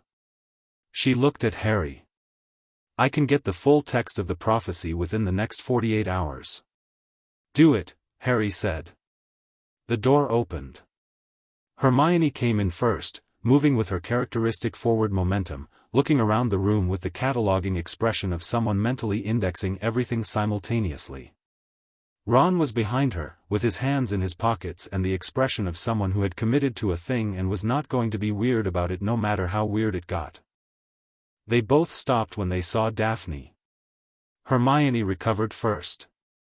"Daphne Greengrass," she said, with the careful neutrality of someone not yet sure what category to file this in. "Hermione Granger," Daphne said, with equal care. A pause. "Your arithmancy work in 4th year was exceptional. The application of probabilistic sequencing to magical theory, I read it when it was submitted to the optional projects archive." Hermione blinked. "No one reads those." "I do," Daphne said. "You're exceptionally good at structural thinking." Hermione looked at her for a moment, then looked at Harry with an expression that said several things simultaneously, including "This is unexpected, I can't decide whether to be suspicious, and she's right about the arithmancy work." Ron was looking at Wednesday with the expression of someone who has come prepared to be unnerved and is finding that the reality is different from the preparation. Wednesday looked back at him with her standard direct assessment. "You're Harry's friend," she said. "The one who was there for the chess game in 1st year and the acromantulas in 2nd. Ron stared. "He told you about the chess game?" "He mentioned it." "You held the game while he went forward." "That's," she considered for a moment, "not a small thing. Knowing when your role is support and performing it without resentment is rarer than most people think." Ron's mouth opened and closed once. He looked at Harry. Harry shrugged. "Sit down," Harry said to both of them. "There's a lot." There was a lot.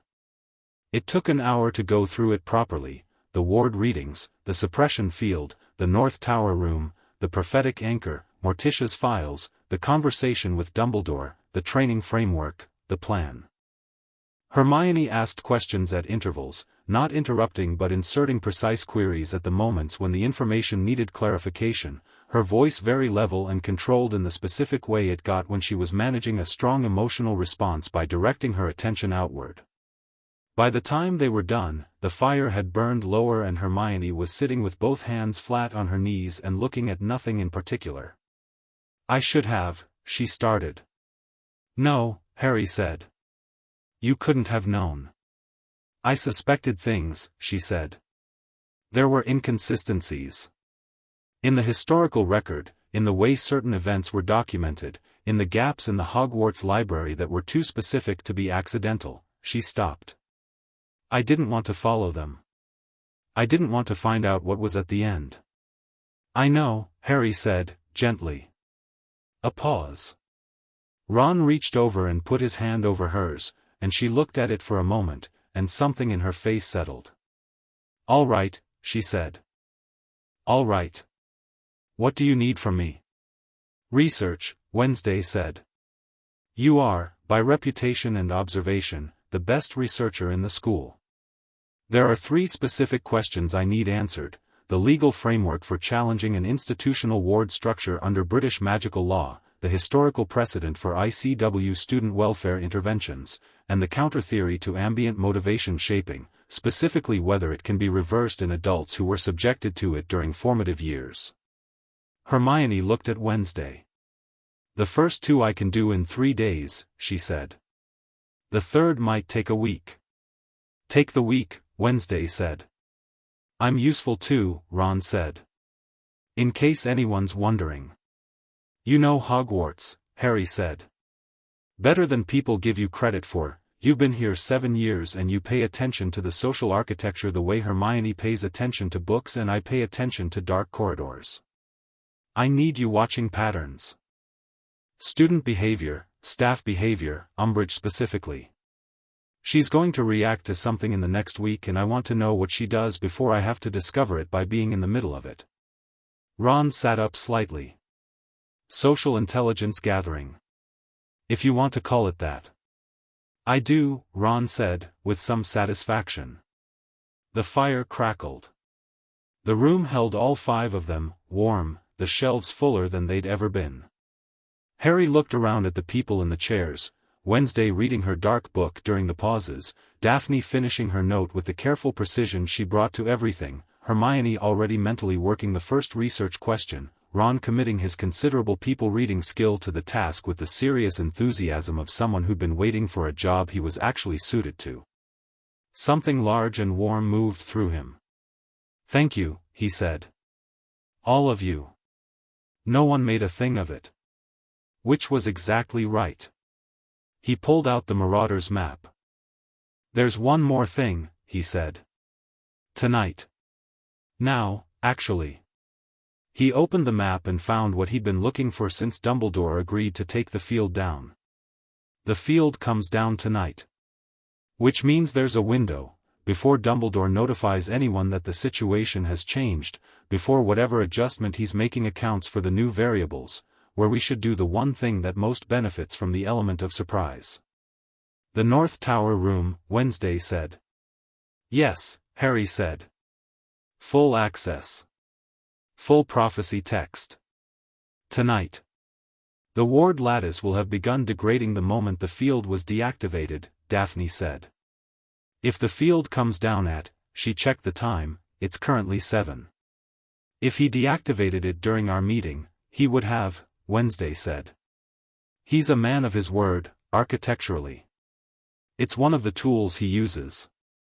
She was already standing, gathering her things. "The lattice has been degrading for 4 hours. It should be accessible now with minimal resistance." They moved. All 5 of them, which was larger and louder than Harry's usual operational preference, but which felt correct in the specific way that having the right people feels correct, not comfortable, not safe, but true.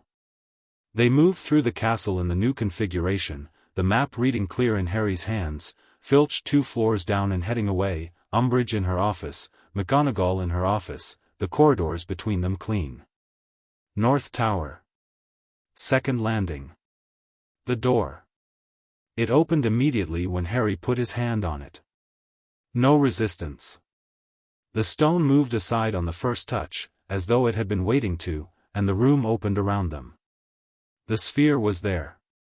It pulsed when all 5 of them entered, a single warm beat that was somehow different from the way it had pulsed for 3.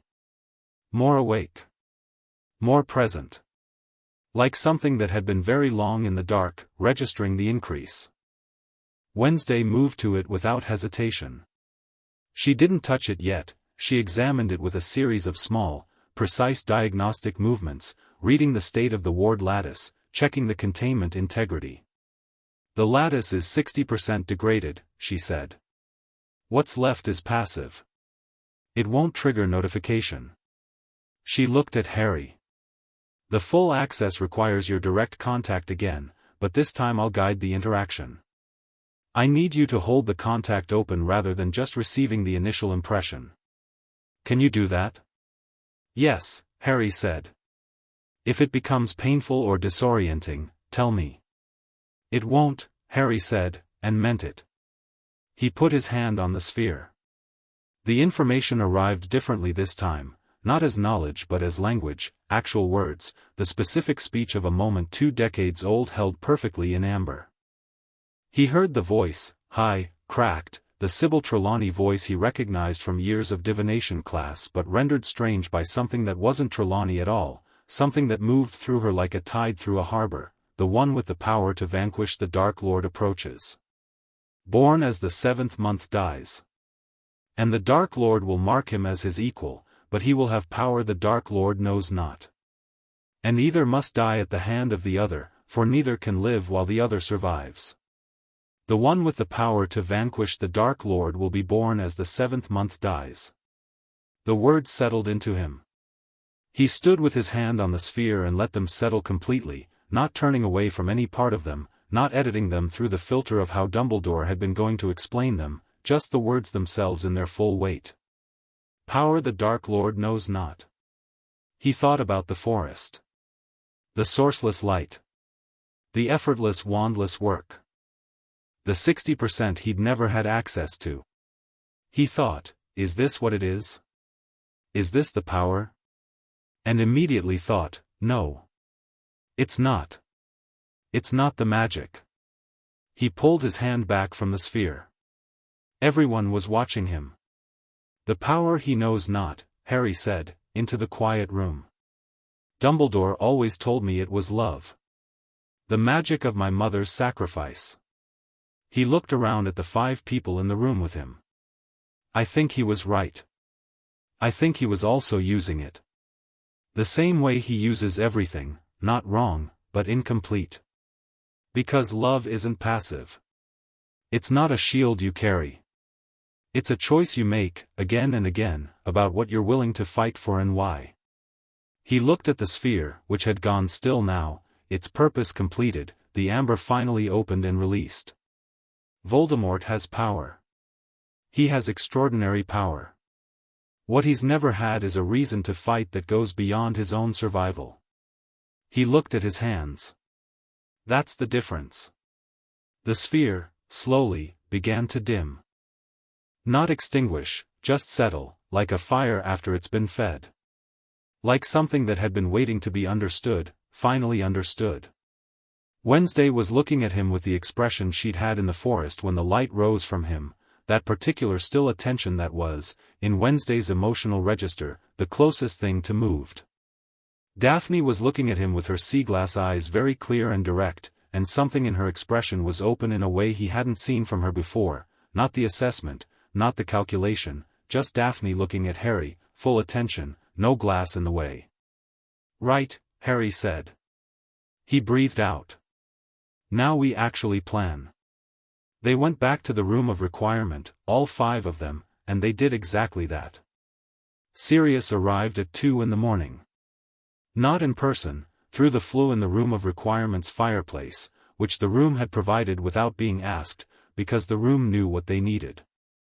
His head appeared in the fire with the expression of a man who had been sitting next to his own fireplace for 6 hours and was deeply relieved to be activated. "Harry," he said. Then he looked at the assembled room. Hermione. Ron. And, his eyes found Wednesday. "You're Morticia's daughter." "Yes," Wednesday said. "You look exactly like her at 17, Sirius said, with faint wonder. "She terrified an entire courtroom in Paris in 1989. It's a family gift." "She mentioned you in her letter," Wednesday said. "She described you as the black boy who had the sense to be sorted correctly and the misfortune to trust the wrong one." Sirius's mouth twitched. Yes. That's accurate." He looked at Daphne. "Greengrass." "Black," Daphne returned. "Cyrus's daughter?" "Yes. Your father is the sharpest political mind of his generation and he has never once done anything with it except stay out of trouble," Sirius said, with the tone of someone who considers this a waste but respects the method. "You're not like that." "No," Daphne agreed. "Good." He looked at Harry. "I got your signal. I've been watching. Tell me everything." They told him. He listened with the particular quality of attention that Sirius had when something mattered, completely still, completely focused, all the restless energy that usually moved through him gathered inward into a point. When they finished, he was quiet for a moment, and then he said, "The prophecy." "I know it," Harry said. "All of it?" "All of it." Sirius looked at him. The firelight was doing complicated things to his face, shadows and gold, the long years visible under the current animation of it. "How are you?" "Clear," Harry said. "I feel clear." Sirius nodded slowly. "Your father," he said, the first time he understood the full scope of what Voldemort was doing, what the war actually was, not the Ministry's version, he sat in our dormitory for 2 hours without speaking. And then he stood up and said, "Right. What do we do?" And that was it. He looked at Harry. "You have very much your father's relationship with impossible information." "You said something like that before," Harry said. "It keeps being true," Sirius said. He reached through the flue and Harry grasped his hand briefly, just briefly, just the grip of it, the solid specific warmth of being held by someone who'd known his parents and loved him and had never in 5 years of extraordinary difficulty given up on him or on the idea that he deserved something other than the life he'd been assigned. Then Sirius pulled his hand back, because fluke connections had limits, and said, "Remus got your letter. He's coming." Harry looked up. "When?" "He's already in Hogsmeade," Sirius said. "He's been there since yesterday. He has things to tell you. About the Order, about what Dumbledore has been telling them, about the specific version of the situation they've all been operating with." He paused. "He's not angry at Dumbledore. He's too careful for anger. But he is," a pause. "He said to tell you that the map your father made is the most honest thing James ever gave the world, and that he's glad you have it." Harry felt the familiar, complicated warmth of that settle. "I'll go to Hogsmeade Saturday," Harry said. "He'll find you," Sirius said. After Sirius's face faded from the fire, they sat for a while in the room of requirements' warm quiet. Ron had fallen asleep in his armchair by 1:30, with the untroubled efficiency of someone who has done everything asked of them and sees no reason not to rest. Hermione was still awake, writing the first of her research questions in the measured shorthand she used when she was working fast and didn't want to slow down for legibility. Daphne was looking at the fire. Harry was looking at Daphne. She turned her head and caught his eye without surprise, which meant she'd known he was looking. She usually did. She had the specific situational awareness of someone who had spent years paying attention to rooms and the people in them. "The prophecy," she said quietly. "The power he knows not." She held his gaze. "What Dumbledore said to you in the corridor. When the time is right. He meant to tell you, eventually. He just meant to tell you after you'd been shaped into the specific form most likely to produce the outcome he wanted." "Yes," Harry said. "You're not that form," she said. "Not anymore. Possibly not ever." A pause. "What Dumbledore built was sophisticated. But it was built on the assumption that you were manageable. That the right combination of love and limitation and curated information would produce a person who chose the necessary sacrifice willingly, because they didn't know they had other options." She looked at the fire. "He underestimated a few things." "Like what?" Harry said. She looked back at him. "Your instinct for the wrong shape of a thing," she said. "You have always known, on some level, when something around you didn't fit. You've just spent 5 years assuming that the thing not fitting was you." She held his eyes with the directness that was her default, no softness in it but no hardness either, just the specific clarity of someone who says what they see. "It was never you." Harry looked at her for a long moment. "Daphne," he said. "Don't," she said, and her voice was steady but quiet. "Don't say something that makes either of us have to manage it right now. There's enough to manage." "I was just going to say thank you," he said. She looked at him. Then she looked back at the fire. "You're welcome," she said. Across the room, Wednesday had been reading through all of this with her characteristic attention, and she set her book down and looked at both of them with the clear-eyed assessment of someone cataloging information they find personally relevant. "Thursday," she said, apparently to the fire. Harry looked at her. "What about it?" "Today is Thursday," she said. "Dumbledore moved on Thursday. The field came down on Thursday. We accessed the prophecy on Thursday." She picked her book back up. "Thursday is apparently a consequential day. Is that relevant?"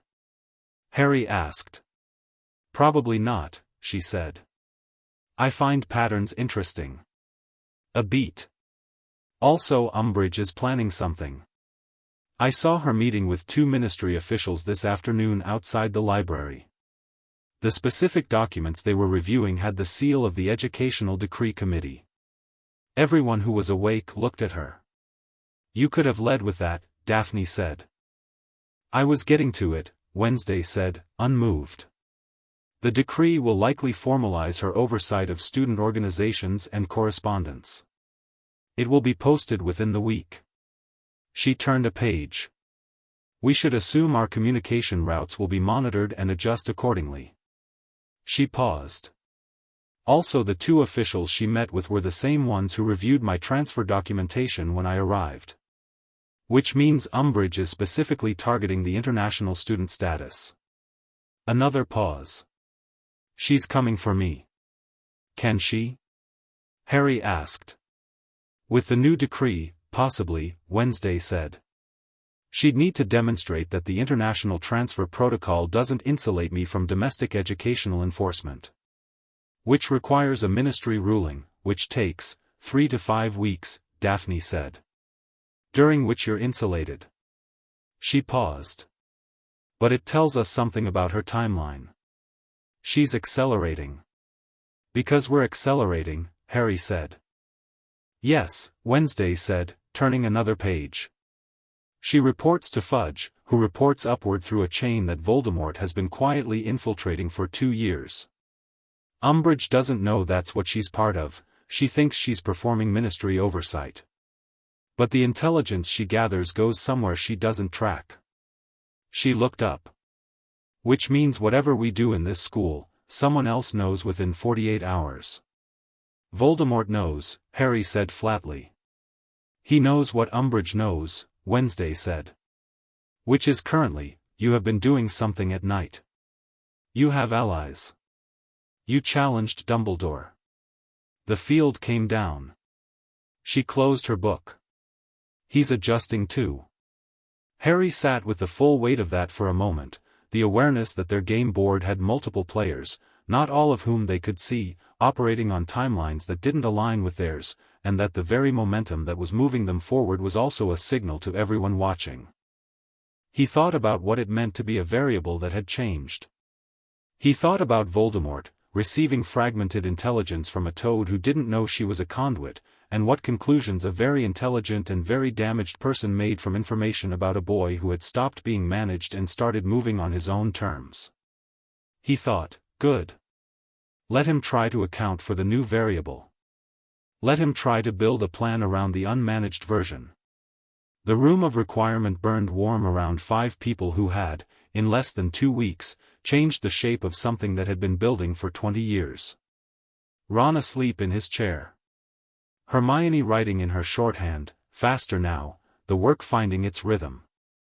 Daphne watching the fire with her sea-glass eyes and thinking thoughts she kept to herself for now, which was fine, because there would be time.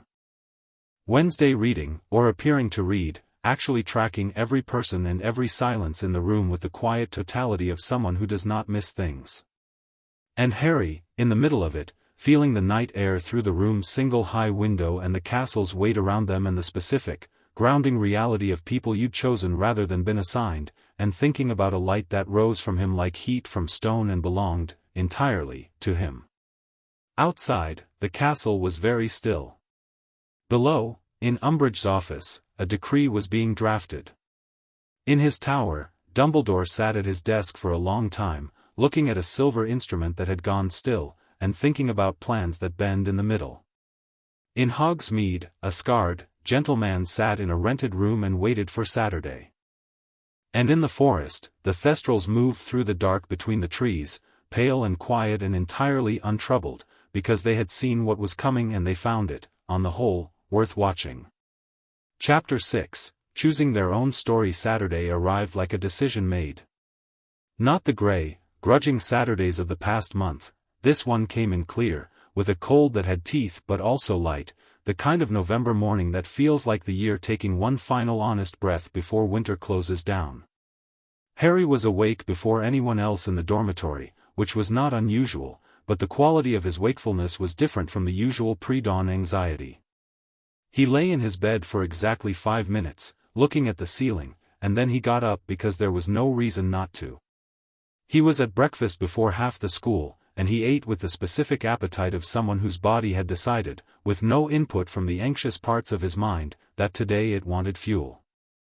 Wednesday arrived 8 minutes after him, sat across the table because the Slytherin seats weren't segregated by house at early breakfast, and opened her dark book against her goblet with the settled efficiency of someone performing a morning ritual. She'd stopped explaining her movements to him days ago, which he'd taken as a form of trust. She moved through his space the way she moved through the castle, with the confidence of someone who had decided they belonged in it. Umbridge posted the decree, she said, without looking up. Already seen it, Harry said. He'd passed it on the way down. Educational Decree number 27, pink border, neat institutional font, posted at eye level on the main notice board. The content was exactly what Wednesday had predicted: formalized oversight of all student correspondence and organizations, with specific provisions for international students that were phrased in friendly language and meant exactly what the unfriendly language would have meant. She moved faster than expected. She's frightened, Wednesday said. Frightened people either slow down or accelerate. She's an accelerator. Like us. Not like us, Wednesday said. She's accelerating away from something. We're moving toward something. Different physics. She turned a page. Lupin is in Hogsmeade. Today is Saturday. You should go early. Hogsmeade visit starts at 10, Harry said. I know. Go early. She looked up briefly. Take Daphne. Harry looked at her. She has things to tell you, Wednesday said. She's been waiting for the right moment and deciding this isn't it, and it won't be if you keep giving her the option to wait. She went back to her book. Also, the walk to Hogsmeade is 20 minutes and you both have 20 minutes of things to say. Harry considered this. You're very perceptive about people for someone who claims to prefer being alone. I don't prefer being alone, Wednesday said. I prefer the company of people worth being around. The set is small. When I find members of it, I pay attention. She turned another page. Go eat. Then go. He ate. Then he went. Daphne was in the Slytherin common room at 8:30, dressed for Hogsmeade, heavier cloak, dark scarf, the same practical competence she brought to every physical condition, when the common room's fire flashed green briefly and a note appeared on the hearth. She read it, looked at the common room entrance for exactly 3 seconds, and then picked up her bag.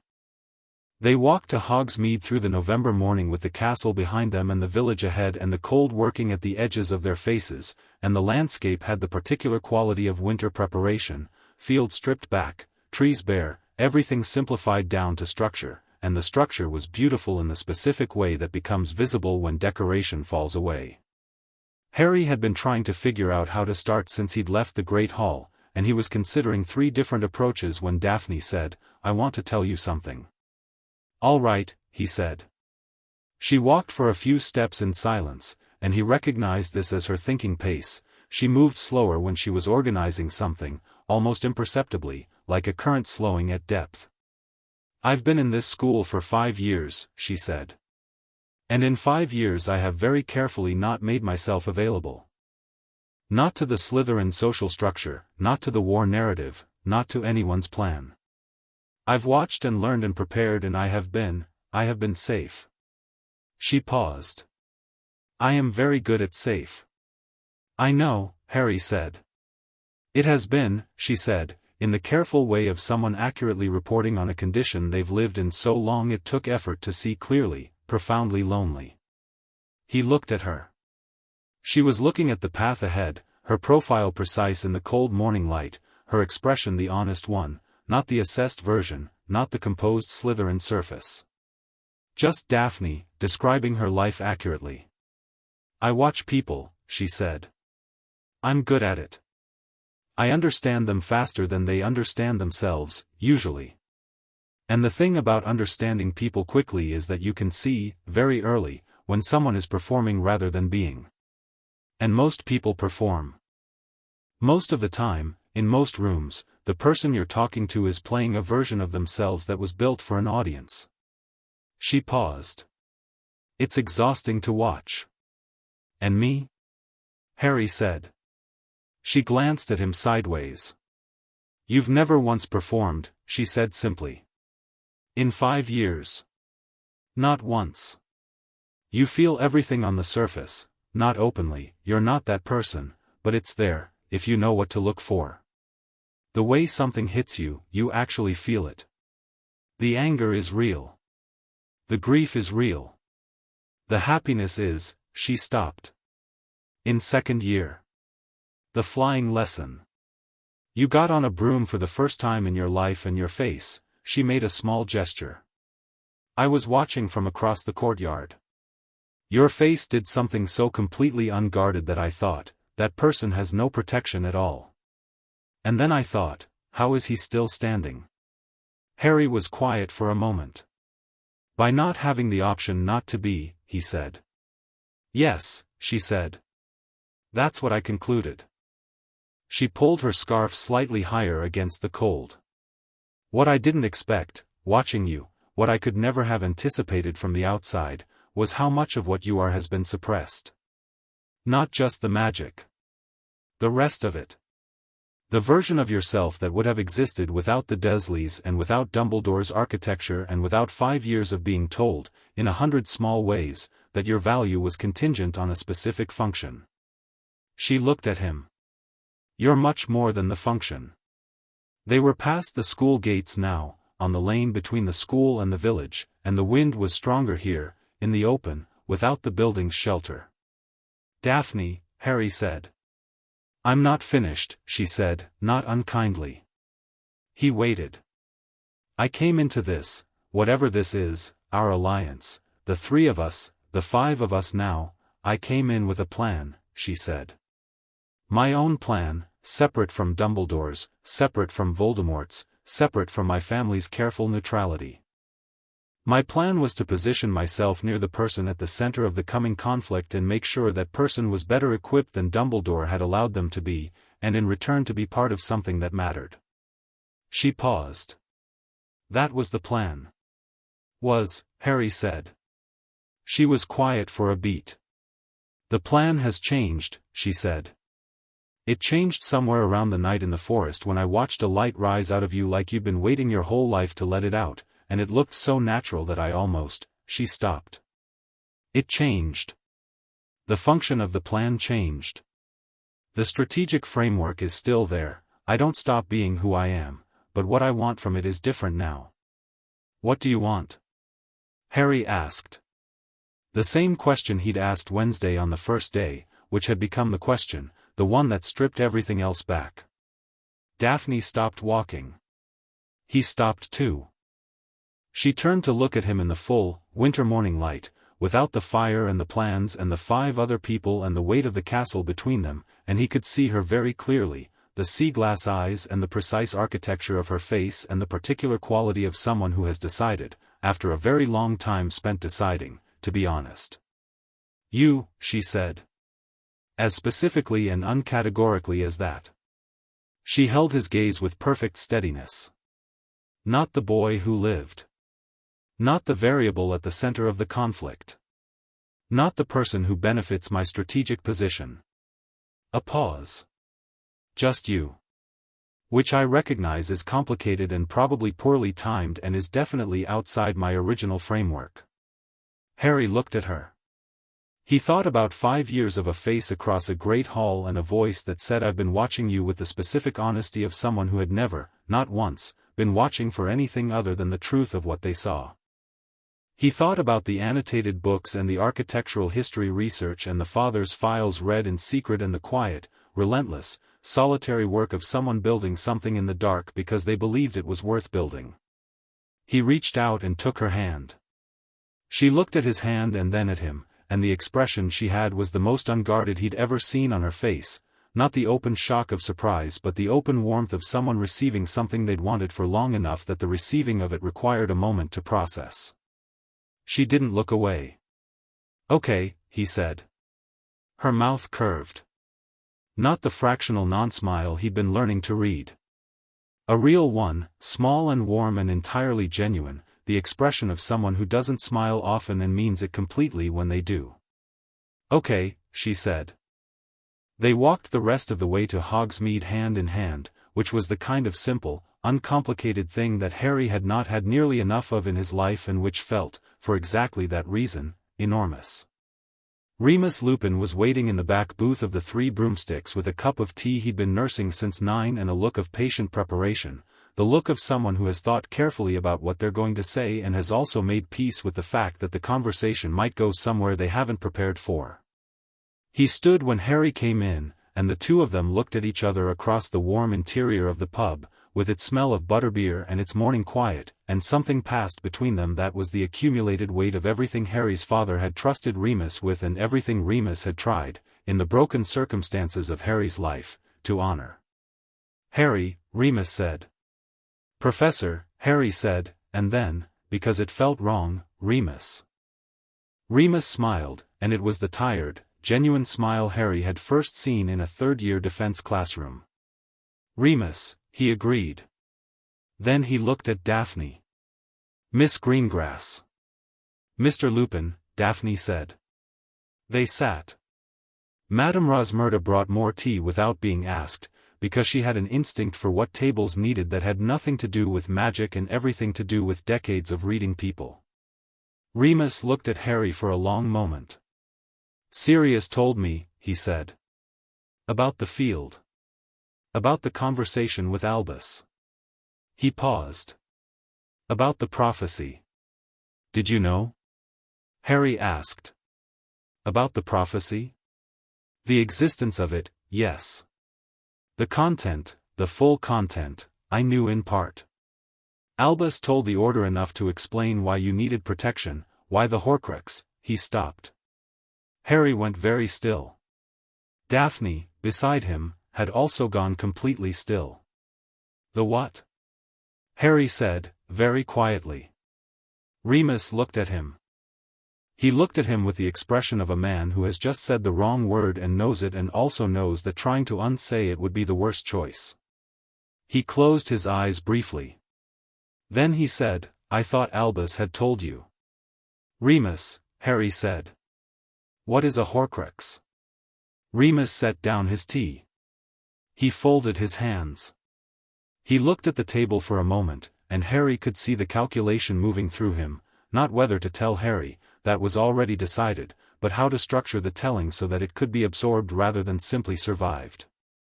"A Horcrux," Remus said, "is an object in which a wizard has concealed a fragment of their soul. The method of creating one is," he paused.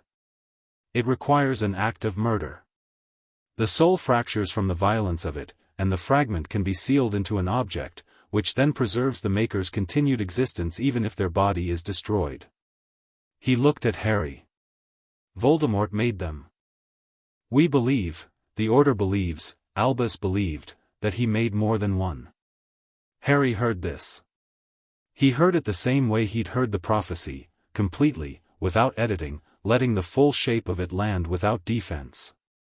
"He can't be killed," Harry said slowly, "as long as the Horcruxes exist." "No," Remus said. "The Horcruxes would need to be destroyed first." He paused. "Albus has been working on this. He's identified several possible objects. He intended to share this with you, he told Sirius as much, that he planned to begin working with you directly on the Horcrux hunt this year, that the timing was his," Harry said. Not angrily. Just noting it. "Yes," Remus said softly. Harry looked at his hands on the table. He thought about the North Tower room and the word Dumbledore hadn't said in the office, the information still being managed, still being parceled out in the right sequence toward the designed conclusion, even after the conversation, even after the agreement. He thought, this is not a betrayal. And he kept thinking it until it was true, because it was, actually, true. Dumbledore had not lied about the field or about the prophecy when directly confronted. He was a man adjusting to a changed variable, still operating on old instincts, managing the rate of disclosure rather than the disclosure itself. It was not malice. It was habit. Deep, calcified, 20-year-old habit. Understanding it didn't make it acceptable. It just made it what it was. "Tell me everything you know," Harry said to Remus. "The Horcruxes. The objects. What Dumbledore has found. What he suspects. All of it. Remus looked at him across the table for a moment. Albus may not, I know, Harry said. Tell me anyway. Remus held his gaze for another moment, the long look of someone conducting a final internal referendum. Then he nodded, once, and began to talk. Daphne's pen was already out. The information took 40 minutes and a second round of tea.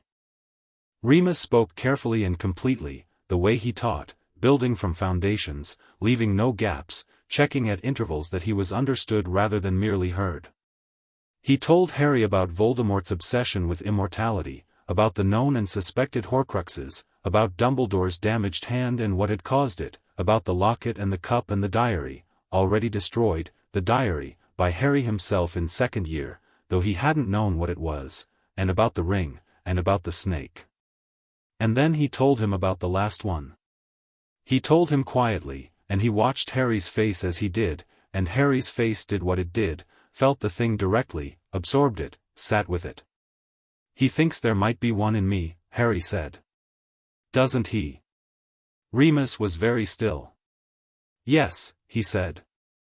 Because the night he killed my parents, Harry said slowly, the killing curse rebounded. Part of him went, somewhere. And I was the only other living thing in the room. He thought about it.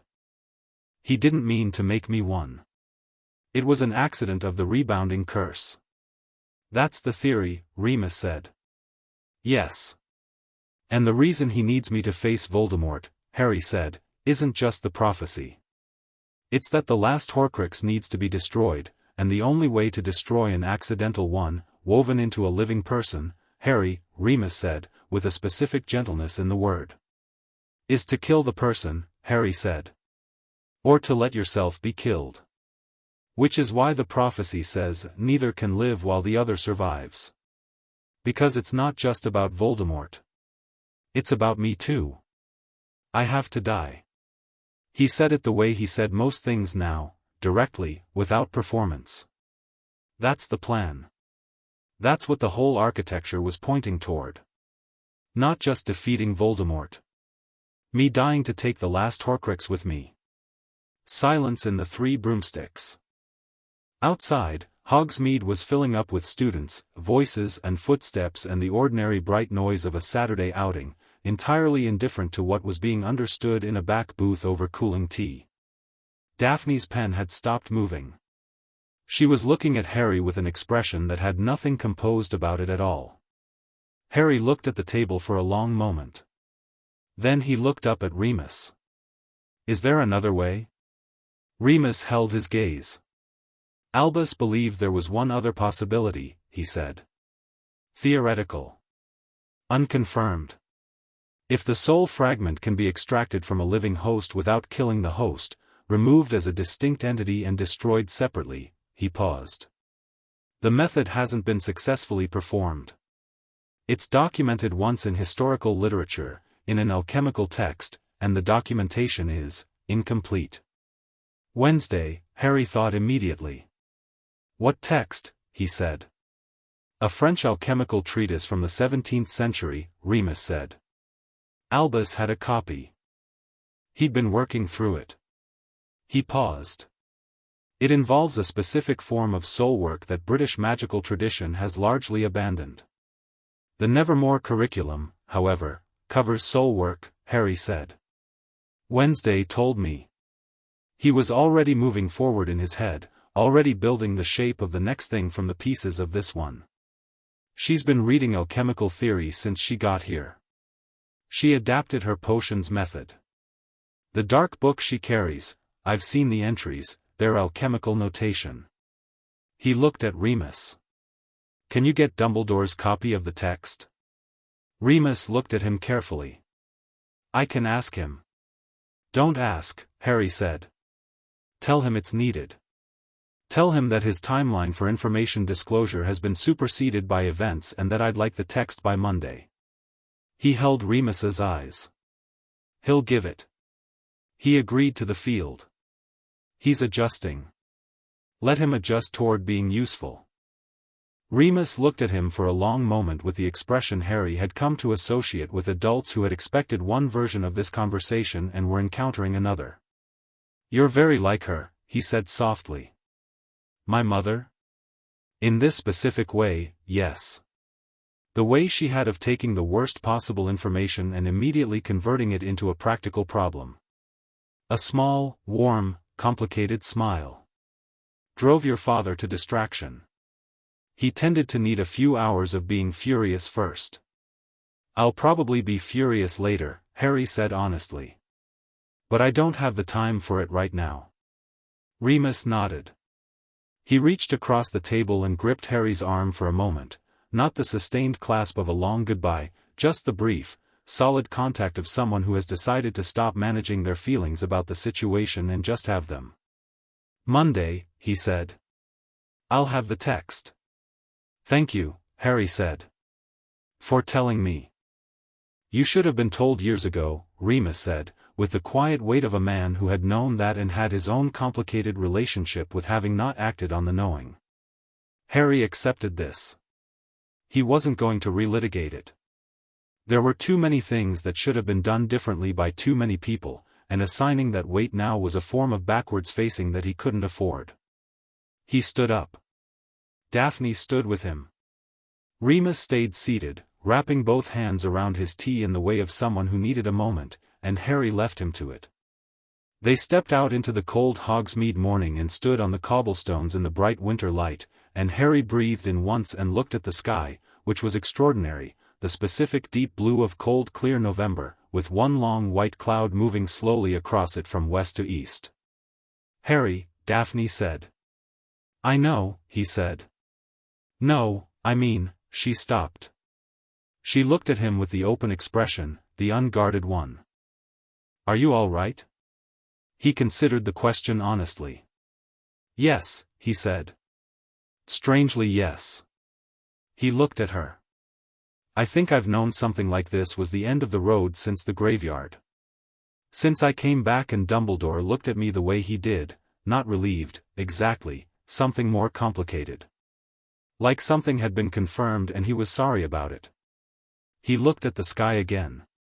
"But there's a way out of it that doesn't involve me dying. And if there isn't, I'm not Dumbledore. I don't assume I know the whole shape of the future." She looked at him. "Wednesday will find the method," she said.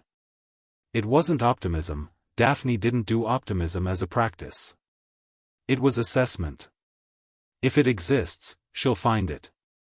And if the documentation is incomplete, she'll complete it. A pause. "I'll help." "I know you will," Harry said. They walked through Hogsmeade in the way of two people who have just received very large information and are processing it by moving, by looking at ordinary things, by letting the world be specific and present around them, the smell of Honeyduck's sugar, the creak of the Hog's Head sign, a third-year Hufflepuff arguing with a display of Zonko's products. Ordinary Saturday things doing their ordinary Saturday work. Harry bought 2 butterbeers from a cart near the post office and gave one to Daphne, who accepted it with the warmth of someone who doesn't usually accept things and is choosing to this time, and they stood near the wall by the post office and drank them in the cold and didn't say anything, which was the specific comfort of people who have got past the point where silence needs filling. They met up with Ron and Hermione at noon, outside Scrivenshafts, where Hermione had been buying new quills with the focused pleasure of someone who considers stationery genuinely restorative.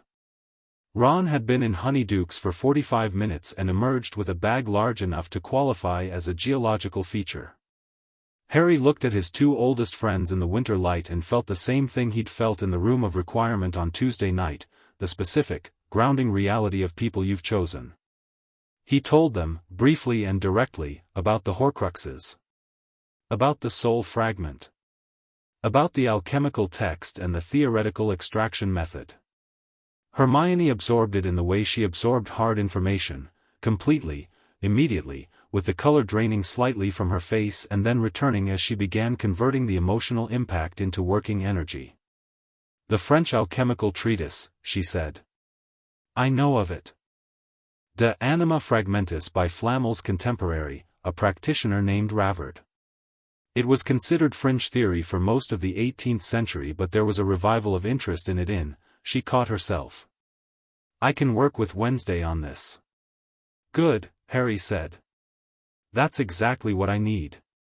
Ron looked at Harry with the expression he'd been developing over the last week, not the old protective alarm, but something steadier and more useful, the expression of someone who has stopped being frightened for Harry and started being capable with him. Tell me what you need from me, he said. Keep watching Umbridge, Harry said. The decree she's posted, there'll be implementation attempts. She'll start testing the boundaries of it, seeing what she can enforce. I need to know her sequence so we can stay ahead of it. He paused. Also, there's a chance she knows about the order. Not the membership, but the existence. If she starts moving in that direction, I need to know immediately. Ron nodded. Done. They bought lunch from the Hogsmeade Bakery, pasties, because the Three Broomsticks was full and Madame Poudafoots was never an option, and ate on a bench near the village square in the cold, which was the kind of impractical, entirely comfortable thing that Harry had not done enough of in his Hogwarts years. Hermione sat with her boots tucked under her, annotating something in her lap while she ate. Ron ate with the dedicated efficiency of someone who considers it a moral failing to let good food cool. Daphne ate next to Harry, their shoulders touching with the easy warmth of something already decided. Hermione glanced at this once, looked at Harry, looked away with the specific non-expression of someone who is very carefully not having a reaction, and then said, to her annotations, "Good." Harry looked at her. "Good?" "Yes," she said, not looking up. "Good. Moving on." He smiled.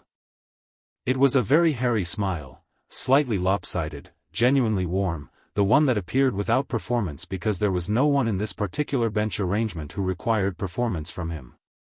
Back at the castle by 3, they found Wednesday in the library. She was not at a public table. She was in the restricted section, which she had apparently accessed with the same calm inevitability she accessed everything, and Madame Pants was at the entrance looking like someone who has made a decision to pick her battles and has decided this is not one of them. Wednesday had 4 books open simultaneously and her dark book in her lap and her pen moving with the compressed speed of someone for whom the information is arriving faster than the writing. Harry sat across from her. She looked up, read his face in her standard 2-second assessment, and set her pen down. "Lupin told you about the Horcrux," she said. He stared at her. "You knew?" "I suspected," she said. The prophetic anchor's resonance had a secondary signature. Something that wasn't purely prophetic, a soulwork element that read as involuntary and embedded rather than intentional. "I didn't have confirmation." She looked at him steadily. "I was working on the extraction method. De anima fragmentis." She tapped one of the open books, not the restricted section volume she'd been reading, a different one, older, the spine cracked and repaired multiple times. Harry looked at it. "You found it." "Madame Pants keeps a better restricted section than most institutions would want to know about," Wednesday said. "This copy is a second edition print from 1698, with marginal annotations by an unknown practitioner who attempted the extraction method in 1724. She turned the book so he could see the page. "The annotations are in Latin and a Flemish dialect, but I've been cross-referencing. The core of the method is," she looked at the page. "It's not a violent process. It requires the host's active cooperation and a specific quality of magical consciousness, the ability to identify the foreign soul fragment as distinct from your own soul and to willingly release it." "Can I do that?" Harry asked. "You can already identify the fragment," Wednesday said. "You've been connected to Voldemort's consciousness through it for 5 years. You know the quality of it, the specific texture of thoughts and feelings that aren't yours, that arrive in your scar, that have a different register from your own emotional experience." She met his eyes. "That's identification. The release is a different skill, but it follows from the same capacity." She paused. "I need to understand your occlumency capability." "Snape tried to teach me last year," Harry said. It didn't go well. Snape's method was the wrong approach for your specific cognitive architecture, Wednesday said, dismissively and without cushioning. He used a confrontational technique, essentially trying to force the mind's doors shut. Your mind doesn't work with confrontation. It works with integration. She looked at him. You need to learn to hold your own consciousness with the same clarity you hold everything else. Once you can do that, distinguish your mind clearly from the fragment in it, the release should follow. How long? Harry asked. Wednesday considered this with genuine thought rather than reassurance. Weeks, she said. Not months. You're already more than halfway there in capacity. You just need the method. She paused. I can teach you. Then teach me, Harry said. She looked at him for a moment. The dark eyes, the complete attention, the quality of assessment that had felt measuring on the first day and now felt, different, still exact, but warm in the specific way that warmth appears in people who have decided you matter. Yes, she said. Hermione appeared at the restricted section entrance, negotiated with Madame Pants in a tone of professional courtesy that achieved access in 90 seconds, and settled at the table with her research materials. She looked at the copy of De Anima Fragmentis and said, immediately, "Is this the 1698 print? With the Flemish annotations?" "Yes," Wednesday said. "I need to read the chapter on voluntary soul fragment release," Hermione said. Wednesday slid the book across without comment. Hermione opened it and they both leaned over it, and within 4 minutes were having a rapid, technical exchange in alternating Latin and English that was the most efficient collaboration Harry had ever witnessed. He sat back and let them work, and thought about the next piece. The field was down. The prophecy was known. The Horcrux situation was understood. The extraction method was within reach. Dumbledore was adjusting and not yet an obstacle and possibly becoming something more useful than he'd been. Umbridge was moving but predictably, within a timeline they could work with. Voldemort knew something had changed but not the specifics. The picture was clearer than it had been a week ago. The path was narrower but more real, not the vague horizon of survive the year that Harry had been operating toward, but a specific, achievable sequence of steps, each one connected to the next, each one within the capacity of the people in the room. He thought about the prophecy. Power the Dark Lord knows not. He thought about the light in the forest.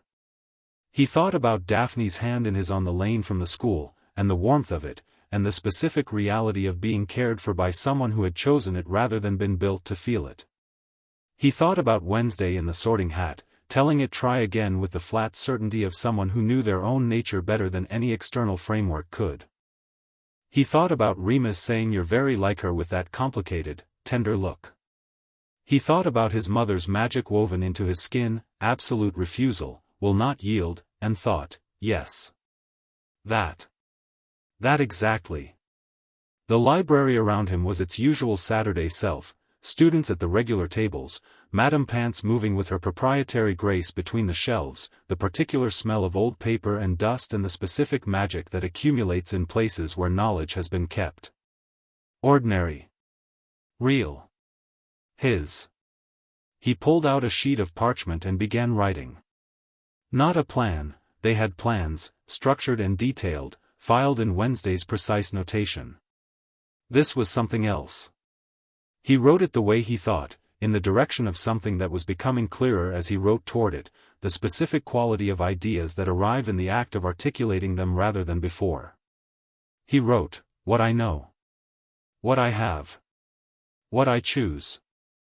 Under the first heading, he wrote the Horcruxes, the extraction method, Dumbledore's information, Voldemort's known and suspected movements, Umbridge's political position, the international contacts Morticia had established, the content of Daphne's father's files, the ward analysis of Hogwarts structure. Hard knowledge, sourced, confirmed. Under the second heading, he wrote the names. Wednesday. Daphne. Hermione. Ron. Sirius. Remus. He wrote the Room of Requirement and the Marauder's Map and the Invisibility Cloak in 5 years of survival education that no curriculum had organized but that had produced, in the absence of any intention, someone who knew what to do with themselves in extremis. He wrote, 60% of my capacity, untapped. He wrote, The Forest. Under the third heading, he wrote a single line and stopped. To be the version of myself that was always there. He looked at it. He didn't change it. Sunday passed in the warm, productive quiet of a group of people who have found their working rhythm together. The Room of Requirement held all 5 of them for most of the day, Hermione and Wednesday on the soul extraction method, building a working theoretical framework from the historical documentation, Daphne refining the training schedule to account for the Horcrux work, Ron running the social analysis he'd been developing all week, producing a remarkably precise picture of Umbridge's likely next moves that he delivered with the systematic detail of someone who had always had this skill and had never before been asked to use it seriously. Harry worked with Wednesday on the preliminary occlumency exercises she developed. They sat facing each other in the armchairs and she talked him through the foundational principle, not walls, not confrontation, not the locked door that Snape had demanded. The Nevermore approach was different, identification rather than exclusion. Knowing your own mind so clearly that anything that wasn't it became obvious, the way a foreign element in clear water is immediately visible. Think of something that is entirely yours, Wednesday said. Not a memory, a sensation. Something physical. Something you felt that has no performance in it. He thought about the light in the forest. Hold it, she said. Not imagine it, hold it. Like a note held in the throat. He held it. The warmth of it, the sourceless omnidirectional warmth, entirely his. Now, she said. There's something else. Different texture. Find it. He found it. He'd always known it was there, the particular quality of darkness that arrived in his scar on bad nights, the specific color of Voldemort's consciousness, the cold and focused fury of something that wanted without warmth, that craved without joy. He'd felt it his whole Hogwarts life and had never before been given the frame to distinguish it so exactly from himself. You have it, Wednesday said. She could read his face with the precision of a diagnostic tool. Good. Don't push it away. Just, know it's separate. He knew it was separate. The distinction was so clear it was almost startling, like the difference between your own voice and a recording of it. One was intimate and present, one was exterior, observed. That's the first step, Wednesday said. When you can hold that distinction under pressure, under legitimacy, under emotional assault, you'll be able to release the fragment intentionally. She paused. Again. They did it again. 12 times over 2 hours, until the identification was instantaneous, not a process, not a search, just a recognition, like knowing which side of a room you're in without having to look. After the 12th repetition, Harry opened his eyes and looked at Wednesday. You're good at this, she said. Not as a compliment, as an observation. Because the fragment has always been there, he said. I've just never known what I was feeling for. Wednesday nodded, satisfied in the specific way she was satisfied when something worked the way the theory predicted. 2 more weeks, she said. On this specific skill. Then we begin the release work. We won't have problems until after Christmas, Harry said. Voldemort's timeline, based on the intelligence Sirius has from the Order, he's consolidating through winter. His major move will be spring. Which gives us approximately 4 months, Daphne said, from across the room where she'd been half listening while working on the training schedule. If we use them well. We'll use them well, Harry said.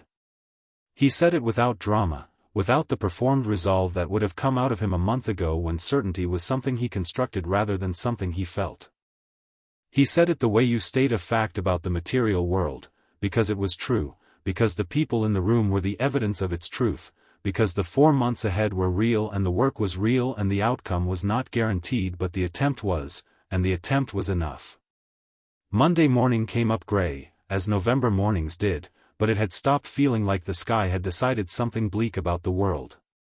Harry was dressed and downstairs in the common room before anyone else, reading the letter Morticia had sent Wednesday, which Wednesday had left on the table with a note saying you should read this, in the quiet before the day started. Morticia's letter, in the second reading, was different from the first. He'd heard Wednesday characterize it, friendly, incisive, slightly terrifying, but reading it himself, in the full context of everything he now knew, he found something else in it beneath the precision. She wrote about Wednesday in the margins of her advice, in the way people reveal themselves when they think they're being professional rather than personal.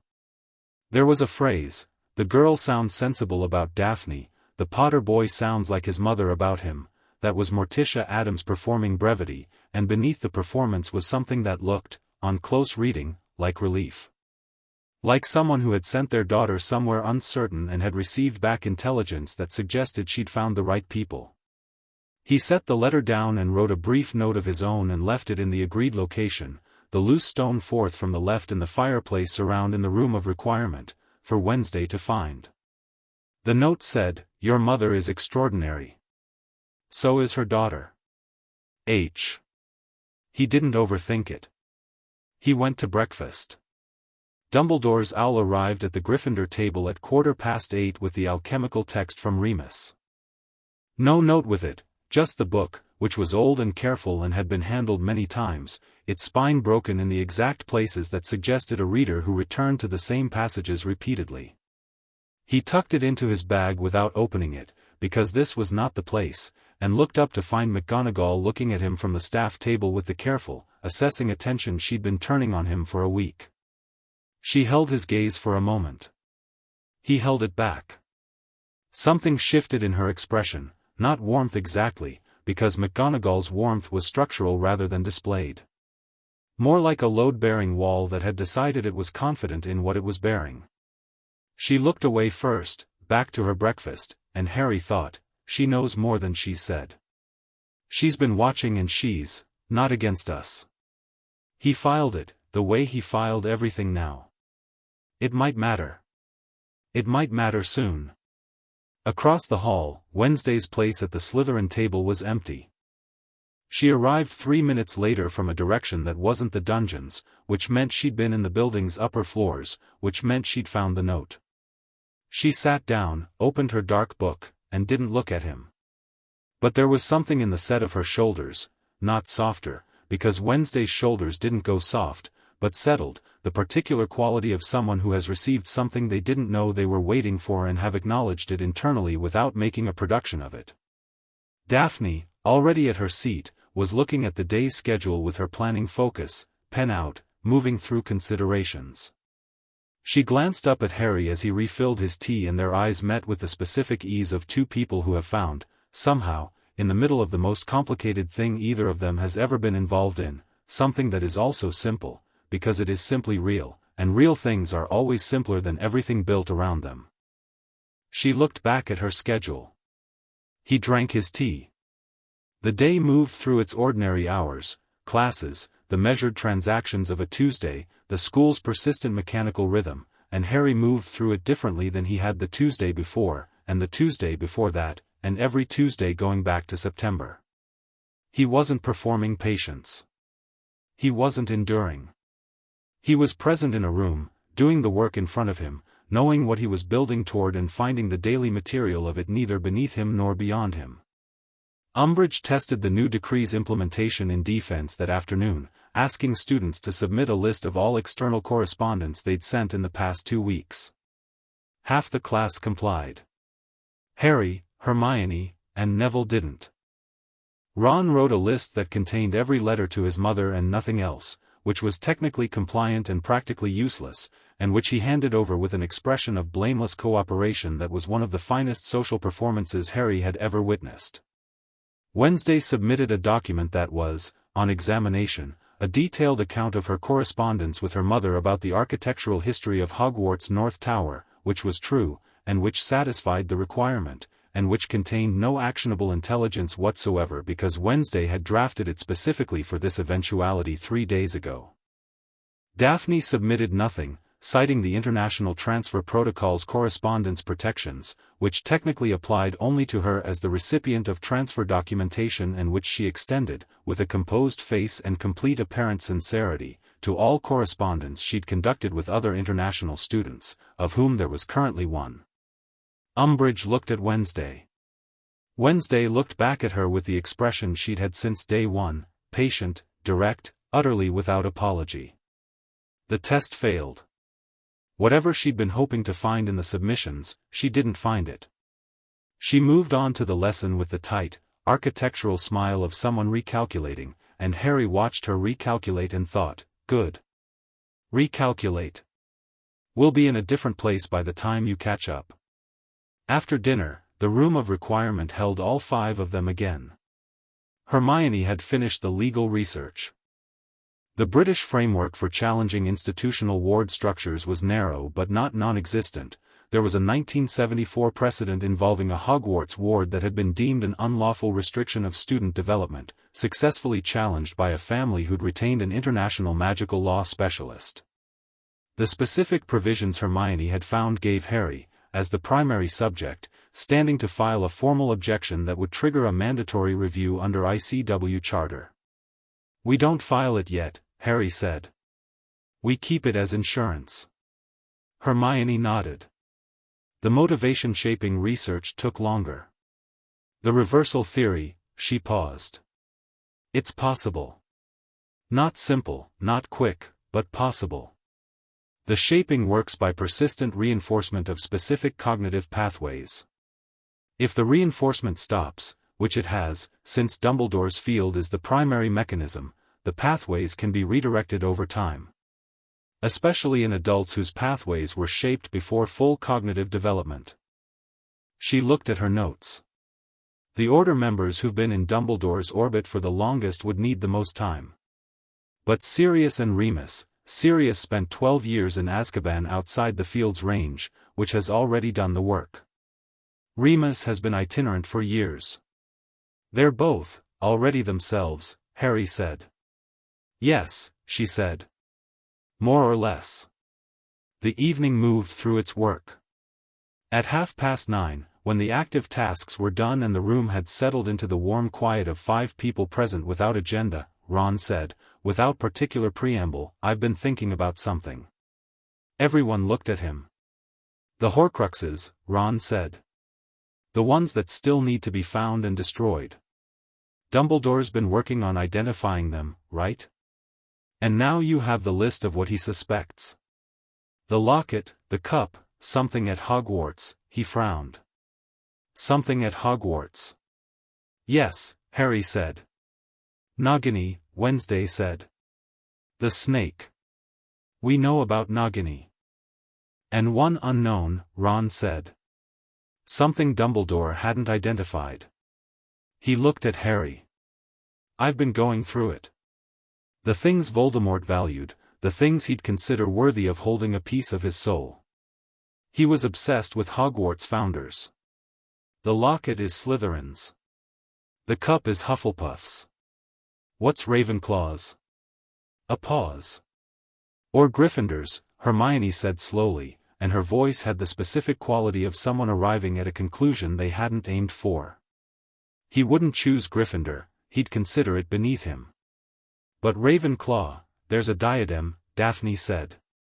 She was looking at her notes from the architectural history research with a slightly different focus than before. Rowena Ravenclaw's diadem. Lost for centuries.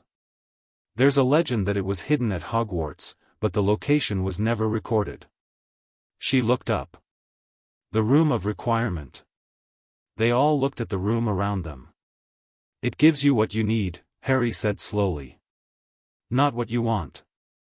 He looked at the shelves, the fire, the walls that had reconfigured themselves a dozen times now to suit the people in them. Could someone have hidden something in here? Somewhere the room keeps rather than reconfigures? Wednesday was already moving. She walked to the far wall, the one that had always been shelves but that she had never fully examined, and performed the same diagnostic oscillation she'd used on the North Tower door, her wand moving in its silent question. She stopped. There, she said. Behind the east shelf. Something that the room is holding rather than using. Something old, much older than any of the books on these shelves. She looked at Harry. It's in here. Harry walked to the shelf. He put his hand on it the same way he'd put his hand on the North Tower door, with the same assertion of belonging, the same clear claim on the space, and the shelf moved. Behind it, on a stone ledge that the room had been keeping, sat a tiara. Tarnished silver, set with blue stones, with an inscription around the inner band that Harry could just make out, "Wit beyond measure is man's greatest treasure." "That's it," Hermione said, very quietly. "Yes," Wednesday said. "And it's a Horcrux. I can feel the soul work in it from here." She looked at Harry. "It needs to be destroyed. But not tonight." "No," Harry agreed. "Not tonight." He looked at it on its ledge, this ancient, corrupted thing that had been waiting in a room that had been waiting to be found by the right people. "Tomorrow," he said. "Wednesday and I will work out the method." He stepped back. The shelf moved back into place. The room settled. Daphne, who had been watching him with her full attention through all of this, said, quietly, "One more." "Nagini," Harry said. "When the time comes, that one gets done with Voldemort." He paused. "Together." He looked at each of them, Hermione with her pages of research and her steady, brilliant, loyal intelligence, Ron with his people reading and his unperformed courage, Wednesday with her dark book and her complete attention and the specific quality of someone who had come to this school looking for something surprising and had found it and was, in her way, pleased, Daphne with her sea-glass eyes and her annotated margins and the long, quiet, solitary work of someone who had been building toward this for years. "Together," Harry said. No one made a speech about it. No one needed to. Ron said, "Right. I'm getting the last biscuit before Hermione does." Hermione said, "I wasn't going to," and Ron said, "You had your eye on it," and Hermione said, "I was looking in its general direction," and Ron said, "Same thing," and the argument continued with the comfortable ease of two people who have argued versions of this argument their entire friendship and find it pleasant. Wednesday turned a page in her dark book. Daphne made a note. Harry looked at the fire. He thought about the prophecy, the full text, the real shape of it, stripped of Dumbledore's framing and his own years of not knowing. Power the Dark Lord knows not. He thought about what that meant now, with the Horcrux information added, with the extraction method available, with the people in this room and the work they were doing and the months ahead. The power wasn't the magic. It had never been only the magic. It was this, the specific thing in the room right now, which was 5 people who had chosen each other without anyone managing the choosing, who had arrived at the same place by different roads and found, to their varying degrees of expression, that the arrival was the point. That the being here, together, with the fire and the work and the argument about biscuits and the dark book open to a fresh page, this was what you fought for. This was what made the fighting worth doing. This was what Voldemort couldn't replicate, couldn't understand, couldn't counter.